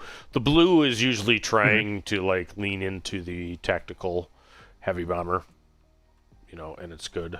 Gotcha. Yeah, that was an interesting one that I was playing with as well. Even with green, I would just put Chewie on it and then swing in and double. All right. Well, before we're at it, we're gonna go. This is actually just yesterday, but I think this was the sweatiest PQ of the weekend, the Polish one. Polish don't go around. There are a lot of good players in Poland for sure. Yeah, it's not just Sip and Benton, but shout out to Queen Day on the Yularen. This is an interesting 30 hit point list because he's trying to actually play Dengar to get credits, and then new Dengar, the credit one. Yep, yeah, the credit Dengar, and he's trying to get into the L3s and Devastators on a 30 hit point base. So that's a little bit different take. It's interesting to me to see a red list that doesn't have sudden ferocity, because I feel like that's the way most of these decks are racing the boba. It's I flip my leader and there's 6 more power that you're planning on. I don't. But yeah, that's a really cool plan with the Dengar. I don't think that's correct, but I mean, I do think that the Dengar may be something to interest in. This is Sobek's list, which is a Leia, and I've played a lot of Leia Data Vault, but I think that that's the natural successor to Rey. I mean, that she actually does that game plan better because she's not limited to one experience on her units, the way Rey is. But yeah, Sobek. It's really interesting with Leia. You've got a little bit of the problem of the flip Chancellor Palpatine leader, where you want to spread your deck with half hero, half villain, or have these ratios. You need the same ratios here. So you say, I want to play this Han unit on turn 1. Well, the only way I can give him an experience is with a plain hero unit. So you see things like 3 Sabine's Masterpiece, 3 Gungan Warrior, R2D2, 3 Moral Authority. The first versions of these lists I saw, I said, okay, they're playing 3 hero cards, which gives them, assuming they draw Han, something like a 27% chance to actually be able to buff him on turn 1. Right. So I think this list, I really like this list a lot, and its diversity of the aspects. You see multiple green neutral cards, blue neutral cards, only hero cards, so they're a lot better at being able to actually buff the units that they want to buff. All right, and we got players sitting down at the table, so let's get back to business in Beaverton, Oregon at Gongai Games. This is the last round of Swiss. I believe this should be winning in. I'm going to populate the overlay. If you want to tell us what you think about Django versus... I can't. Is that a Yularen? I can't tell what that is. It's hard for me to try to go back in my memory with all the believe that's Piet. Old showcases that have already forgotten. That is Piet showcase is what that is. So we have Piet Red Splash is what this is. Piet Red Splash. I think a lot of this might come down to what they splash for. There are a lot of good blue Sentinels. Like Piet Blue was good into Django when Django was around. It just had a very linear game plan that wasn't the best into a lot of other things and was kind of easy to disrupt if you weren't on the space plan. So I'm really curious what the blue splashes are for. There were things like Fleet Interdictor with a big space sentinel, a lot of ways to potentially stop the TDR Devastator lines. But yeah, I would imagine you don't play... I would imagine you don't play any deck in Eternal without a Django plan, which is why we've been seeing it lose on stream a lot. And I'm really curious to see what this Piet's plan is, because the plan of play a single big ship, Django can be okay with that, as long as Django's not at this big damage deficit, which Piet's not great at doing. Well, so I would expect the splash cards to have a big impact. I'll bet you're a nickel that there's an invisible hand in that deck. Because that does actually kind of play a big thing, but then also bring out things. And then, the thing about Invisible Hand, and that is something that's played in that Yularen deck we were just looking at, is it ignores the aspect penalty on the droids you play for free. So you can play... the interrogation droid and the good ones. So that very well may be. Tapping down Django has some poetic justice to it. True. So this is Stephen Guide we actually saw before playing the Django and the Admiral Piet. Let's see. That looks like the Stygian base. Stygian Spire is a 27 health aggression base. Django is on Tarkentown. Yeah, and the other thing, you also get to splash things like TDR for your own Devastators as Piet. Right. So there's a lot of cool things you can splash. You can also, a lot of your droids that are out of aspect, you can just use the splash base if you need to. You don't want to do that, but it's an option. So I do like the splash base with Piet and the options that it has. Yeah, I believe this is the win and in match. And that there'll be another one on table 5. So Batman the Bracco is the Piet player, melee loser name. So that's what we got today. I mean, if you can be Batman, be Batman. Exactly. So Django starting with an Aura Sing here, going to the ground and just trying to get in that early damage. I think it's important for Django to try to get in some of that damage because they need to be in the spot where you're dead to the TDR Devastator and you can't afford to take any liberties. Like, you have to have an answer for it at all times. Right, and we got Django going with the ground strategy. Django has led with Shin Hati and Aura Sing, so just representing a lot of damage in the ground arena. Whereas Piet has played a Gonk, which does rampy things and scores damage. Yeah. If Piet has an invisible hand, they can play it this turn. Yep. Right now, so they can invisible hand, try to get the droid, tap Shin Hati. They don't do it right away though, so maybe that means they don't have the invisible hand, or they just want to see what Django does first. Surprise strike into base for 7 more. Ouch. So 13 damage already on Piet's base. Halfway there. Yeah, we do see the invisible hand. Interesting that they didn't do it first before the Shin Hati attacked. Especially if he's on interrogation droid, because you would have loved to tap down Shin. Yeah. Exactly. We got a Dork is going to get the shield from Shin Hati. Apologize to DRK Droid Manufacturing for how they named their They droid. had to know what they named it. Right. It's their fault. So Django just claims there, so doesn't spend the last 2 resources, but it does mean they get to attack with the Shin Hati at least before the Dork just trades with it. You got to watch out for those trading Dorks. Yeah. All right, so this is the flip turn for both leaders. I'd be surprised if Piet doesn't have a plan for Django. I mean, a Craving Plower kills Grain Django, right? But first, he's going to take some damage. Yeah, that's the problem, is how much damage they're taking. So it's up to 17. They don't have a way on board to stop this next 3 up to 20. And then even if you kill Django, you're dead to Surprise Strike Shin Hati. So you trade your Dork into that. You got a lot of coming back to do, and you're going to be in the spot where Django ever starts finding a Ruthless Raider or TDRs into anything, you're just going to be dead. Might have been too much early power. He needed an interrogation droid. He didn't get that. He got HK-47. Yeah. He might not have the interrogation droids in main. Yeah, they could be in the sideboard. That you don't want to use your splash base on them, but I feel like they're pretty much most often what you want to find off Invisible Hand. Oh, so I'm curious. Having Pidular, they're not in main deck. Absolutely. So yeah, Piet's got problems here. Has taken 20 damage on base. Only has 7 left. Django is 3. Django plus Hotshot from hand. Fat plus Surprise Strike is lethal. Yeah, and Gonk has not attacked yet, so you can play an 8-drop, not a 9-drop. The base should have been used on that invisible hand. I don't see a marker on it, but the out of aspect base should be down. No, invisible hand. Oh no, is, sorry. Your invisible hand is in. green. I'm sorry. What am I saying? Yeah, so they still have the base used. He does. I imagine the splash card is triple dark Usable. red. Mm-hmm. All right, so Piet deciding what to do. Has to save his health. You know, he's got to play control here. Instead, hits for 2. But Django can't pump. Just does 3 damage to base.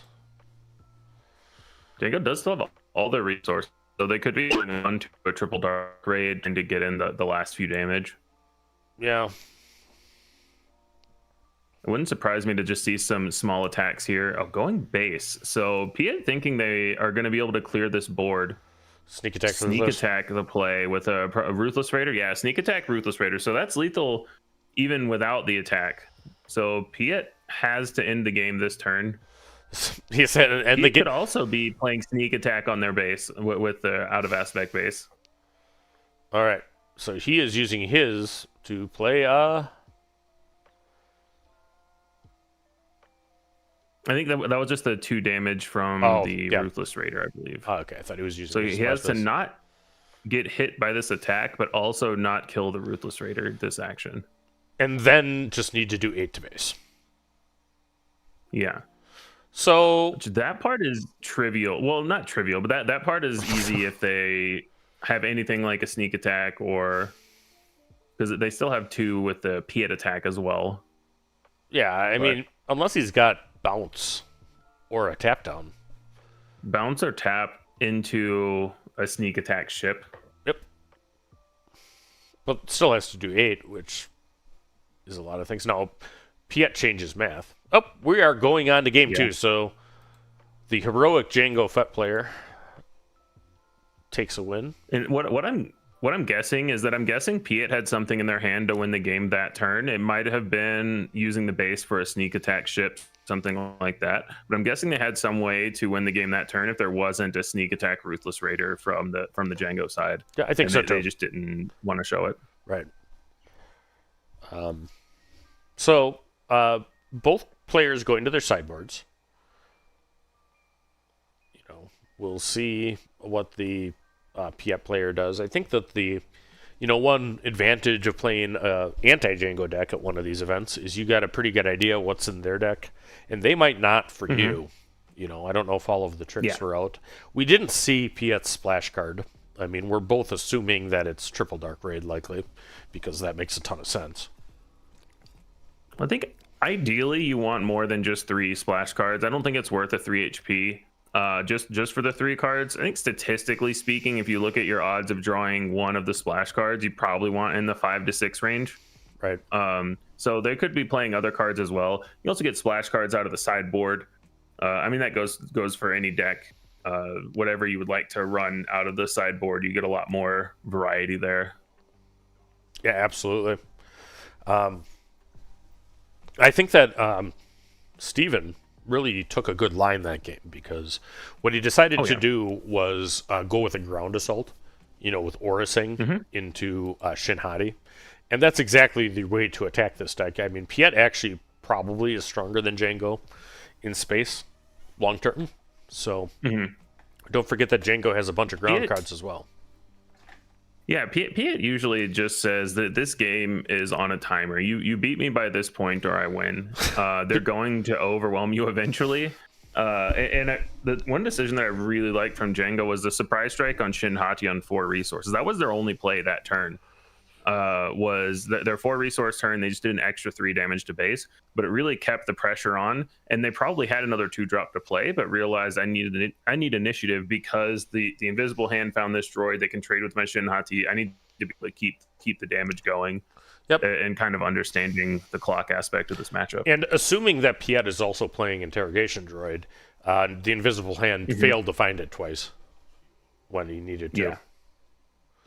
Which is well, once it was after an attack. Once it wouldn't have helped anyway because of the order of actions, which was kind of interesting. That I believe they attacked with like a 2-power space unit instead of playing the invisible hand first. But that might have just signified they're not playing the interrogation droid. Yeah, and I think I saw a Shadow of Stygian Prime resourced, so that very well may be a sideboard card that came in for Django. Yeah. All right. So we get that hyena bomber. in the space arena. I think that's what they call it, Garindin. For Django. Yeah.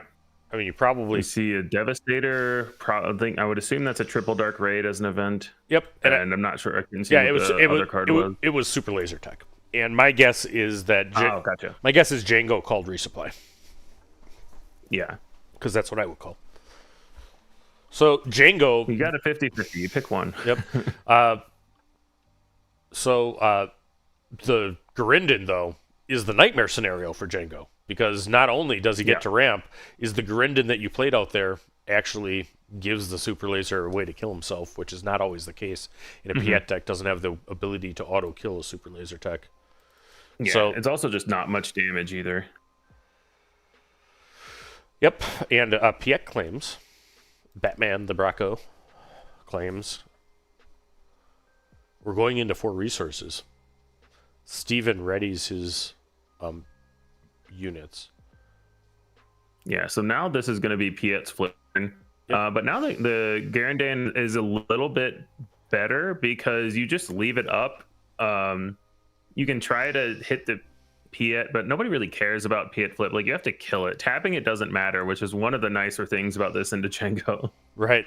Yeah, no. Right. The Piet's out there for his ability to discount capital ships by 2. All right, Triple Dark Raid is going to be a big boy here. So Piet gets 5 resources from the Triple Dark Raids 2. So he can play anything short of a Green Devastator right now. Yes. Fulminatrix. Fulminatrix is there. That kills Shinhati by a little. Yes, and the reason for the Garandin tap there was because Steven was trying to keep his Shinhati alive. He didn't want Piet to just be able to kill it, and then it dies anyway to the Fulminatrix. The Shadow of Stygian Prime. He did have that added to his deck. Mm-hmm. Maybe he's played it main, I don't know. So Fulminatrix is actually particularly good right now because it does 9 to Django, which is a lot. And then also kills the Garindin. And kills the Garandin. Mm-hmm. Yeah, and now he can just play it again if he wants. So that was a pretty okay turn for Piet. Not too shabby. Yeah, the space unit will not ready, assuming that is a Shadow of Stygian Prime. I don't think that he actually attacked with it, so it's still... He did attack with it. Oh, he did attack. Okay, so that's there. And there's 11 damage then on Django's base. Yes. All right, Steven... 11 to 7, I believe. Deploys Django. What will befall him? Well, he knows the Fulminatrix and Devastator can't kill the Django in one shot. And this deploying Django first, I think it just gives you some time to so you don't have to show your hand, because maybe there's the base has already been used, but you're worried about anything that maybe could come in need that you have to tap. Right. And you just want to run them out of actions before maybe you do your own Triple Dark Raid. Yep, and unlike the Django deck, I mean, Piet can't use Triple Dark Raid again for 3. Mm-hmm. Yeah. Same thing with a potential sneak attack. So there's fewer things that Django is worried about. Okay, so IG-2000. Oh, IG-2000. So that leaves Batman wide open here. If he can get a ready unit in, he's just going to play a Devastator and do 4 to base. So that should take Django to 15. 17. So now the Devastator is lethal now in one attack. So that's why the IG-2000 was played. So that, because if you attack with Django there, then you don't have a space unit to tap the Devastator. So just being able to develop the board a little bit at least before you have to do something to the Devastator. Yep, Django has to claim. So we know that he can Triple Dark Raid. Okay, so you need to find a tapper. If you don't find the tapper, the game is over in the next action. There's many of them. Yeah, I don't mind this. Because you're so far behind. If you don't find the tapper, you weren't winning this game anyway. So you're hoping, I believe I see his own Devastator in there. So he's going to pretend to think for a little while before playing the Devastator. A lot of these triangles look the same. It could be a different one, but I think it's a Devastator. It's a Devastator. Hey, it's a Devastator.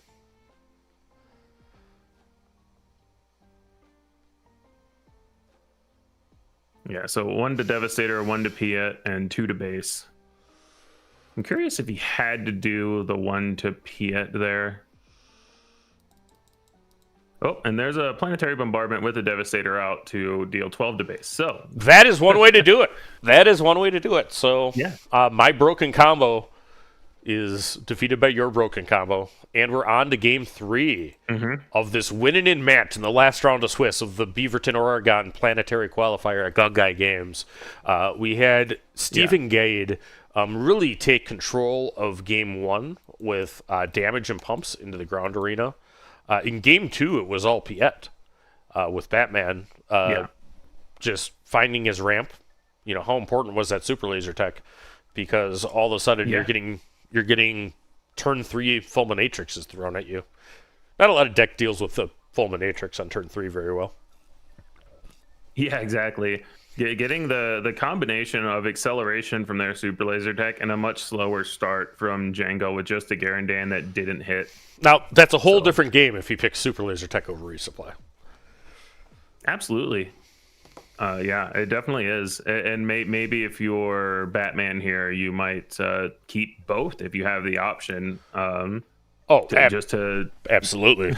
If you're playing against villain yellow and you're not keeping both of your ramp cards, I don't know what you're doing with your life. Yeah. All right, we have 1 attack units played by both players into the ground area, Aura Singh and the Gong Tride. One of those is not very matched well into the other.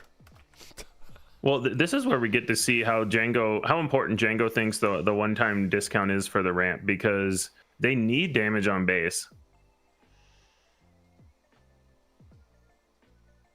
Yeah, well, electromagnetic pulse. I believe that's an EMP. Yep. So he's saying tap a droid as well. Yeah, he's saying that EMP, Django can't exhaust that, but EMP does it by himself. But the important thing is that he resupplied.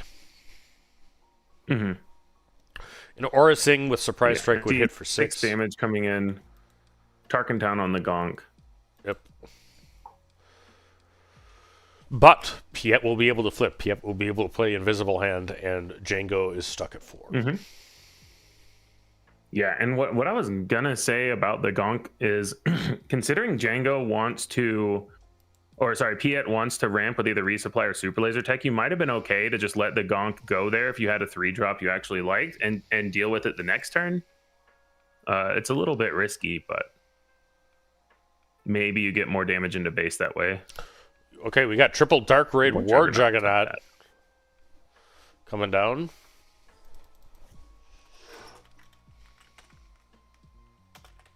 But I still feel like Piet is very comfortable with this position. They got their ramp out.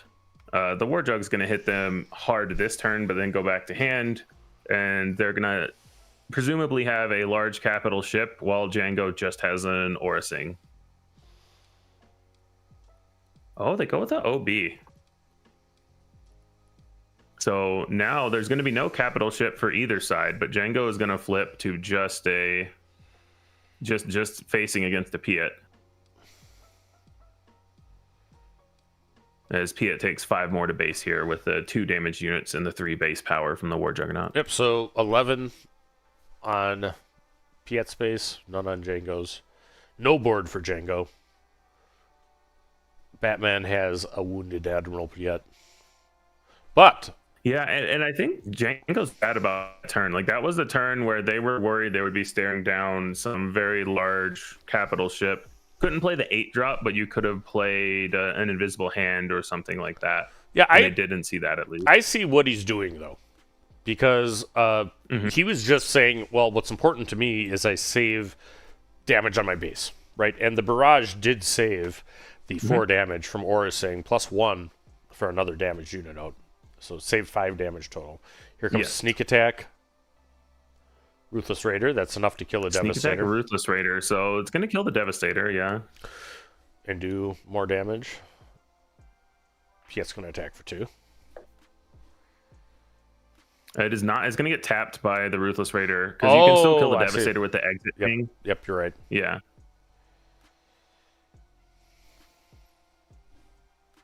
So now we're up to 14 damage on Django's base, and going to be 16 after this Ruthless Raider death trigger.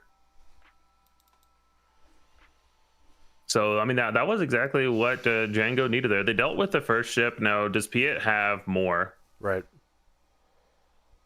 It's one of the reasons that an invisible hand would have been nice last turn, because it's just Django, especially with these sneaks and TDOs, they can usually deal with the first one, but can they deal with the second one? And does Piet have a third one? Right. And are they dead by then? So Batman plays Fulminatrix a Fulminatrix, which is a great capital chip, I believe, from set 6. Yeah, secrets. Yeah, it's... Yeah, I like the Fulminatrix a lot. It really made Piet Red more consistent, where you weren't just looking for Devastator. You had multiple options. This one also has 7 health, so if you want to do the Sneak Ruthless Raider trick again, you've got to put both of the triggers on the Fulminatrix. The 7 health really changes a shocking number of breakpoints.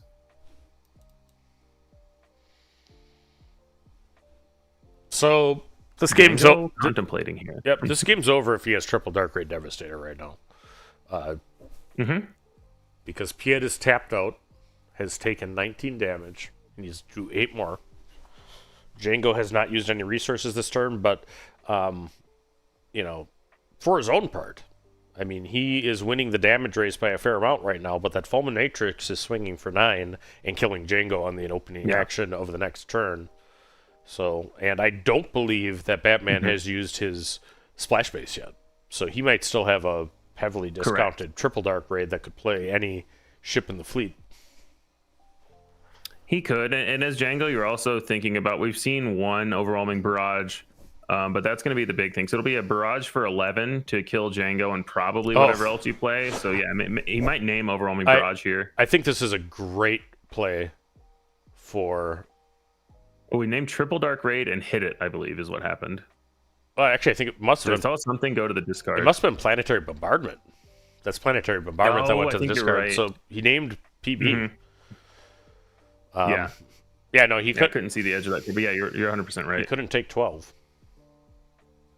All right, so this is a much closer match than the board state at first glance appears. Batman, playing the Piet Red deck, has 19 damage on his 27 health base. Django needs to do 8 more.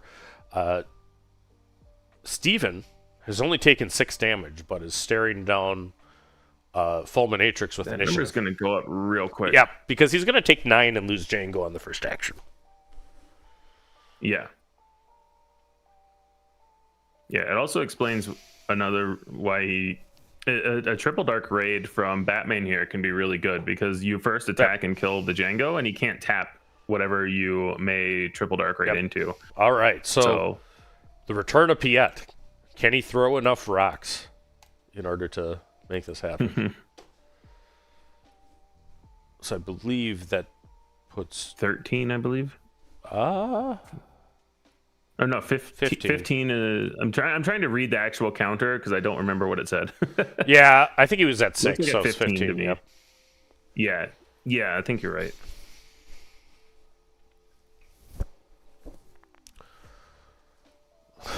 Yeah, we've actually put some highly visible jumbo D6 craps dice, which are waiting on the side of the stream. If you're ever playing on stream, folks, use the stuff. We know you have cool stuff of your own, but use the stuff that is by the stream table. There's a reason for it. All right. Piet comes in for 2 more to 17. Can he find the last 8 damage? Stygian Prime. Ooh, I don't like that play, though. Not from that Fulminatrix. Well, right. I mean, he can't... So anything I don't mind it. Piet to do... Oh, it's 3. It's Triple Dark Raid. Or it's not... No, it's Super Laser Tech. That is nowhere near as good. So the problem is, if you save the Stygian Prime for after Django does a Triple Dark Raid, then you just die to the Fulminatrix. So I think have to play that there and say you need another card. It's like, okay, you need the third one. We've gotten through 2. Do you have the third one? And right now the answer is no. Piet does not have the third one. Right. And I believe... What's the other unit that Piet played? That's an HK Galactics promo. HK 47. Yes, so Super Laser Tech and HK. Yeah, that's not at all what he needed. He needed anything. Like, if Piet had anything to bring in a capital ship ready, that was the end of the game. All right. Yeah, I mean, that's Piet in a nutshell, right? Sometimes they just don't have it, or they have one, they don't have two. Here's a planetary, so there's 12 damage. Yeah, Django. You can only put, and that's the game, because they can only put 3 onto units. All right. So Piet finishes off Django. We have the Grand Admiral, or Unadmiral of the Empire, using capital ships and a splash base with some TDR spice to finish off Django. What do you think of that match overall, Jeff? I liked it. I think it showed why people are playing Piet. Piet's always been if I have the thing, it usually goes pretty well kind of deck. And when you get to add in TDR, you get to add in the fact that you've got extras of these capital ships. Your reach gets a lot better. So yeah, I think it showed why this deck is hanging around, and it can kind of be tough for Django to keep up if they don't get a really good start like we saw in game 1. Yeah, absolutely. And I think in the game 1, it was all Django, and particularly it was the ground assault Django. But games 2 and 3 were both Piet implementing the game plan of play giant unit and then planetary bombardment, which is what that deck does. And it does. It has an extremely high power level. You know, it's not the most interactive deck in the world, but very strong. And that puts Batman into the top 8. It should. Nice, yeah. All right, so... Yeah, everyone that's 5-1 will be in the top 8 for sure. Yep. So that is our last round of Swiss. We're going to reset up. It's going to be Tower number 9 and Jeff Creasy in the top 8 match. And as we get closer to that, we'll give you a countdown and look forward to seeing you guys back for the top cut. We're going to hit a break scene, and we'll be back with the top 8 after this.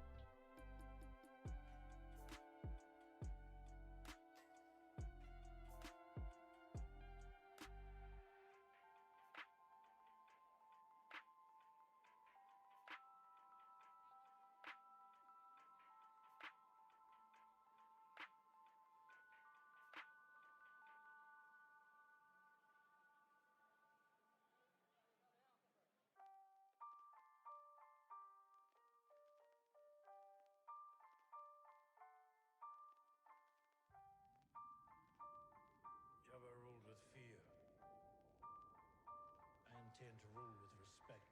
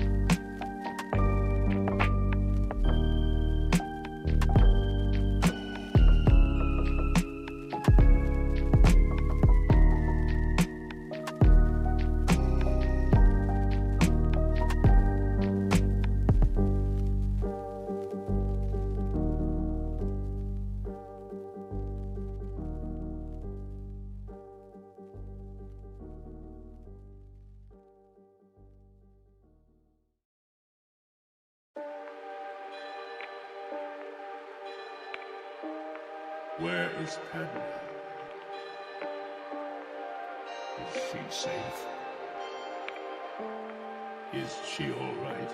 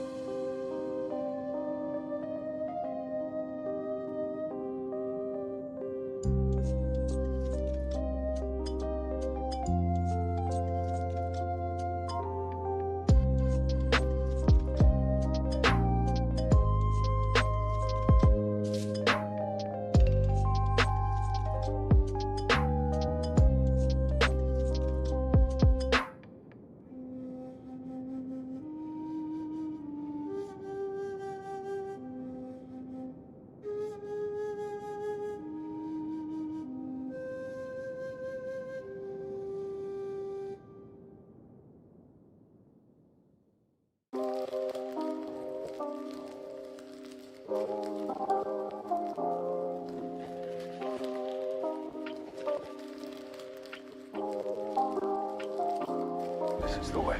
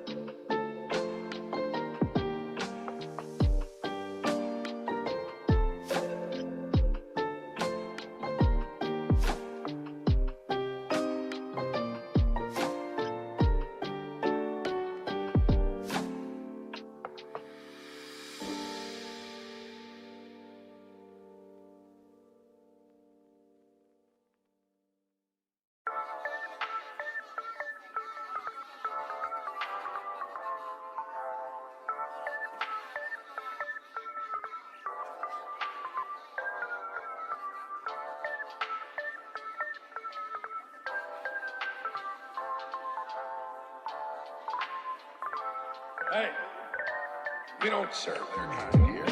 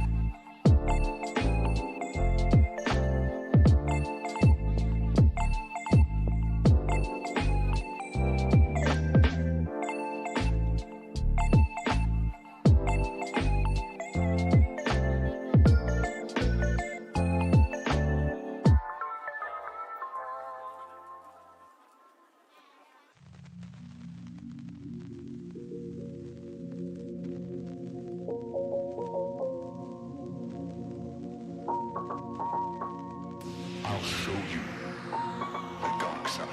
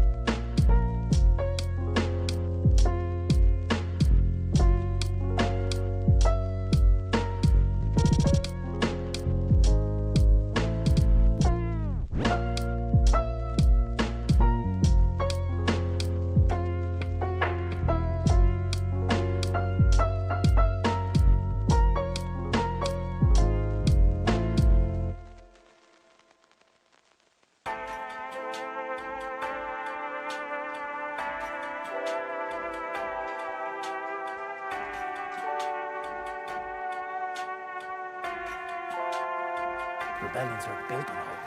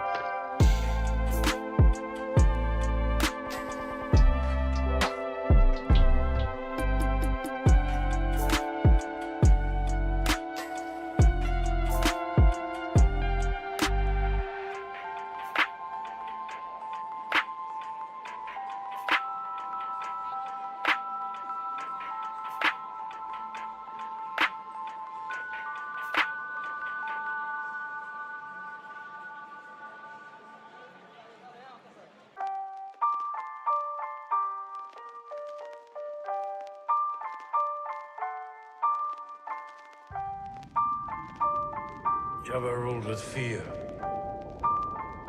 I intend to rule with respect.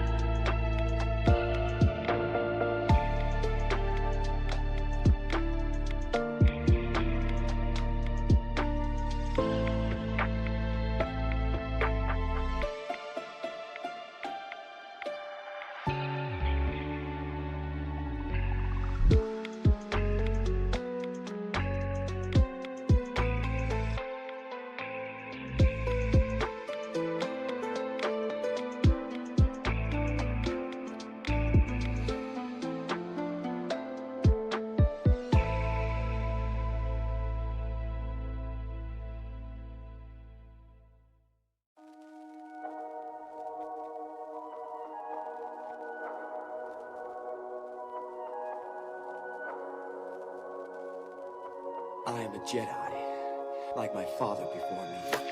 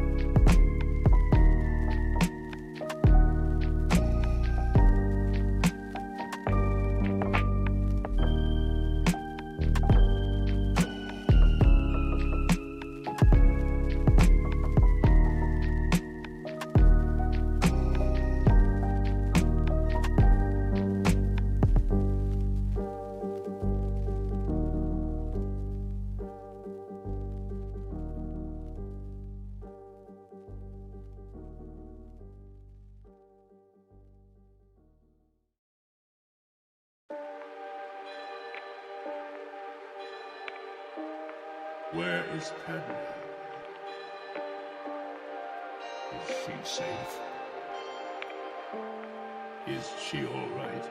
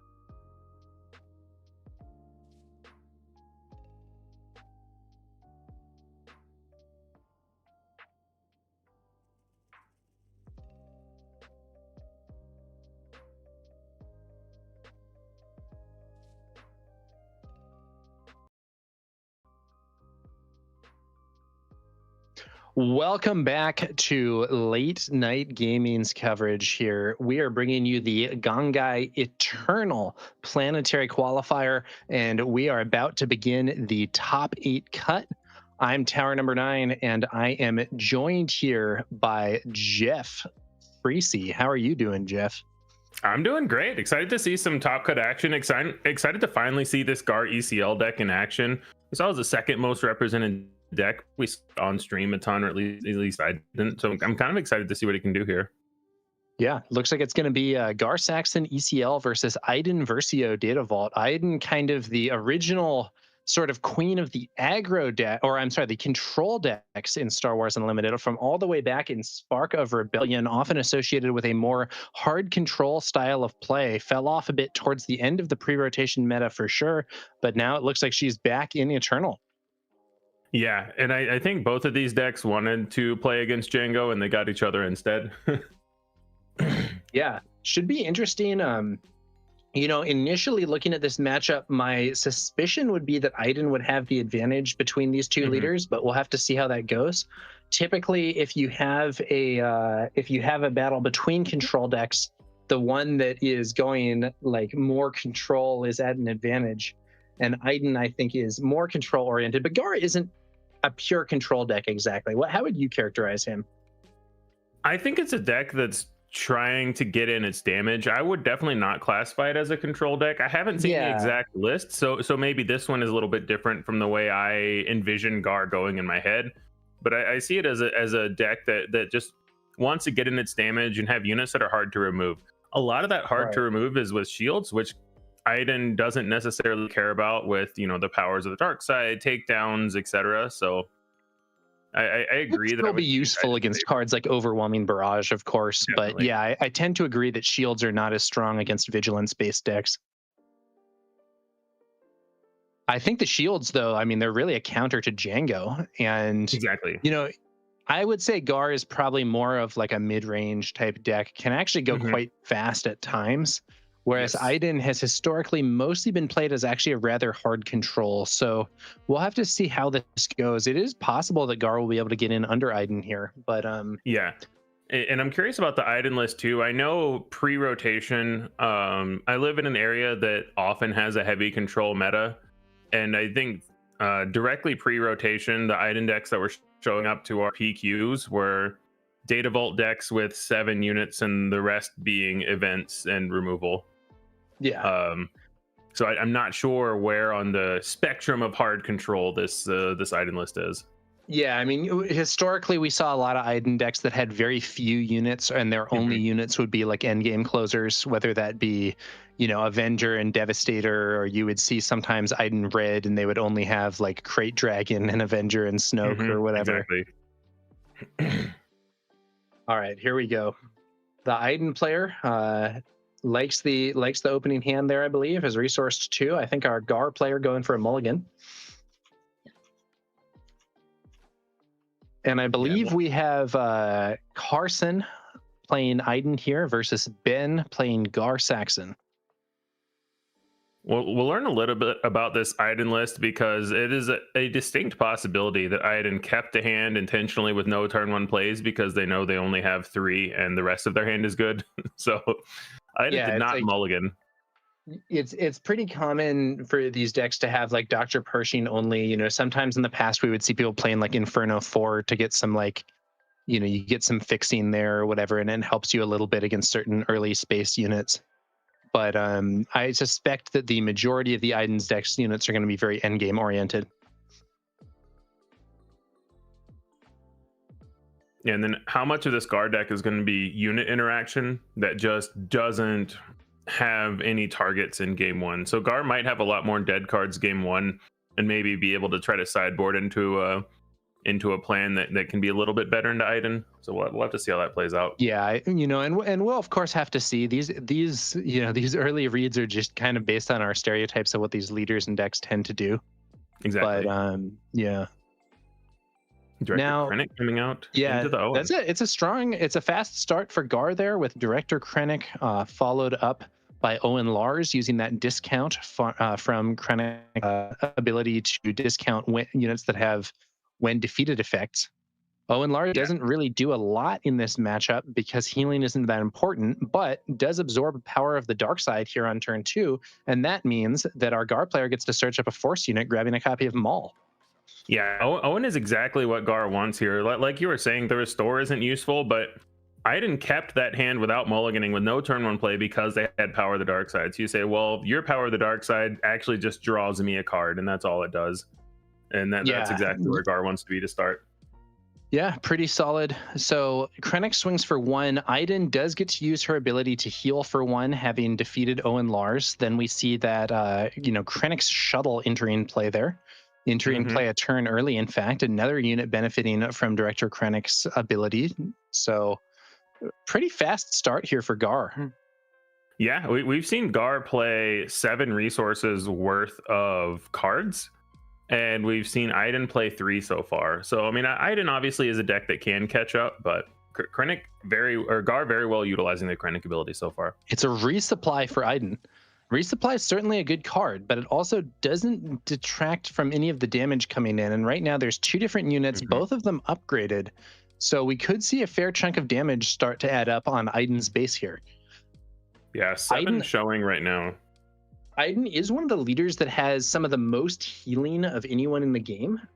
But the problem is that you have to be defeating enemy units to get that healing going. And at least from that turn, it was not the case. And I believe, I'm not 100%, but I believe that was Darth Scion entering the field. Yes, it was. So the important part here is if Gar can get upgrades on Darth Scion, you just need 1. So if he can shield it or give it an experience, then it will have 7 power, which means when defeated, it will return to hand.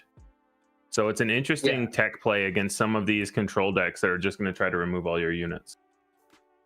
Versio is going to deploy, so a 4/4 shielded.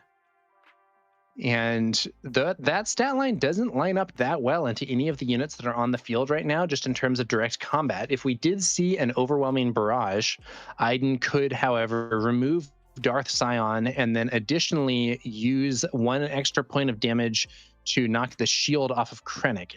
I believe that's a copy of Vigilance. So we said Vigilance instead, yeah.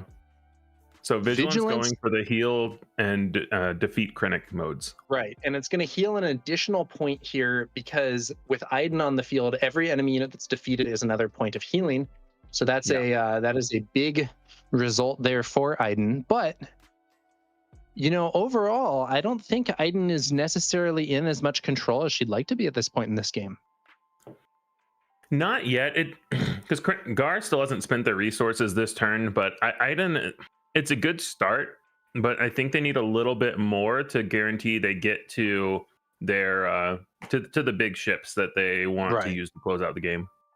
It is worth noting, though, that because our Iden player was able to ramp earlier with that copy of Resupply, Iden was able to deploy before Gar. Normally, both those resource leaders deploy on 6 resources, but this turn, Iden has 6 resources while Gar has only 5. So that is a bit of tempo that Gar won't be able to use to his advantage here. Yeah, Gar had really good resource efficiency in the first couple of turns, but Iden with the resupply really closing the gap a bit. One thing that could be awkward here for Gar is that if he were relying on the ability there from Director Krennic, like let's say he has a 6-cost unit with a when defeated, he might actually find himself stuck here. Looks like it's a resupply of his own, though. That means Gar Saxon will be taking the field.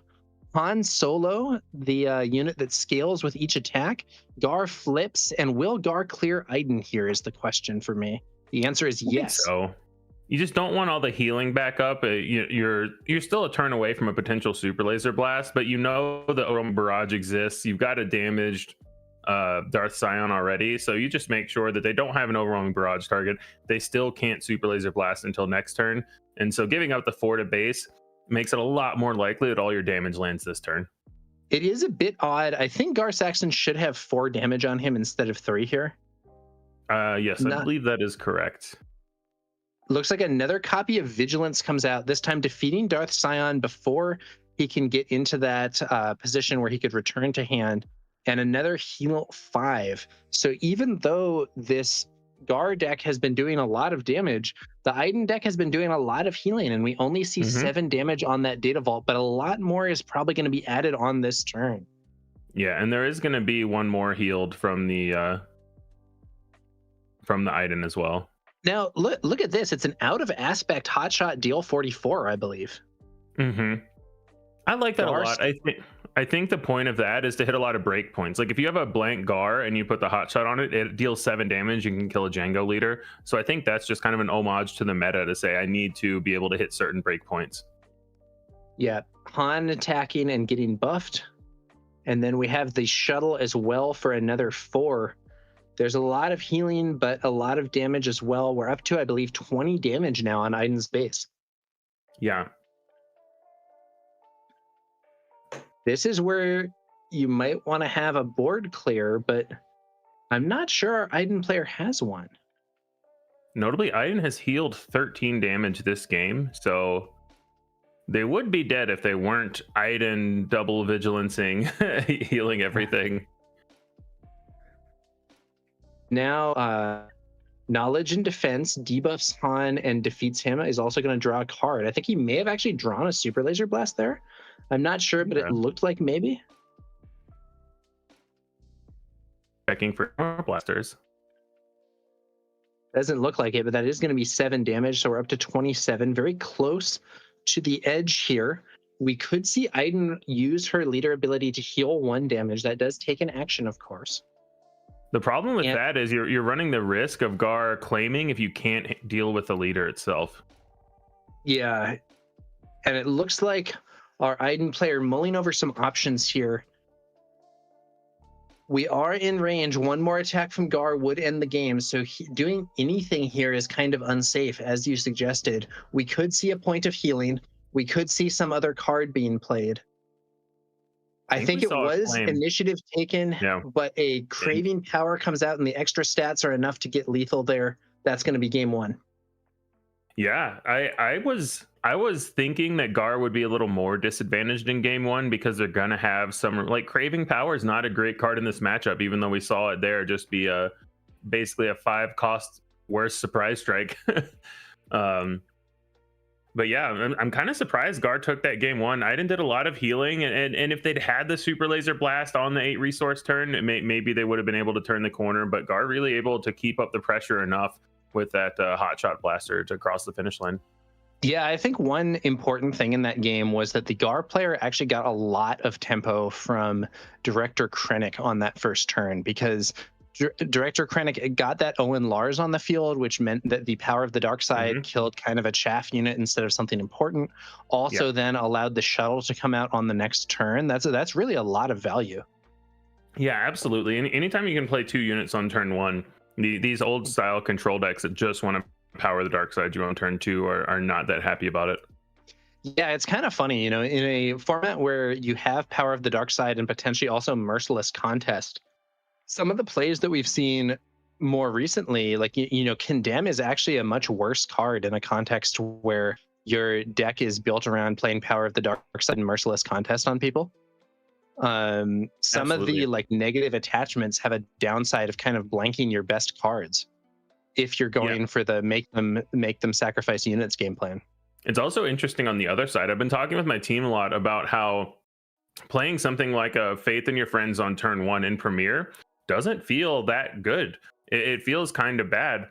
And we think the reason is there's no power of the dark side, and there's no capture shuttle where you need coordinate. So like all of the benefits for playing 2 units on turn 1 aren't here in Premiere, but they're still here in Eternal. Yeah, if you're playing that Faith in Your Friends on turn 1 against Iden, you're probably feeling pretty good. But if you play it in Premiere, it's like you said, sometimes you play that in Premiere and it's just like, well, the opponent's whatever 2/4 unit with some ability can kill both of these spies. So like, I guess it didn't cost me a card to do that, so it's kind of okay, but it's not exactly a power play.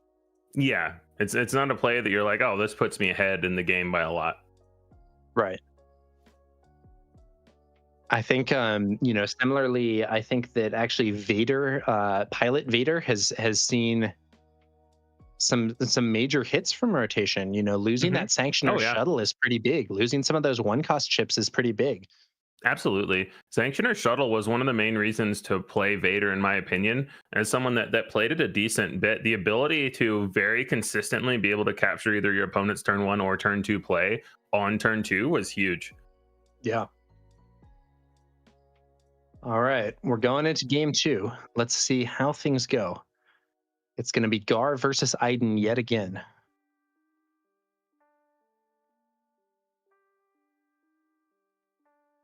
And I wonder if Aiden is going to go and try to lean on the power of the dark side still, because the Krennic Owen opener isn't a very high percentage to happen. Yeah.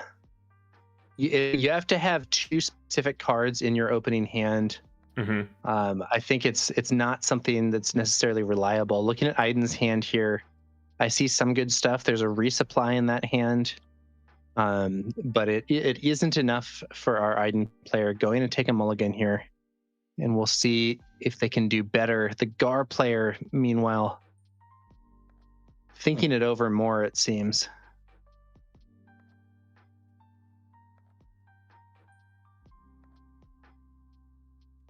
Yeah, so Gar is going to keep here. Yeah, 2 resources on the field here for Gar. Aiden shuffling on up. Aiden does also have a larger deck thanks to Data Vault. Well, presumably, I guess our Gar player could be playing well above minimum, but yeah. This is an American tournament. We don't do that here. Well, you know. All right. 6 cards in the opening hand. 2 of them are going to be resources here. I think that's a perilous position that I see.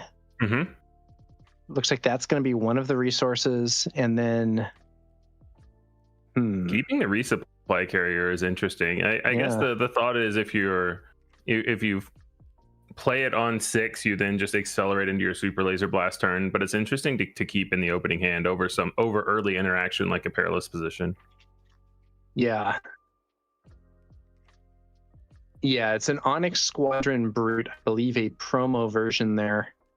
So not a unit with an upgrade. When defeated, does some healing. Really a significantly weaker opener for Gar compared to what he's able to put together in the previous game. Yeah. Let's see what Aiden does here with those 3 resources. Might have been another pass. I think Aiden gave initiative away and has not been claiming, has been passing to keep Gar on initiative. Wow, the Aiden player missed turn 2 as well. That's not what you want to see. Gar developed the Client, which again is not an optimal unit for this matchup. But Gar Saxon's ability to buff friendly upgraded units makes the Client a little more versatile.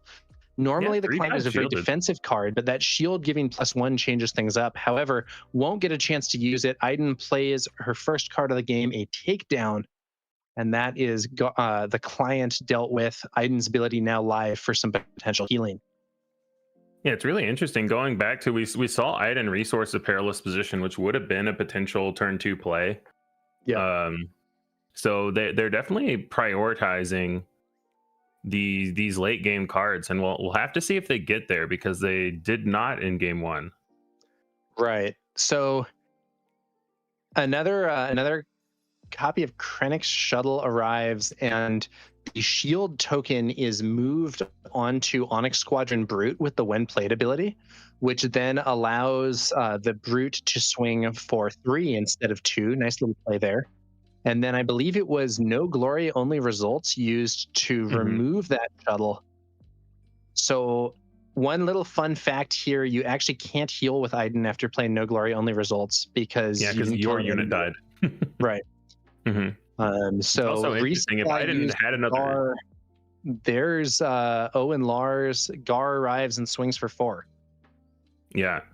And another interesting thing there, if Aiden had a unit out, they could have taken the shield with a win defeated from the Krennic shuttle. Right. But since they didn't have anywhere else to move it. A really funny interaction is no glory only results is terrible against stolen AT hauler, because it lets the opponent replay it. Yeah. It's one of the reasons it took people a long time to realize how good that card is against control. because there's just not that many things that kill it. And control decks love their No Glory, which you just can't play against the Hauler. Like that card was one of the best cards to play against Control in the before times when Control existed in what is now Premier. Yeah, I think, Lando is a form of control, but certainly very different from what control decks were before rotation. Oh, yeah, definitely. Here we do see a resupply from Iden going up to 7 resources. Yeah, so they're trying to accelerate Super Laser towards Blast. something big. We're going to hit that 8 resource breakpoint. That could be a Super Laser Blast next turn. The question is, does Iden want to flip to get all of the healing, or do they want to just claim, take their damage this turn and play the Super Laser Blast and flip after? Yeah, Iden could flip, kill Owen Lars for free. Gives the opponent a card draw, but it gives you a heal. You keep your shield. Yeah, I don't know. Another interesting option. It kind of depends also on what Gar plays out this turn, I think. Right now, the only thing Iden can actually defeat would be Owen Lars. And Owen is a non-priority because the restore does nothing, and the when defeated effect is actually positive for the opponent. So I don't think our Iden player is exactly racing to take out Owen Lars here. Well, the only reason to flip here is so that you can first action Super Laser Blast next turn and get the healing off and heal from each unit. Right. Would you rather get the 3 to 4 healing, or would you rather have your leader after you Super Laser Blast? Is kind of I think the decision that Iden is making. Yeah, and it is also worth noting that you would get 1 point of that healing from using the leader text anyway. So I don't know. I personally think you might just want to claim here. Yeah, I think especially now that they're probably not playing another unit on the Gar side now that they spent 5 for the blaster. Like, they know also the reason to try to get to 8 resources quickly, and it's specifically for the Super Laser Blast. Yeah, I mean, another out of aspect hotshot deal 44 blaster from the row. Really inefficient resource wise, but like makes more sense in the context of Gar, where having upgrades has that additional buff, and he'll get it back to hand when Gar is defeated.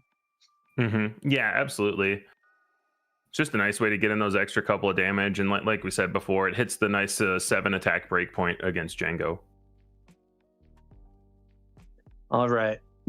Does our Iden player have a Super Laser Blast? If not, there's a lot of cards in hand because I haven't been playing many of them. Yeah, that's true. All right, we're up to those that crucial 8 resource turn. There's the Super Laser Blast, wipes the board completely.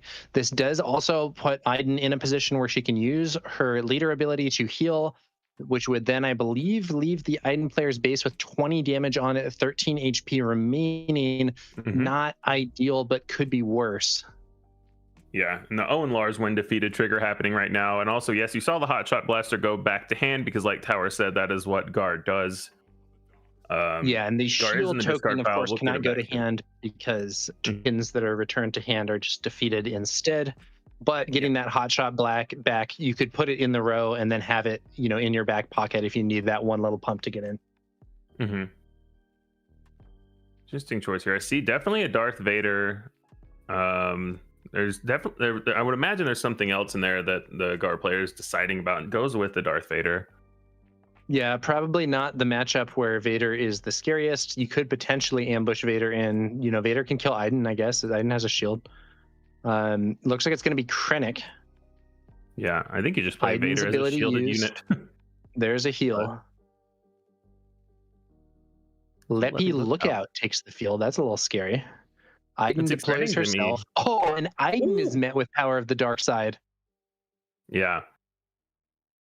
It's exciting to me to see the new cards in Eternal, because we all remember playing against Iden Data Vault a couple of sets ago, but seeing how these new cards like the new Han unit and the Loopee Lookout change this Gar ECL deck from what it was 3 sets ago when it was kind of a fringe player, that to me is like the really interesting part of Eternal. Yeah, those are like very solid cards for it as well. Like, not only are they shielded units for the Gar Saxon synergy and protection against Django, but they're also able to take a much more aggressive stance. Just in terms of that Loopee Lookout, that's a turn 1 unit that has a shield and is swinging for 4 on the next turn. With that's Overwhelm. Crazy. Yeah. All right. Well, Iden on 9 resources now. It's going to be knowledge and defense, defeats the Loopee lookout through shield and draws a card. This also sets up Aiden's heal potentially. Mm-hmm. 6 resources still remaining. You could still see something like a vigilance to kill the Krennic as well.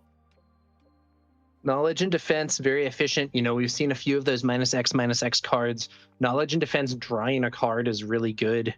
Perilous position, debuffing a unit that you didn't immediately remove for future turns is nice. Few different options in that area. Yeah, debating replaying the blaster onto this Krennic versus something else from hand. That's kind of interesting to me, because I would think you want this Krennic as kind of power the dark side protection, but also it can get vigilanced. Yeah, and again, not a resource efficient play, but may have had. I see a copy of Maul in hand. We saw that copy of VIktor earlier. It's possible that our Gar Saxon player has more like reactive rather than proactive cards, and is going to opt to use that smuggle just to get something that's going to push damage. Oh, but it is going to be vigilance.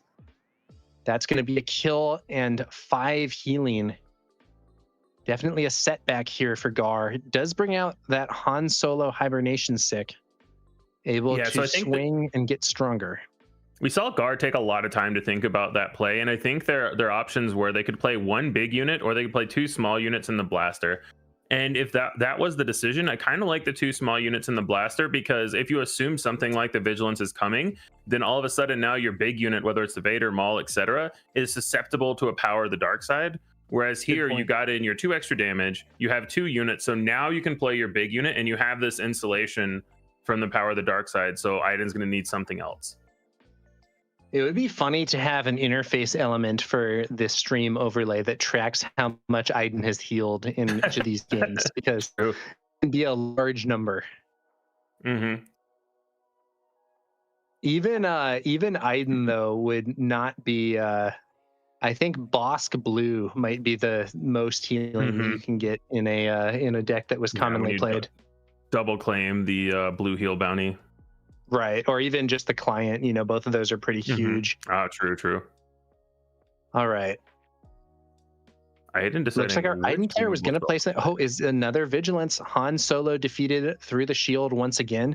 And this kind of goes back to what we were discussing earlier with respect to shields are just not that good against vigilance decks. But Gar Saxon gets some extra value out of those shields, because in Gar's deck, the shields are also essentially +1 power counters.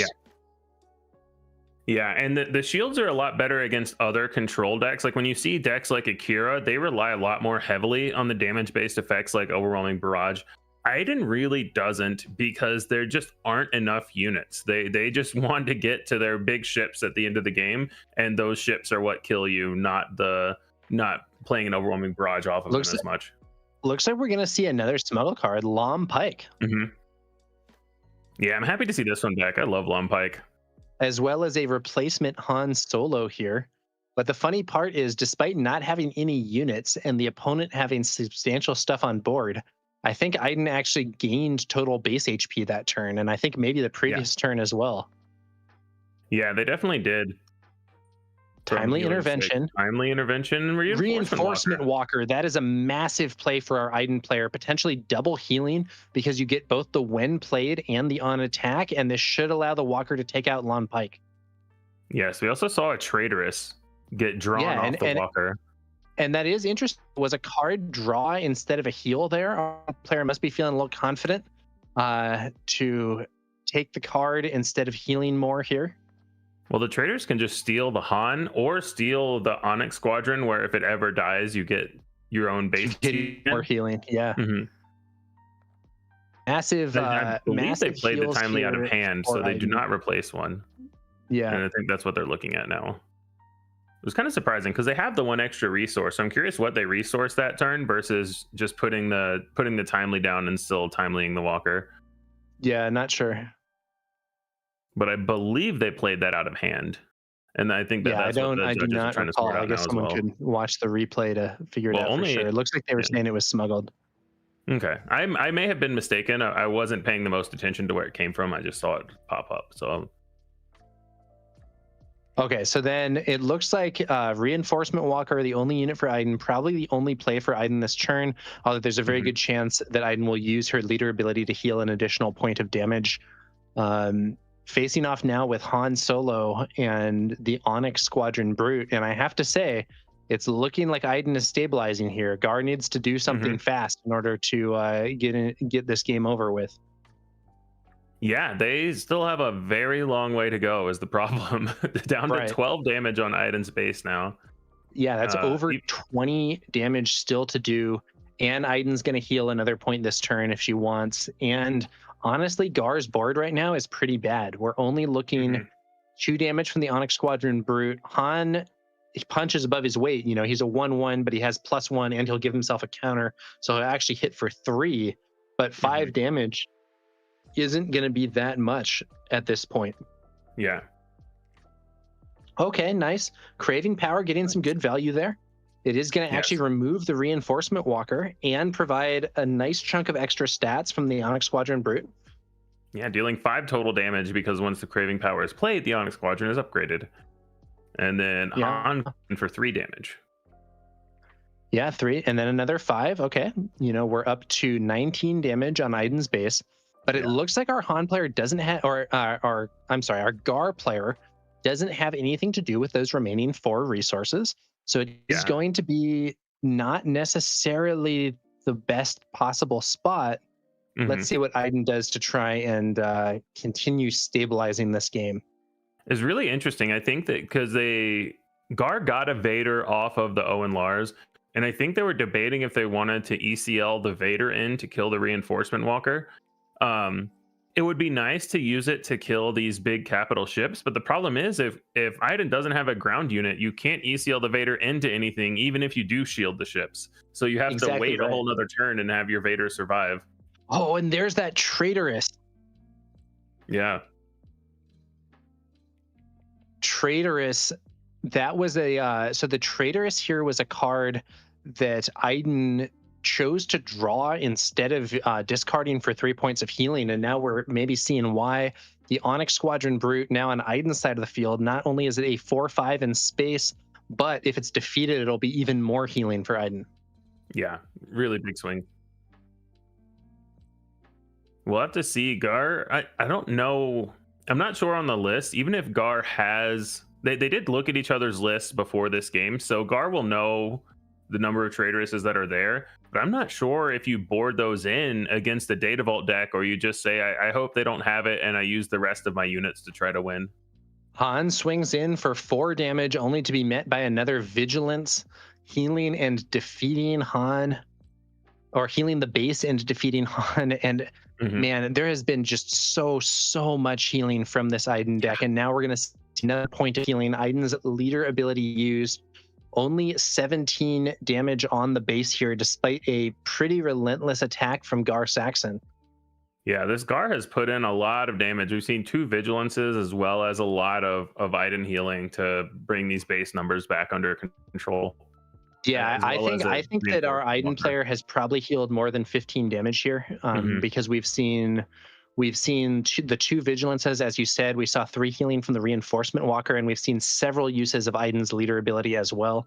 Now, Krennic Shuttle enters the board, and our Iden player going to take initiative rather than bothering to attack with the Onyx Squadron Brute. Yeah, Iden doesn't care about the damage on your base. If Iden doesn't die long enough, Iden wins. So getting in for 4 damage doesn't matter versus potentially having the first action here with maybe they end up just passing, but maybe they want to kill some of these units, or they just want the opportunity. Wow. It's actually going to be a single reactor ignition out of aspect. So that's going to cost, I believe, 10. Kills everything on the board, deals 2 damage to Gar's base. And then we also actually see the heal effect go off here from that Onyx Squadron Brute. Yes. And Gar, not what they want to see, which is all of their turn 1 plays. So such is life sometimes. The multiple small units thing can be good, but we see a Power of the Dark Side clearing one of those immediately. Lom Pike did manage to stick, but I'm not sure for how long. Yeah.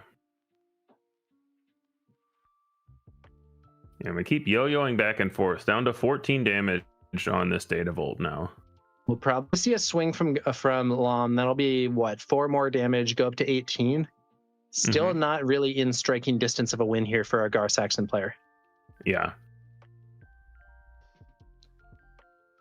Will Iden be able to remove that? Absolutely. Yep. It's time for Avenger. This is traditionally one of the main closer units in this deck. When played and when on attack can defeat an enemy unit. It is met with a Power of the Dark Side from Gar Saxon, but Iden's ability used for a heal, and now we see Darth Scion hit the board. With an experience because a friendly unit was defeated this phase. It's also interesting. So Scion goes back to hand because with the Gar buff, it had 7 power. One thing that's interesting about this... Was that a Power of the Dark Side? What was that? Merciless Contest? Yeah, Power of the Dark Side. Okay. One of the interesting things about this Gar deck is it's not a control deck, but it is still in blue villain. So Iden usually doesn't have to worry as much about these Power of the Dark Side battles in control mirrors. But when you're trying to close out the game against a more aggressive deck and all of your units die to this Power of the Dark Side that's still getting played, it's kind of an interesting advantage for Gar that you don't see out of a lot of more aggressive decks because they're usually not in these colors. Yeah. Blue-green villain does have some nice removal options, even if you're playing a more aggressive or mid-rangey build. Power of the Dark Side, we saw it earlier, removing Iden Leader, and now Avenger as well, falling prey. It looks like Director Krennic takes the field yet again. Yeah, so more Power of the Dark Side protection for this Gar, and hopefully for them they have a follow-up. Traitorous taking control of Krennic here. Okay. Traitorous number 2. I believe that Krennic should be exhausted. Yep, that's right. And I believe Iden should not be exhausted. Correct. 3 resources for Han Solo. I think that's the 3rd copy of Han that we've seen this game. But Command. That is not a card I expected to see here. Huh. So Command played out of Aspect. That's going to be 2 experience tokens given to the stolen Director Krennic, and then Reinforcement Walker returned to hand. Very interesting.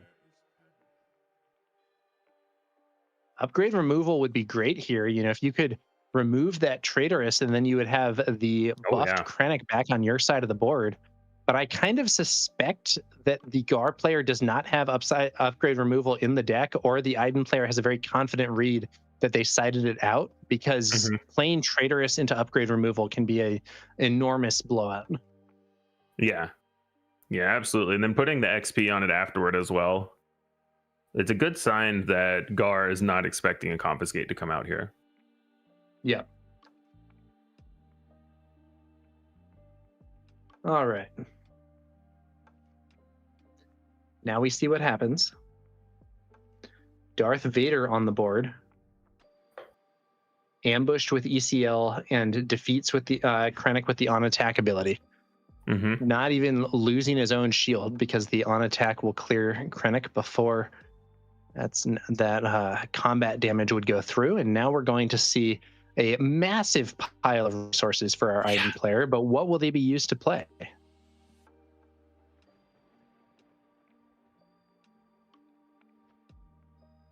They are at 15 resources, if I'm counting correctly. 15 resources. And I believe 17 base HP, despite a ton more damage than that going through. It's going to be Lost and Forgotten, defeats Vader, and heals again. I think that's another 3 points of healing, and it's going to be 4 points of healing once Iden's Leader ability is used. So we're back down to 14 damage on that base. And they still have the resources to play the Reinforcement Walker that we know about. Han swings in. That's going to be 3 damage added back to the base.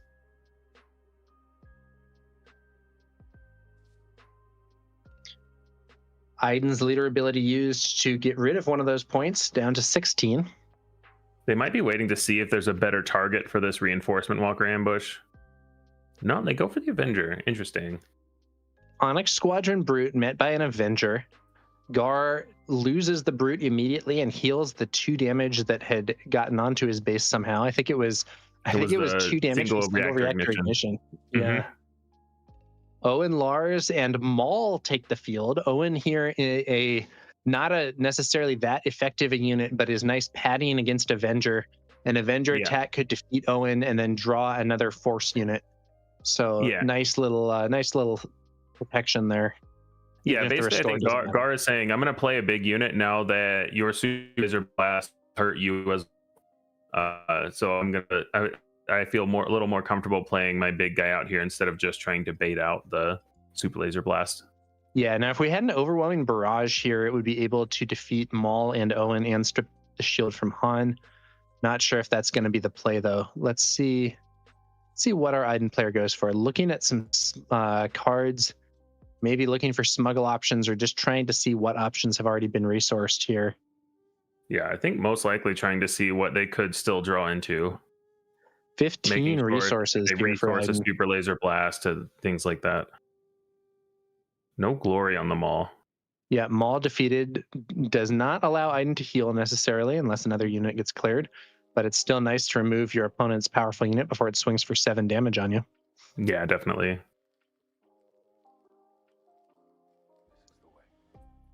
Reinforcement Walker could still hit the field for an additional big healing boost.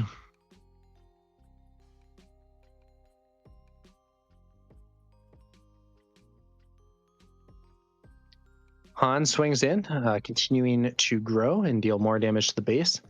Avenger swings in, 8 damage there, and Owen Lars defeated. Now we're going to see that search for a force unit. Another copy of Darth Vader. That's certainly something that might give a Reinforcement Walker pause here. Yeah. Power of the Dark Side clears Avenger. Reinforcement Walker hits the field a lot safer to play. Now that the Avenger removed, you're not necessarily risking a devastating 2-for-1. Mm-hmm. Opts to draw the card again instead of healing. Interesting. Didn't see what it was that time. 7 resources. Yeah, I didn't see the card that was drawn. Darth Scion on the board and gets that experience. So now would come back to the hand if defeated. Yes. Yeah, and that interaction is a really cool one with this Gar deck. I think that's a powerful way to get yourself some more gas versus a control deck that could otherwise remove your later game plays pretty easily. Having one that you can keep replaying is nice. Yeah.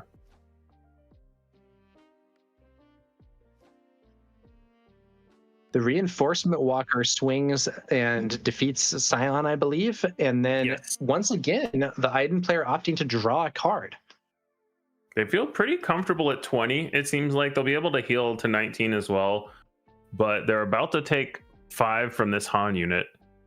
Yep. So at 25 damage on base now, but still feeling like they wanted that card, whatever it was, off the top. Yeah, I wonder if it was just like the dream card or if there's a lot of other healing waiting or what. Fell the Dragon. Han Solo. Not common to see a 1/1 base unit get hit by Fell the Dragon, but there you have it. Yeah. And that is going to put Iden's ability live, so we could see a point of healing there, and still a ton of resources available for Iden Versio this turn as well. Another copy of Owen Lars hits the field. Iden's ability used to heal 1. So the Scion is going to be a lot larger now. Both players have some real options here, I think. Yeah. Let's see what they do with them. A Gar player mulling over a range of cards in hand there. I know Darth Scion could be played. We've seen him here before. Mm-hmm.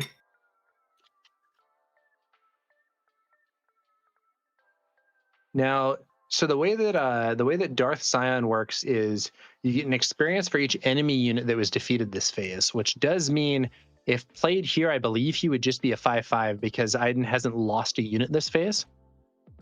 I think that's right. Oh, yes, you're right. For some reason, I thought it was the friendly units, but it is each enemy unit. Yeah. Now, ironically, no glory only results can actually power up Darth Scion also. Another way that card can be double-edged. We see the client hit the field. Not an immensely powerful unit, but actually with a shield here, relatively well positioned against that Reinforcement Walker. Yeah, threatening to take it out and only lose the shield in return. Reinforcement Walker, I believe, has 7 damage on there, so that's not going to be Correct. not going to be one that will necessarily stand up to almost any combat. As 2 AP remaining, so even without Gar Saxon's buff, the client would be able to clear it. Owen Lars creating has power on now. Owen Lars. I think that's the first time I've ever seen that interaction. But it gets the Gar might actually mill out here. Historically, that was the backup win condition for Iden, or sometimes even the primary win condition, depending on what you were doing. Yeah, I think it's the primary win condition here. The way that these Iden hard control decks typically worked. And there's the Merciless Contest clearing out the shuttle. Mm-hmm. But yeah, the way these decks typically worked was that your win condition was either like win the game with Avenger and Crate Dragon and Devastator or whatever your other super heavy ships are, or just mill your opponent. Wow. And then VIktor gets played only to be met by a power of the dark side. Iden keeping the board totally clear this turn, not at all what Gar wants to see. And then there's another heal from Iden's ability. We're at 23 damage on Iden's base, just 10 HP to go. But Gar's is going into this turn with a completely empty board. Yeah, I think at this point, Iden is just saying, I have enough cards in my deck to kill every card in your deck. So you can play whatever you want. I'm going to kill everything, and then you'll run out of cards before I run out of removal. Gar player has given up the ghost for that one. Yeah. But yeah, that was actually a real downside in Shadows of the Galaxy Limited. If you had a lot of Smite cards in your deck, you could actually mill out very easily. Well, that was a long and grinding game, and actually Gar got fairly close. 23, 10 HP remaining. That's not that comfy. But nevertheless, Iden's immense amount of healing meant that was not enough damage to win. And, as we saw towards the end, I think the Iden player was feeling quite comfortable, taking those card draws with Reinforcement Walker rather than additional healing. Yeah, whenever you see a player comfortable with control, like this player very clearly is, it's very telling what they do off Reinforcement Walker. If they just don't even look and flip the card over, they recognize that they're in trouble. We saw a lot of, we look at this card, I'll take it, because I think Iden recognized that, I can deal with all of these units. I'm not in immediate danger, and I have the resources to get myself out of danger if it looks like I'm getting close. Yeah, I think we actually saw 3 or 4 I think we saw 4 Reinforcement Walker triggers, and only one of them was used to actually heal. The other 3 triggers were all used to draw cards. Yeah.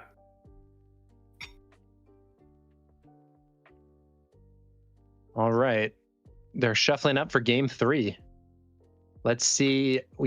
Gar had a relatively quick win in game 1. Game 2 was a much more drawn out affair, but a victory for Versio. And now we're going to be moving on to the 3rd game of the match. Let's see what happens. I'm not sure what time rules are being used for this top cut, if any.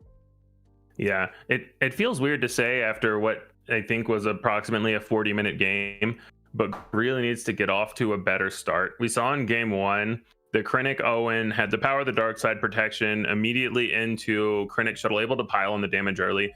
Game 2, just the Onyx Squadron start, and it was a lot slower of a build-up for Krennic, and by the time you get to the later resources, it can be a little bit too late if you don't already have a big enough head start.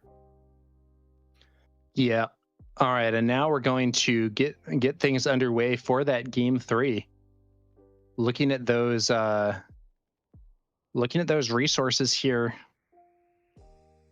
or looking at those cards for potential resources, I see a copy of Traitorous, see an Avenger there in Iden's hand. I think we might have even had an Annihilator there. I don't think I see anything that costs less than 5. But our Iden player looks to be keeping resources and Avenger. Well, maybe not. A single reactor ignition getting resource instead of the Avenger. I think the other card was some other big ship. Yeah, so we have Traitorous, 2 big ships, and something else.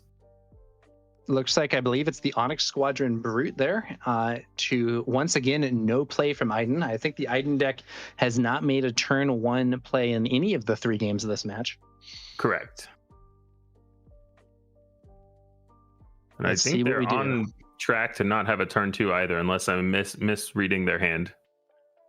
Often, one thing these control decks like doing is take initiative turn 1 and then immediately play Power of the Dark Side or Merciless Contest to kill the opponent's turn 1.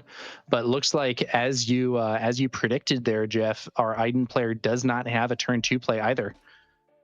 So Gar gets 2 damage in and then develops the client. Not optimal here. You know, once again, both of these units are not optimal. They are using some of their power budget for healing effects that aren't relevant. But, oh wow, look at that. Incapacitate -2/-2 to the Onyx Squadron Brute, I believe, does not kill it, but does reduce the incoming damage. This is not necessarily what this Iden deck wants to be doing at all. No, and it's interesting. I believe I saw Iden resource a Bounty Hunter crew, which I would not expect that to still be in this matchup, but they definitely think that, a second Double incapacitate. Wow. Yeah, I think of Bounty Hunter Crew as being a mirror breaker card. The primary reason that you use it is to recur vigilance and restock and control mirrors. Yeah. I am also a little surprised that it would be here, but maybe there's a scenario where the Iden player is wondering, I wonder if my opponent's going to go for a vigilance mill game plan. I better include this stuff just in case. Interesting decisions here, because there's both a traitorous and a resupply. So you could resupply to flip Iden, or you could traitorous the client and then potentially start bountying their units. Yeah, traitorous on the client has the potential to be an enormous problem for the Gar Saxon player here, because, you know, as we saw in the previous game, the Iden deck already has an immense amount of healing, and if you're adding 5 more healing to the mix there, you know, even just one client trigger could be a very big swing in the game. Yeah. Worth noting, though, the client, yet another effect that has anti-synergy with no glory-only results. Unless you're healing your opponent's base for some reason. Shuttle swings on in. We're up to 9 damage on the base here. Looks like Gar also has a resupply and is going to flip this turn. We'll see what Iden wants to do with the client. Yeah, could swing. I mean, the sort of minimum value you could get from it is swing base for 3, which is something. It's not amazing, but it's something. Or it would actually only be 2. Only be 2 for the Iden side. They may be waiting to see if Gar flips and then just hitting the Gar for 2, but I don't know that any of that is super relevant. Yeah, Gar does flip off the resupply, and it is going to be hit Gar for 2, lose a shield. That does bring Gar into range of takedown, so that's fairly relevant in this format.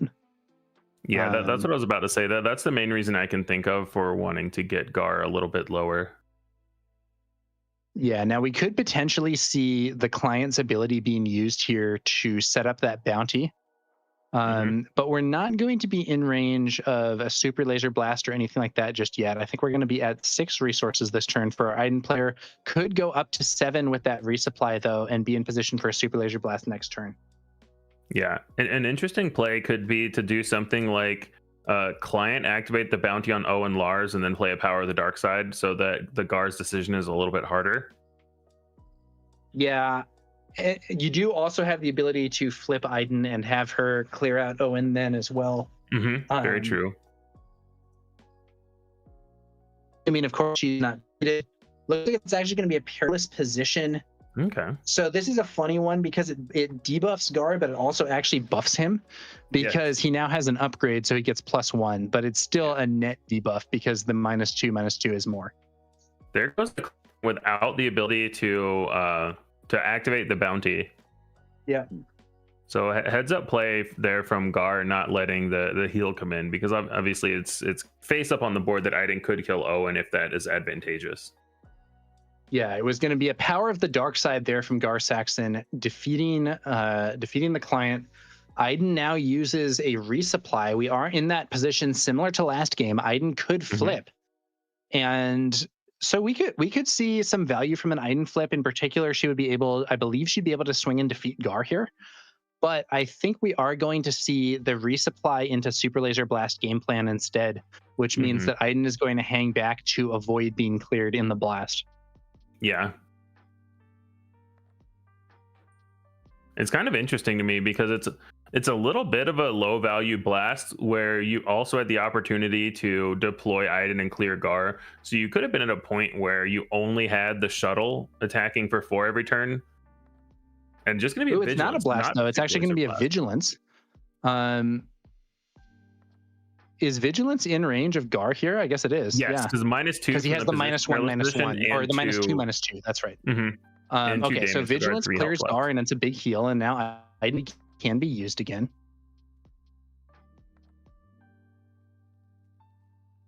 Owen Lars able to do some healing that broadly doesn't matter, and more importantly, though, he is a shield against those Power of the Dark Sides, Merciless Contests, potentially Avenger.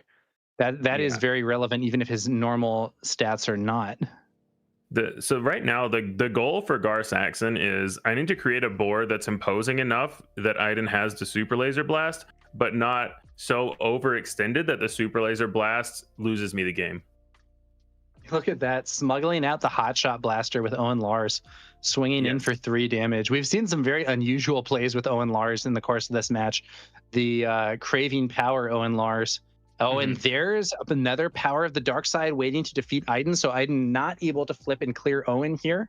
Yeah. Pretty nice play.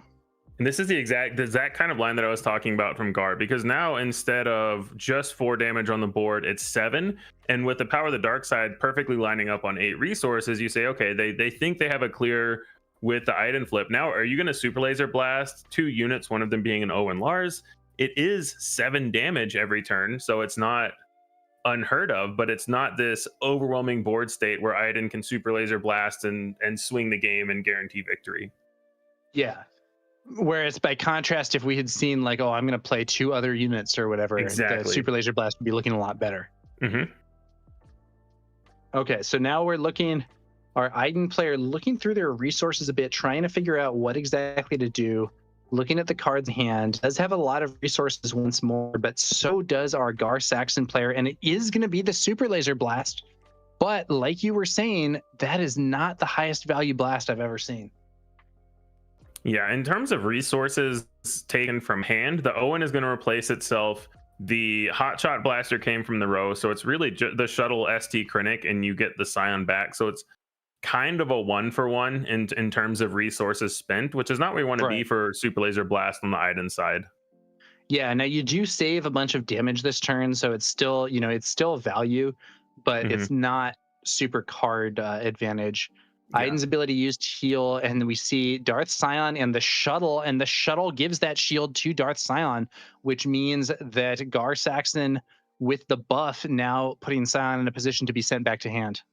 I believe it has to be 7 power to go back to hand. So I think right now the Scion. Oh no, you're right. You're right. Just a shield doesn't work, but an experience. An experience. That was my mistake. Yep, exactly. All right, but it still protects it from dying to a timely reinforcement walker. Yeah, let's see whether or not Iden can. It's another Super Laser Blast. Board wiped again. This time, probably a little bit better value for Iden, quite frankly. Yeah, you always feel a little bit safer after the rebuild or after the wipe, but Lom Pike from Smuggle. Iden's ability used for a heal. We're down to just 16 damage on that base, and then that's so interesting. You were discussing this card earlier. But it's not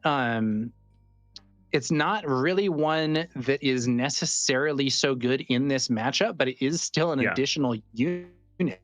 Yeah, I think it's really good in a lot of the aggro and mid-range matchups. And I think this is the first time we've seen it because it's just really doesn't do a ton here. Yeah, that's Lots Razi, a unit that can be good removal, but in this case, just getting removed herself with a knowledge and defense that draws Iden a card as well. Yeah, and those are the ones that feel bad, or when your units die to cards like knowledge and defense. If your card eats a Power of the Dark Side, a Merciless Contest, a Takedown, you're okay getting those cards out of the hand. But when you see the knowledge and defense, the perilous positions, when these things kill a unit, that's when it feels bad for Gar. They're not using their premium removal. They're using the little small things that most of the time don't have to kill anything anyway. I think that this game has heavily turned in Iden's favor. Yeah, we saw a Leppy Lookout hit the field only to itself be removed by, I believe that was a perilous position. Those -X effects very effective against these low HP shielded units. Lom Pike is still on the board, but he's the only one.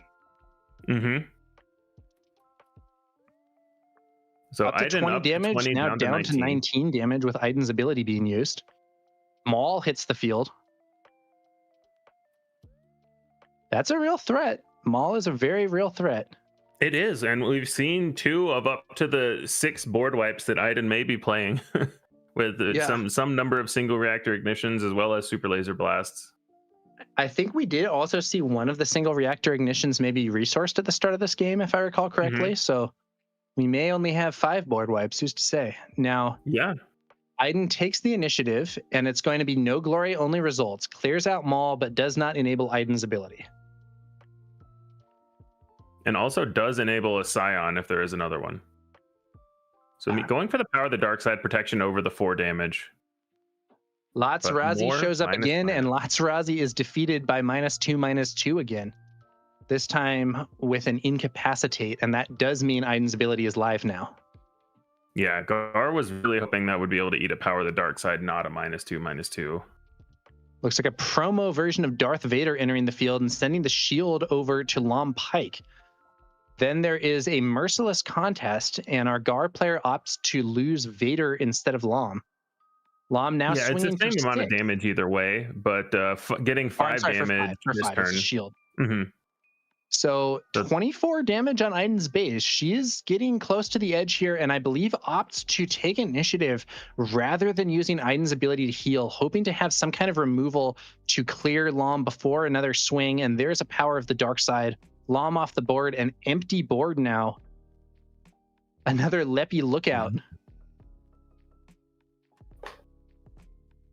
Iden heals. Iden could still play the 3rd super laser blast. And wow, there it is. Yeah, another Lom Pike, this time from Smuggle, met with the 3rd super laser blast. Board wiped yet again. Gar Saxon. Is there another 2-drop follow-up? No. No, there isn't. Gar Saxon going into the next turn with an empty board, not where you want to be. This is now the danger zone for Avenger to take over the game. Gar Saxon is tantalizingly close here with 23 damage on that base, only 10 HP remaining. But Iden definitely seems to be stabilizing here, has really clean, efficient answers to all those low HP shielded units that Gar was trying to develop. Owen Lars hits the board. That's nice insulation if we do have an Avenger, but here comes Reinforcement Walker. Looks at the top card. It's another draw. Our Iden player must be feeling confident here. It's not a heal. Yeah, and I agree with the Iden player here. You see the Owen, which is going to be obviously power the dark side protection, but you still have those 3 resources up. And now Reinforcement Walker is threatening to attack into a lot of other units anyway. Yeah. I think if it's any kind of a decent card, you're just kind of okay drawing it there. Yeah, and the Reinforcement Walker could be killed here by a Vader ECL. I think that's actually what we're going to see. Yeah, Vader ECL clears Reinforcement Walker while retaining the shield. But it's actually card neutral for the Iden player because we did see the card drawn from the Reinforcement Walker. And it looks like the Vader player opting to give the shield to Owen Lars instead of Vader, maybe to make it so that there is more than one unit that can actually swing here. Yeah, I don't hate it. No additional play from Gar. You're losing out on 1 power potentially if you see a power of the dark side, but you already know that this Vader is going to need to be targeted by something like a Fel the Dragon or a No Glory. Right. So if that happens, you still have the 1 power with Owen.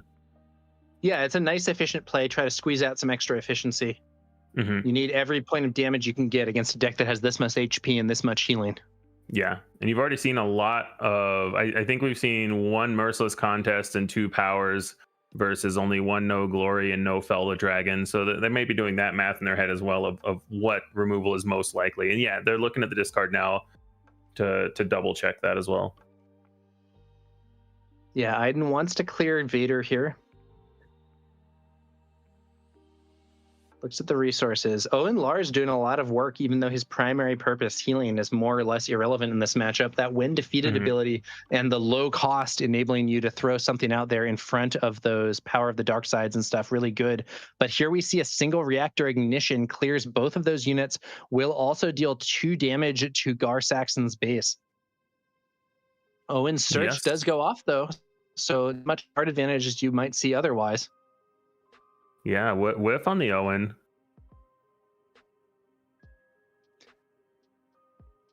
All right, so it's going to be 2 damage to the base from that single reactor ignition. Owen whiffing, absolutely not what you want to see as the Gar player who probably wants to see as many cards as possible. Yeah. Just try and get more stuff out onto the field. Got another Long Pike, maybe? That would be the 3rd one. I think we've already seen 2 this match, but it is possible. We definitely have seen 2 this game. There's a Maul in hand, but Maul would need some kind of cover to prevent just being wiped out by Avenger. And even with another unit for cover, Maul would still be a very tempting target for a Devastator. Maul hits the field, still 4 resources remaining, just 2 on Aiden's side of the board. I believe the Aiden player has taken initiative, and there is a Han Solo, so that is going to be cover against an Avenger. Let's see what happens here. Yeah, and I like them all first there because they don't have the resources for power the dark side there, and you want to make them claim without using the Aiden heal because you want to say, oh, I need to be able to Avenger this Maul if you don't have a follow-up. Yeah, so the Aiden player not getting the chance to use Aiden's healing there, taking the initiative instead, which I think is absolutely the correct play under the circumstances. Yeah.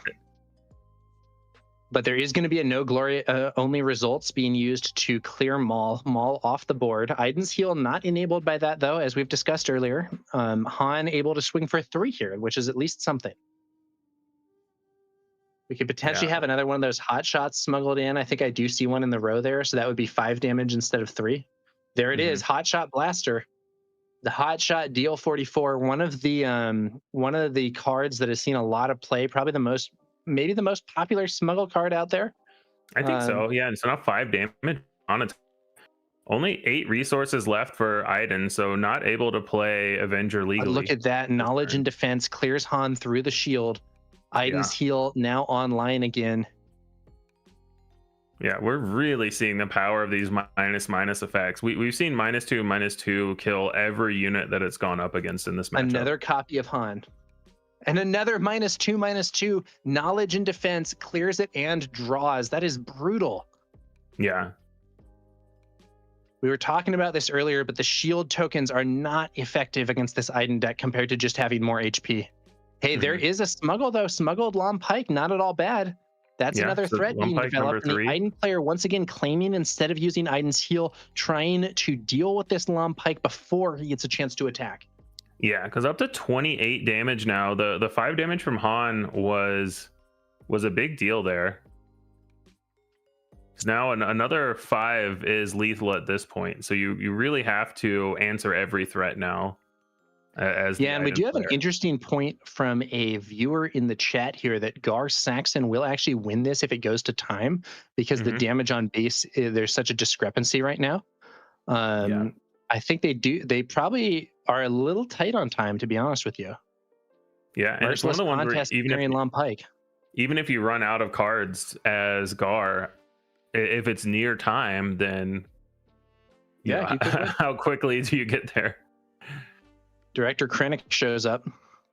You know, another card that would be extremely good against a lot of these small units would be Supreme Leader Snoke, though I don't think we've seen Aiden play it in any of the 3 games. Not sure it's in the build.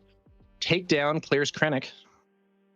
I don't think it is because I think these Aiden decks like the limited options for ground units to go into. So they take the Reinforcement Walker because it's actively healing them. So if it gets ECL'd into or anything, it's still kind of done its job. But when you start adding things like Snoke, if it gets ECL record, for example, it still can be a detriment to you. Lots Razi shows up. Aiden using her ability to heal. Third lots we've seen this game, and the first game we've seen any of them. So that's kind of interesting. Gar may just not be resourcing units as much and saying, I need every unit for I every think at this removal spell point you that have they so many resources, you might well just be in the like I'm drawing 2 cards per turn and I'm playing what I've got, even if it's not optimal. Initiative taken only for lots to be met with a power of the dark side. Once again, going into an empty board here. I believe we've now seen 3 Power of the Dark Sides and 2 Merciless Contests, but I could be mistaken on those numbers. But either way, we're running low on those effects except for Avenger. So they run 9 of that effect in the Iden deck, and we've seen 5 of them. I don't believe we've seen an Avenger this game. I think that was last game where we saw a couple. All right, let's see what happens here. I think that turn was completely skipped. I believe that was a pass claim, or a pass, excuse me. Yeah, so nothing happened that turn at all, and we're just moving to the next turn. That's probably something that the Iden player is fine with. Yeah. So so Iden passing, and then Gar maybe thinking, okay, I got to try and bring out more stuff or whatever. Let's see what happens here. They did it again. Same thing happens again. Another turn skipped. Gar has to actually worry about milling. It is extremely possible for him to mill out, especially if Iden plays Vigilance to mill him. Didn't have to draw 4 or so other cards between Knowledge and Defense and Reinforcement Walker. So yeah, but with a Data Vault, you're still not going to mill out first. Yeah, exactly. But it's closer. So if you go from being 10 cards ahead to all of a sudden being 5 cards ahead, but you're 28 damage behind on these, then still wins that mill war. No, that's true. That's it. So it is going to be another Onyx Squadron Brute. Very basic card. Let's see how Iden responds. Lost and Forgotten. Onyx Squadron Brute off the field, and yet more healing for Iden Versio. Yeah, so down to 24 damage on base now, and Iden ability active to go to 23. Yeah, amusingly, the Onyx Squadron Brute was also healed Gar's base back to full, having previously been damaged by the single reactor ignitions. It's now going to be Maul, who's met with Fell the Dragon, and we had one of those shuttles as well. Initiative taken, and was that the last power of the dark side? 5 minutes left, we were told in chat. I don't know what card that was, but it was something that just killed that shuttle outright. I think it must have been a merciless. It could have been a takedown or a merciless contest. I can't see the card. Yeah, we got some glare on Iden's discard pile there. Not entirely sure what was played. We did another pass claim. Gar is out of cards in deck, but they do have a hefty HP advantage. I would guess that, and also Iden could be above the deck minimum. It looks like Iden still has a lot of cards left. Yeah, you might have also thrown more cards in from the sideboard. Yeah. In chat, someone says it was a power of the dark side. What the heck? That is the pilot that can steal a unit if you pay 5 when you play it.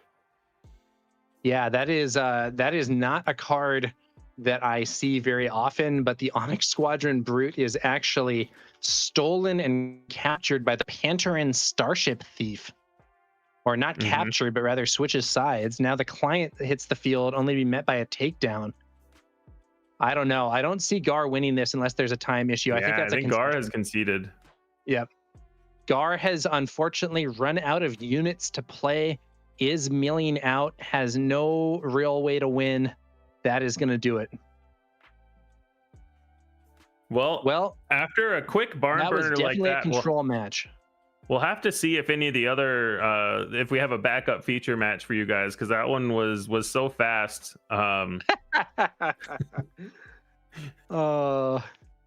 Versio does it again, and I don't know how much damage was healed across those 3 games, but it was I suspect it was a vast amount. If someone told me that Iden had healed 50 across that match, I wouldn't be that surprised. Yeah. The past claims there were kind of interesting because nobody wants to use time as a weapon, but I think if Gar just played some cards and made Iden play some cards and didn't resource, they probably could have taken that match to time. What's up, Star Maybe, Wars I don't know. fans? I'm sad to inform you, Jeff, that there wasn't a backup match. continuing to go in there. Darn.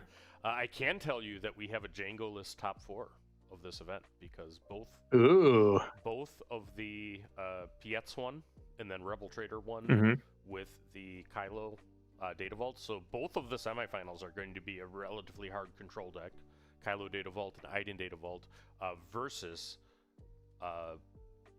Piet Red Splash. That's what we're going to see. Okay, so it's not a Piet mirror. It's Kylo versus Piet, and then the other one is Iden versus Piet on the other side of the bracket.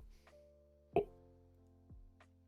I can pop up here. Let me go back to here, and I'll get the top 8 picture up here for a second for you guys. But what did you think of the match? What are your takeaways from seeing that Iden Gary CL match?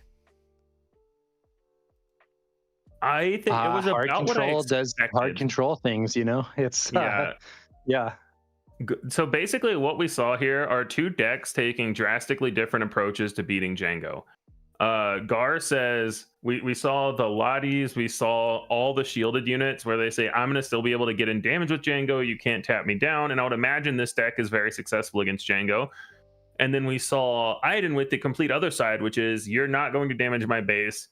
You can TDR Devastator if you want. All that's going to deal is 4 damage from the indirect, and I'm going to kill it. And then when they see each other, I think Gar could be built in a way to do a lot better into Iden, but it's not because you have to build your deck to beat Django. Right. So this is where we started the day. We had Django by far the most represented deck at 19, followed by Gar ACL, followed by Piet Splash, which I'm going to say is a product of a team working out there, given that much of that particular deck.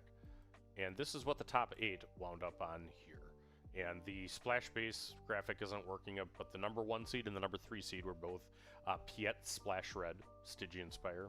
The number 2 seed and the number 4 speed were both Blue Green Villain Hard Control, with Iden Data Vault and Kylo Data Vault. Rebel Trader from Late Night and Take the Competitive. Carson Caruso was actually top 8 on Han 2 ECL at the Milwaukee Regional. I know him, he was my round 1 opponent, which was not what I wanted to see as Kylo. He's moved to hard control. We had 2 Djangos. Yeah. Cam Sullivan and Jay Fire as the 5 and 6. I believe those are the 2 Babu Freaks that made the cut. We just saw Ben heroically face that Iden deck. Got game 1 and 1, was unable to close. And then we saw Chris Wolf get into the top cut as Ray. So it's going to be an interesting match. I don't know whether we'll have Kylo or Iden, but we should have both of those decks each facing this dangerous triple dark raid Piet Splash deck that we saw that's really done well at this event. Yeah, it could be some interesting stuff. And I believe I am going to be off for the next one while you and Jeff take this, Loopee. But I'm Tower number 9 and happy to be part of the coverage here at the Gongai Games Planetary Qualifier in the exciting Eternal format. And you know, a lot of people hear you doing commentary, you know, fairly frequently. But where can they actually get more content from you, Tower?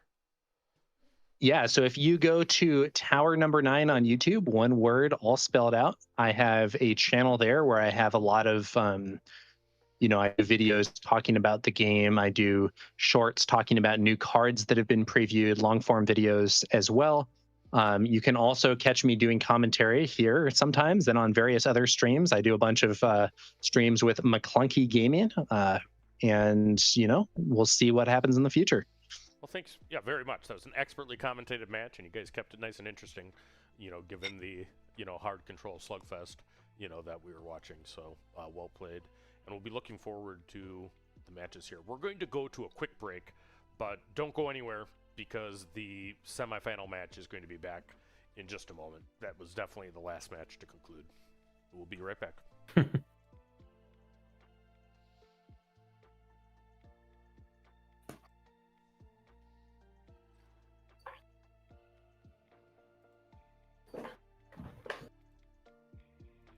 All right, we're muted for a sec. I'm going to go to studio mode, so they're not going to be seeing anything different.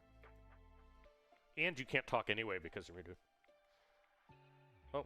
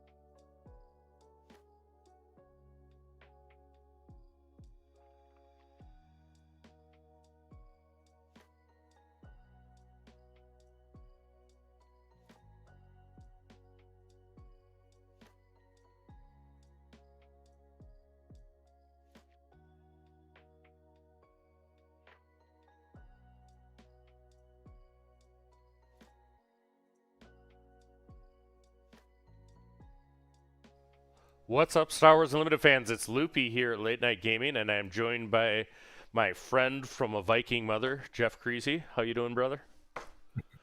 Doing great. How about yourself? Doing great. And if you haven't met Jeff in person, you'd know exactly what I'm talking about.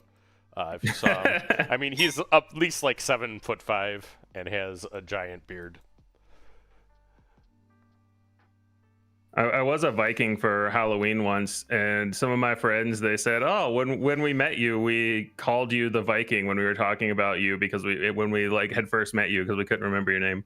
All right, so we have the one and only Rebel Trader, who is, done more commentary than just about anybody and produces frequency now, playing Kylo Data Vault. Let me get that Iden trash out of there and get a good leader. So it has a Kylo Data Vault deck. Yeah. Into Admiral Priet, the resource cheating admiral, playing with a splash Stygian Spire base. This is a cool list that we're seeing from Noah Dude, and there was another one that's playing in the other semifinal right now, and I'm looking forward to seeing it in action and all the tricks. We know that it splashes triple Dark Raid. I mean, I would think we didn't see one. We didn't see an interrogation droid, but I would think that card's in the list. That would make sense to me. That's a huge tempo play for a color that doesn't have it. Yeah, we see the sneak attack there. That was the other one that I was assuming they were probably splashing for. But yeah, I think that Rebel Trader's kind of got his work cut out for him here. You know what else I saw? The way that I saw a Max Rebo band out of Piet. Interesting. Yeah, so I like it. Just as many ways possible to try to, a lot of ways to get an extra resource. Ramp. Even though in this game resupply is still legal. So, I mean, he has a resupply as well. Well, that's a good card. Hopefully RT. Oh, he can also play the MC30 Assault Frigate this turn, but that's a little bit weaker into the power of the dark side because the Leppy Lookout's going to get to kill this Gonk. All right. But I think that this Kylo deck is going to be a little bit under pressure because it wants to go a little bit slower and control the game from the 7 to 8 resource point onward, whereas Piet wants to ramp and play the 8 drops a lot earlier. So I think if Piet executes his game plan, it can be hard for RT here, but obviously never count him out. And this Kylo deck has got some tools to potentially be able to still take it. Yeah, I think that the biggest threat to Kylo is the planetary bombardments, right? Because Kylo has all kinds of way to deal with units, but I mean, anytime the board is clear, planetary says take 8, and that is a frustrating card to play. Speak of the devil. There's the interrogation droid. There's the interrogation droid that we were talking about from before. So making discard and tapping the Leppy Lookout so that it can't trade with it now, which means that the power of the dark side is still not very live.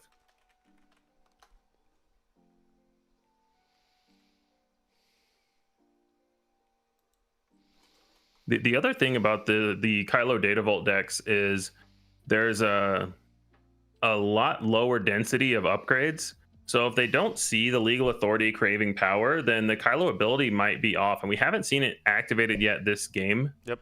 It's just kind of one of the inconsistencies of this style of build. And you get a lot of power when those do line up, but they don't always line up. And I guarantee you that he didn't have Entrenched in his hand because he would have cast it on Invisible Hand. 100%. Invisible Hand is a horrible card for control because every time it attacks, it brings out some doofus droid.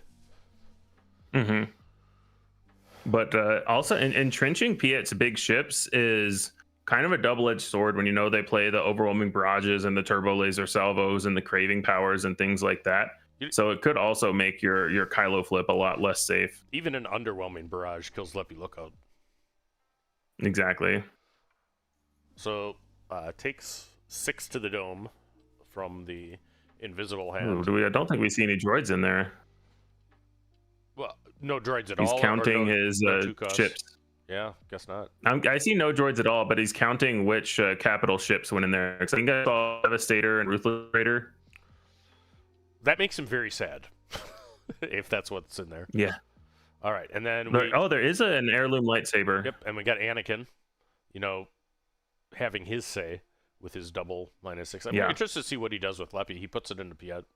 He says, I have the inevitability this match. Takes 2 more damage to base. Yeah, he definitely does. And now Anakin is threatening to kill the Piet first action next turn as well. So he's saying, get your 1 chip in while you can, basically. Yeah, absolutely. All right, I'm going to look to this other view. Interesting. There's going to be some interesting lines here of, do you want to get in your 9 damage to base, or do you want to have protection from power of the dark side? And I'm really curious to see which way this goes. Right. I think he's looking to see, okay, we've seen 1 power of the dark side, and we do see an Entrench get discarded there to Kylo ability last turn as well. Right. All right, so Anakin finishes off the Admiral. Mm-hmm. Kylo has taken 9 damage to base by my count. Has a live Fulminatrix to deal with. Yes. So now the question is, are you playing around the second power of the dark side, or are you getting in your 9 damage and saying, I want to kill this Anakin and get in my 9 damage? It's so bad if you play a second unit to play around power and the removal is something like a craving power that you could have played around by attacking with the Fulminatrix. Oh, yeah. I think he was thinking about his next play. I mean, turn card sideways was the right thing to do right there. And that's what he did. And we get Vigilance, which is very poor. Yeah. Is there ever a point as Kylo where you mill yourself to get more upgrades in the discard pile? No. I've never done that in any event, but I will think about that now. And if you see me at an event playing Kylo Data Vault and Eternal, and I do that... Oh, it says opponent's deck. You can't. Okay. Oh, there you go. You can't mill yourself. Not a legal play. That's why I don't play Vigilance decks very much. Or decks except the card Vigilance, I should say. Just coming out the box. So I think that Piet early claimed without using a resource after the Vigilance to swing again with Fulminatrix, which checks out. Yeah. I think it's reasonable. If they had a power of the dark side last turn, they would have played it. This is the Kylo flip turn, so I think you're just getting in your 9 damage while you can. And I see that RT has drawn Craving Power, so that's positive. Mm-hmm. But it's going to take some time. Craving Power will still kill the Fulminatrix with the Kylo flip. Correct. It's a 9/7, so Kylo deploying. He does have more resources, too. So, I mean, he is now on 8 resources to where you can, you know, like Craving Power plus a legal plus a Nimble Prowess. Nimble Prowess, I talk with him about because we both play Kylo. I've really been liking it. It really probably should have been in the list last set. All right, it's a good card. We see also a Reinforcement Walker and a Super Laser Blast. So I think Piet's plan here is to not play 2 capital ships. They know about that Super Laser Blast exists.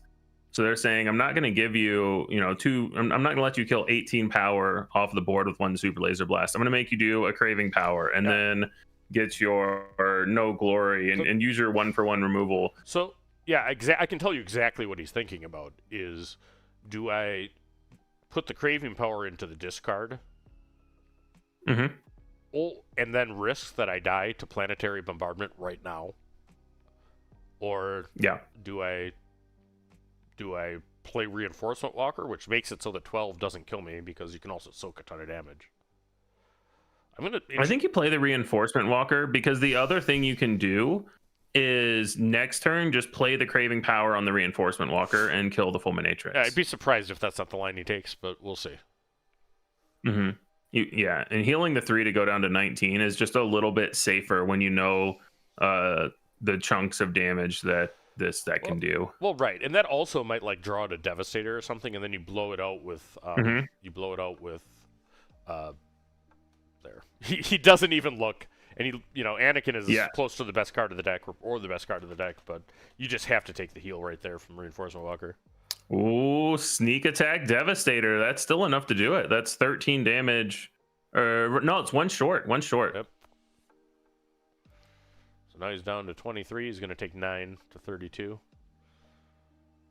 Well, you might as well cycle the Craving Power now, because you know that attack's coming in. But the problem is that the Devastator can just get played next turn for the last 4. So even if you heal 3 with the Reinforcement Walker, the replaying... Oh, no, sorry, that's a Sneak Attack, not a Triple Dark Raid. What am I saying? So you've got the ability to play Kylo, kill the Fulminatrix. The Devastator is going to go away once they realize.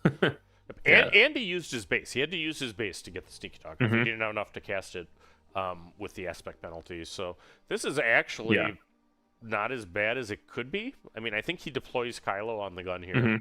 Plays just Craving Power to give himself some options. Hopefully he has a Fell in his hand, exactly Fell, to deal with anything coming in. The next one. Any Devastator's lethal. If Piet has Devastator in hand, the game is over. If he doesn't, it's a lot more interesting. Yeah, it's gonna feel really bad to see another ship and have to claim and Super Laser Blast. And we did not see a Windmill Slam Devastator. I was gonna say, as soon as there was any thinking involved, you knew it wasn't that. All right, so Kylo with 1 health remaining, can he stabilize? You like seeing the Super Laser Tech a lot more than you liked seeing the Anakin before, to the Reinforcement Walker, and he gives himself a little bit of breathing room. He's there's another sneak attack in there. He's no longer 1 health from death. Sneak attack, basically. Anything's good. Dornian. This can get legal authority, which is in hand. Condemn. Getting condemned instead. Interesting. Well, I can tell you why he did that, too. It's because it helps you next turn. And he shows him the Super Laser Blast. Yeah. So now Piet knows there's a Super Laser Blast. 29 damage, only 2 threatening. That I'm going to be honest, this 2/2 ship, I never really liked it as one of the hits from Invisible Hand. But a lot of that's just personal preference of which 2-cost droids do you want to play. All right, you're going to make me remember the name of that sucker. I think it's Hyena Bomber or something similar to it. I believe it is. Boom.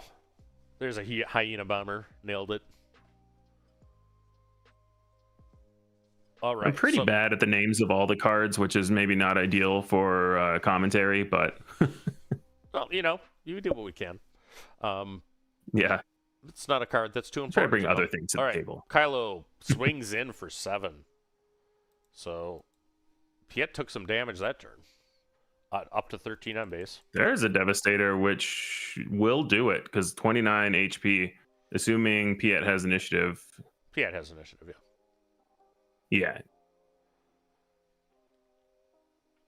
So that's game 1. Right, game 1 goes to Piet. Noah Dude. 21 is his melee name. Don't know his real name. But what did you think of that match? I thought Rebel Trader played really well. I think he did better than I expected his deck to do in game 1. We did see the Piet draw 2 Devastators, which a lot of times can kind of be the limit.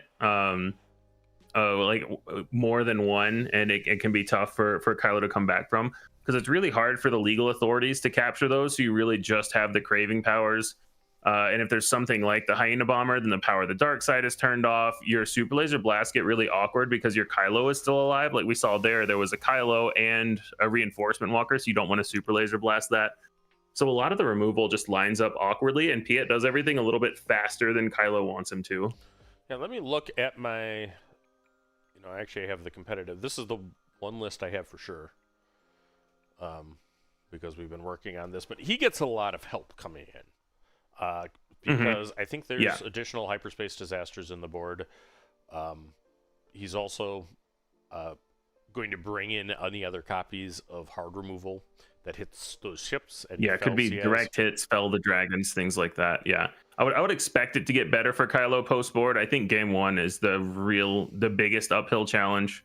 Yeah, no, I do think that's correct, because you can't play for everything. You never know exactly what's going to be. But I think that it goes back to what we were saying last round. Like every deck has to be teched to beat Jango. We don't see any Jangos in this top 4, but there were 27 of them at this tournament. You do not get to this point if your deck isn't teched to beat Jango. And then you get to these points where, okay, all of these anti-Jango decks are running into each other and trying to modify their game plans against a deck that isn't Jango. Right. And who can modify their plan the best. who can be adaptable once the Django threat has been dealt with. Yeah, and we see actually a lot of help coming in for Piet too, because I see 2 Relentlesses right there and a Devastator. Mm-hmm. Yeah, Devastator. Relentless is big. It is.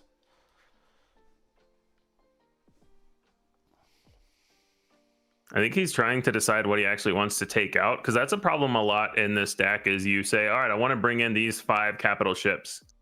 All right, I don't want to take out all of my turn 1 plays. I don't want to take out all of my ramp. So what do you actually take out? A deck like Piet can be kind of hard to sideboard in because you have to keep all your Devastators. We saw Fulminatrix doing some good work there, still killing the Anakin unit. So a lot of times this is I want to board everything in and I don't know what I want to board out. I think that the MC-130 Assault Frigate is a good one to board out. It's a little bit weaker to your Power of the Dark Sides and things like that. Yeah, yep. You definitely want to play Relentless. There's no question. So, is he looking at boarding out resupplies? That's interesting. That is probably not what I would want to do. I concur.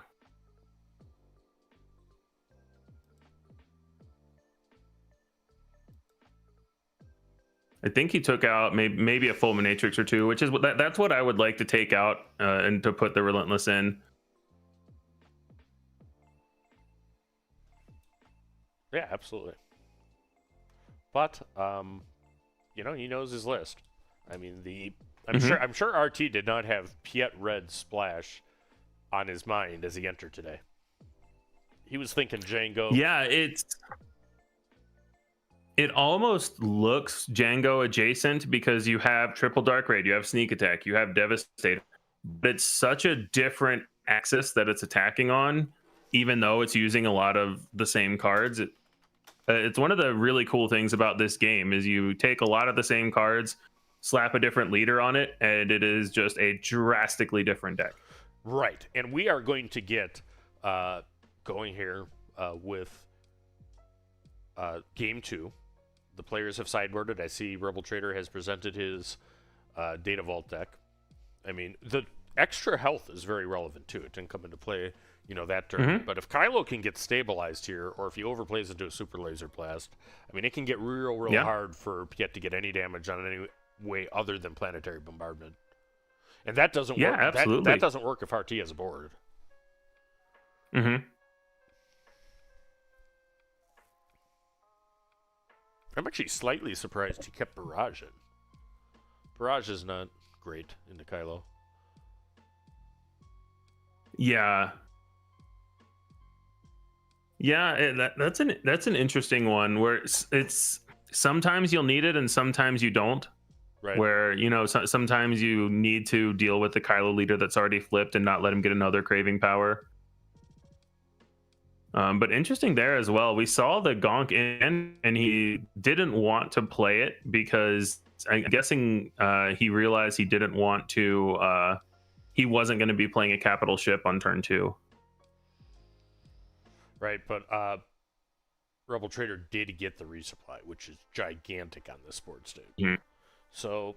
Yeah, and he has initiative. So I think you want to kill this Gonk because otherwise Invisible Hand could come out this turn. Yeah, he does just take the trade there. All right, and that actually does 1 damage to Rebel Trader's base and then 2 more. Correct. So he should be at 5. Yeah, they're fixing that now. Yeah, so 5 damage on Rebel Trader's base because he takes 1 from the HK-47 when Leppy Lookout dies.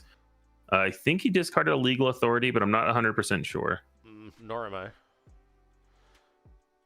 The store, Gongai Games, rented a warehouse so that the players would have some space, so that is greatly appreciated. Mm-hmm. As a result of that, the lighting is such that the lighting is warehouse lighting. Yep, there is exactly warehouse lighting there. So, actually the little splay of the discard pile, was helpful. But there's only so much you can do when the lights are that much above. We've adapted to there. He's going to use Vigilance to probably heal. It's not what he wants to see. Not at all, but he lost a Relentless. So he got one of those. And maybe he lost a Relentless. He also might have boarded in salvages, so he may have gained a Relentless. That's true. I saw salvages in the board, and they're at least a consideration, especially after you got milled game 1. Vigilance does not have many kill targets in this deck, in this matchup. I guarantee you that he brought in the salvages. I mean, Yeah. it'd be crazy not to against Kylo. Mm-hmm. It's your best card. All right, so we see Triple a Dark Devastator. Raid. Yep, so he can play most of his ships. I think he can play just about anything. So he's going to take a big hit right here. Yeah. It's going to be Devastator. You know, a little 13 to the dome. Mm-hmm. Yeah, he couldn't play the 10-drop green Devastator, but he could play everything else. Right. And they're adding up the discounts now. Right.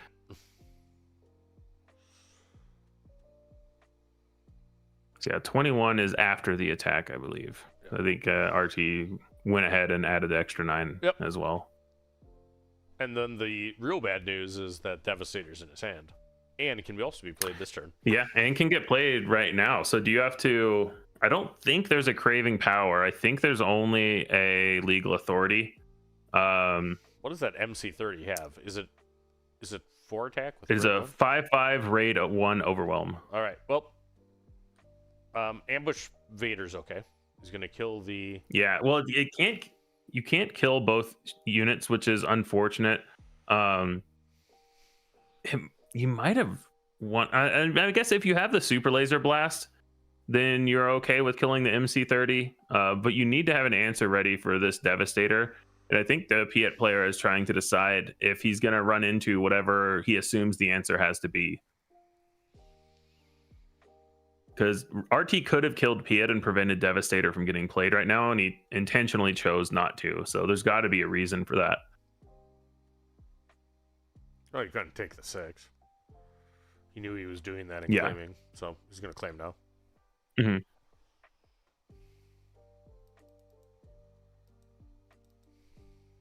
Yeah, it looks like we see a Hyperspace Disaster in hand and a Snoke, I think that is. All right, so 27 hit points or damage taken by Kylo. 6 remaining to go. He has a Vader Twilight of the Apprentice on his side. Piet has Devastator. You have to remove Devastator with the first action, period, because otherwise Planetary Bombardment is all kinds of lethal too. All right. Yeah. So he does that with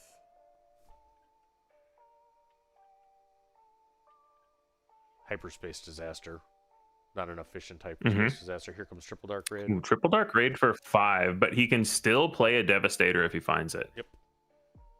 Which would be the end of the game. He did. I believe I see one. Look, he has like 5 options That's there. Fulminatrix. It's Fulminatrix. Oh, Relentless.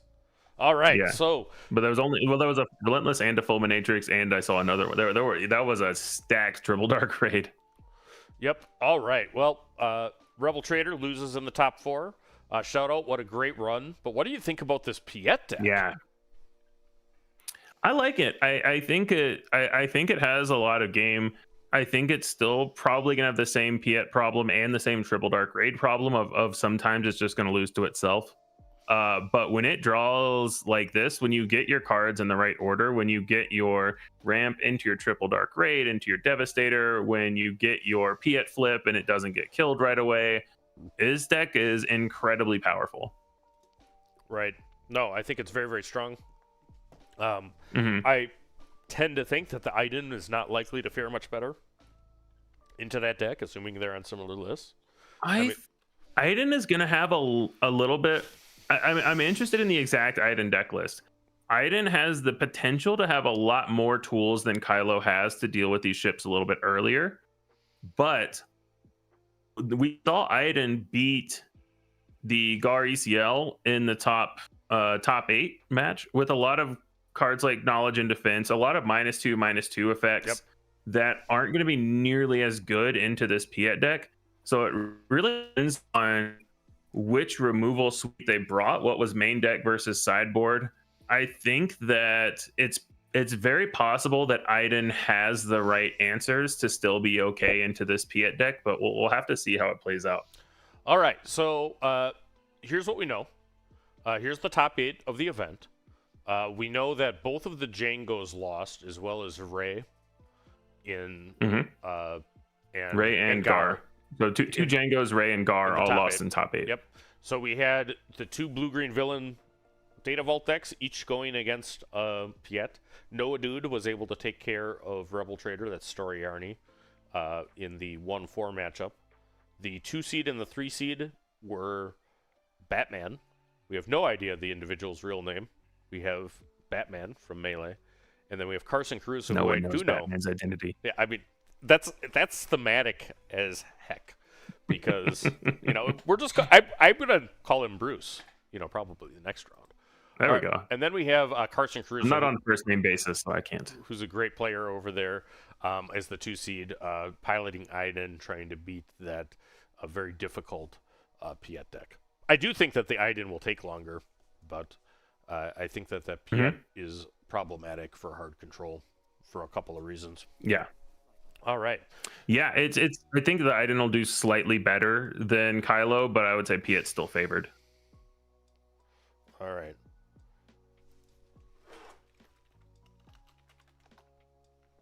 All right, so we are going to take a break. Hopefully, we'll be able to get back with the final. I know that Unlimited Power is here too. We had talked about doing the Voltron op, and we'll be back with more after this.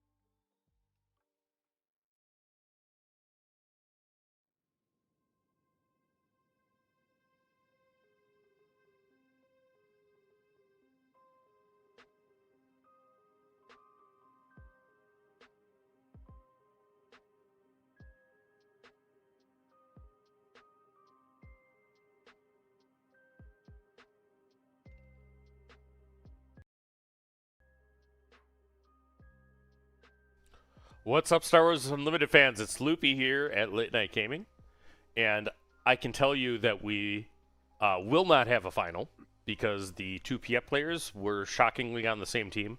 They didn't both independently come up with PST Splash, and Noah scooped to Zach. So we have learned who Batman is. The number 3 seed's name is Zach, and he wins the Gongai Games Eternal PQ. Piloting PST Splash Red, Noah faces as the runner-up. So, thanks very much for watching all our coverage. Any final thoughts, having watched the Top Cut Tower? I know we kept you around in the event that we had a final. Oh, I think it's an interesting showing from a deck that I think wasn't necessarily on a lot of people's radars. PST Red Splash, kind of unusual, but we saw a very strong showing in that semifinal. And it ended up with the two PST Red players prevailing and meeting in the final. So, I think it's really interesting. Going into this event, it's obvious that people were thinking this is a Django centric format, and we want to, either play Django or play something that we think can beat Django. And one of the real stories that I think of today, Loopee, is how successful those attempts to beat Django really were. Yeah, I think because we saw a lot of Django losses on stream, and we had no Djangos in that top 4. Yeah, no, I think that's exactly right. And I think that you have kind of two different strategies here. You had Carson Crusoe and Rebel Trader employing a hard control strategy. And then you had the two PSTs and Gar playing a mid-range strategy aggressively, in order to beat Django. And all of it was effective. Django had 1 win in a match on stream today and was not present in the final 4. So, we see control going, and I think that's going to be the story in a couple of these PQs, that the Django deck is being figured out. We all look forward to, there's going to be a stream on Wednesday with a meta update. So that's going to inform us, as to whether anything will hit the suspension list for Eternal. Now, Triple Dark Raid really did still have a good day, because that was the key card in both of the PST decks, because that splash base was for Triple Dark Raid. So, I could see that being hit. Yeah, and Triple Dark Raid, I think you raise a very good point, Loopee. Triple Dark Raid, it's important to note that it was a balanced card when it came out, because at the time that the card was released, there simply were not all that many vehicles in the game. Right. And so there was a very major consistency issue with Triple Dark Raid. You could genuinely miss. I remember seeing, games on stream from those days where people either missed completely, or maybe they got something, but it wasn't what they needed. However, as the card pool grew, Triple Dark Raid became so much more consistent that it now really is kind of a problem card, and it'll be interesting to see what they end up doing about it. Obviously, Eternal is a higher power level format. They might be fine with it, but that stream should be quite interesting to see what FFG is thinking for the future of this format. Yep, and the other thing that happened is PST happened. And PST passively discounts capital ships, which is really what you want to bring out with Triple Dark Raid anyway. So, I see the two, I believe it's the Ruthless Raiders are the team. The PST players were part of a team together. There were 3 in the event, and 2 of them converted to top 8, which is just an exceptionally good conversion percentage. So we're going to be hearing more about that deck. I think that that's the story here, with the sub-story being that hard control also works with Carson Crusoe and Rebel Trader pulling it off. So thank you guys all for watching the Gongai Games PQ coverage. A little sad we don't get a final for you, but that's kind of the way it goes sometimes, with everybody wanting to get home and, teammates wanting to make sure others qualify for Worlds. And, I can tell you that I probably would have done the same, for them. So, yeah. All right. So, and, we'll see what happens in the future of the format, but at least for now, Django not making it all the way. Yep. And we'll be back in 2 weeks. We have an Eternal PQ is the next late night coverage produced by Rebel Trader from Pastimes Games. Please like and subscribe to Towernumbernine. Please like and subscribe to Take the Initiative, our sister channel that this was out on the whole time. And how about those Colorado peeps? Both Kyle and Jeff were great from Colorado Cantina Crew and Bothan Network, respectively, as well as the Nordic Takedown. So it takes a lot of people to make these coverages happen. Really pleased with being able to see some Eternal and see some Django losses on stream. And everybody, if you watch this far, you're our hero. We'll see you in a couple of weeks with more PQ action.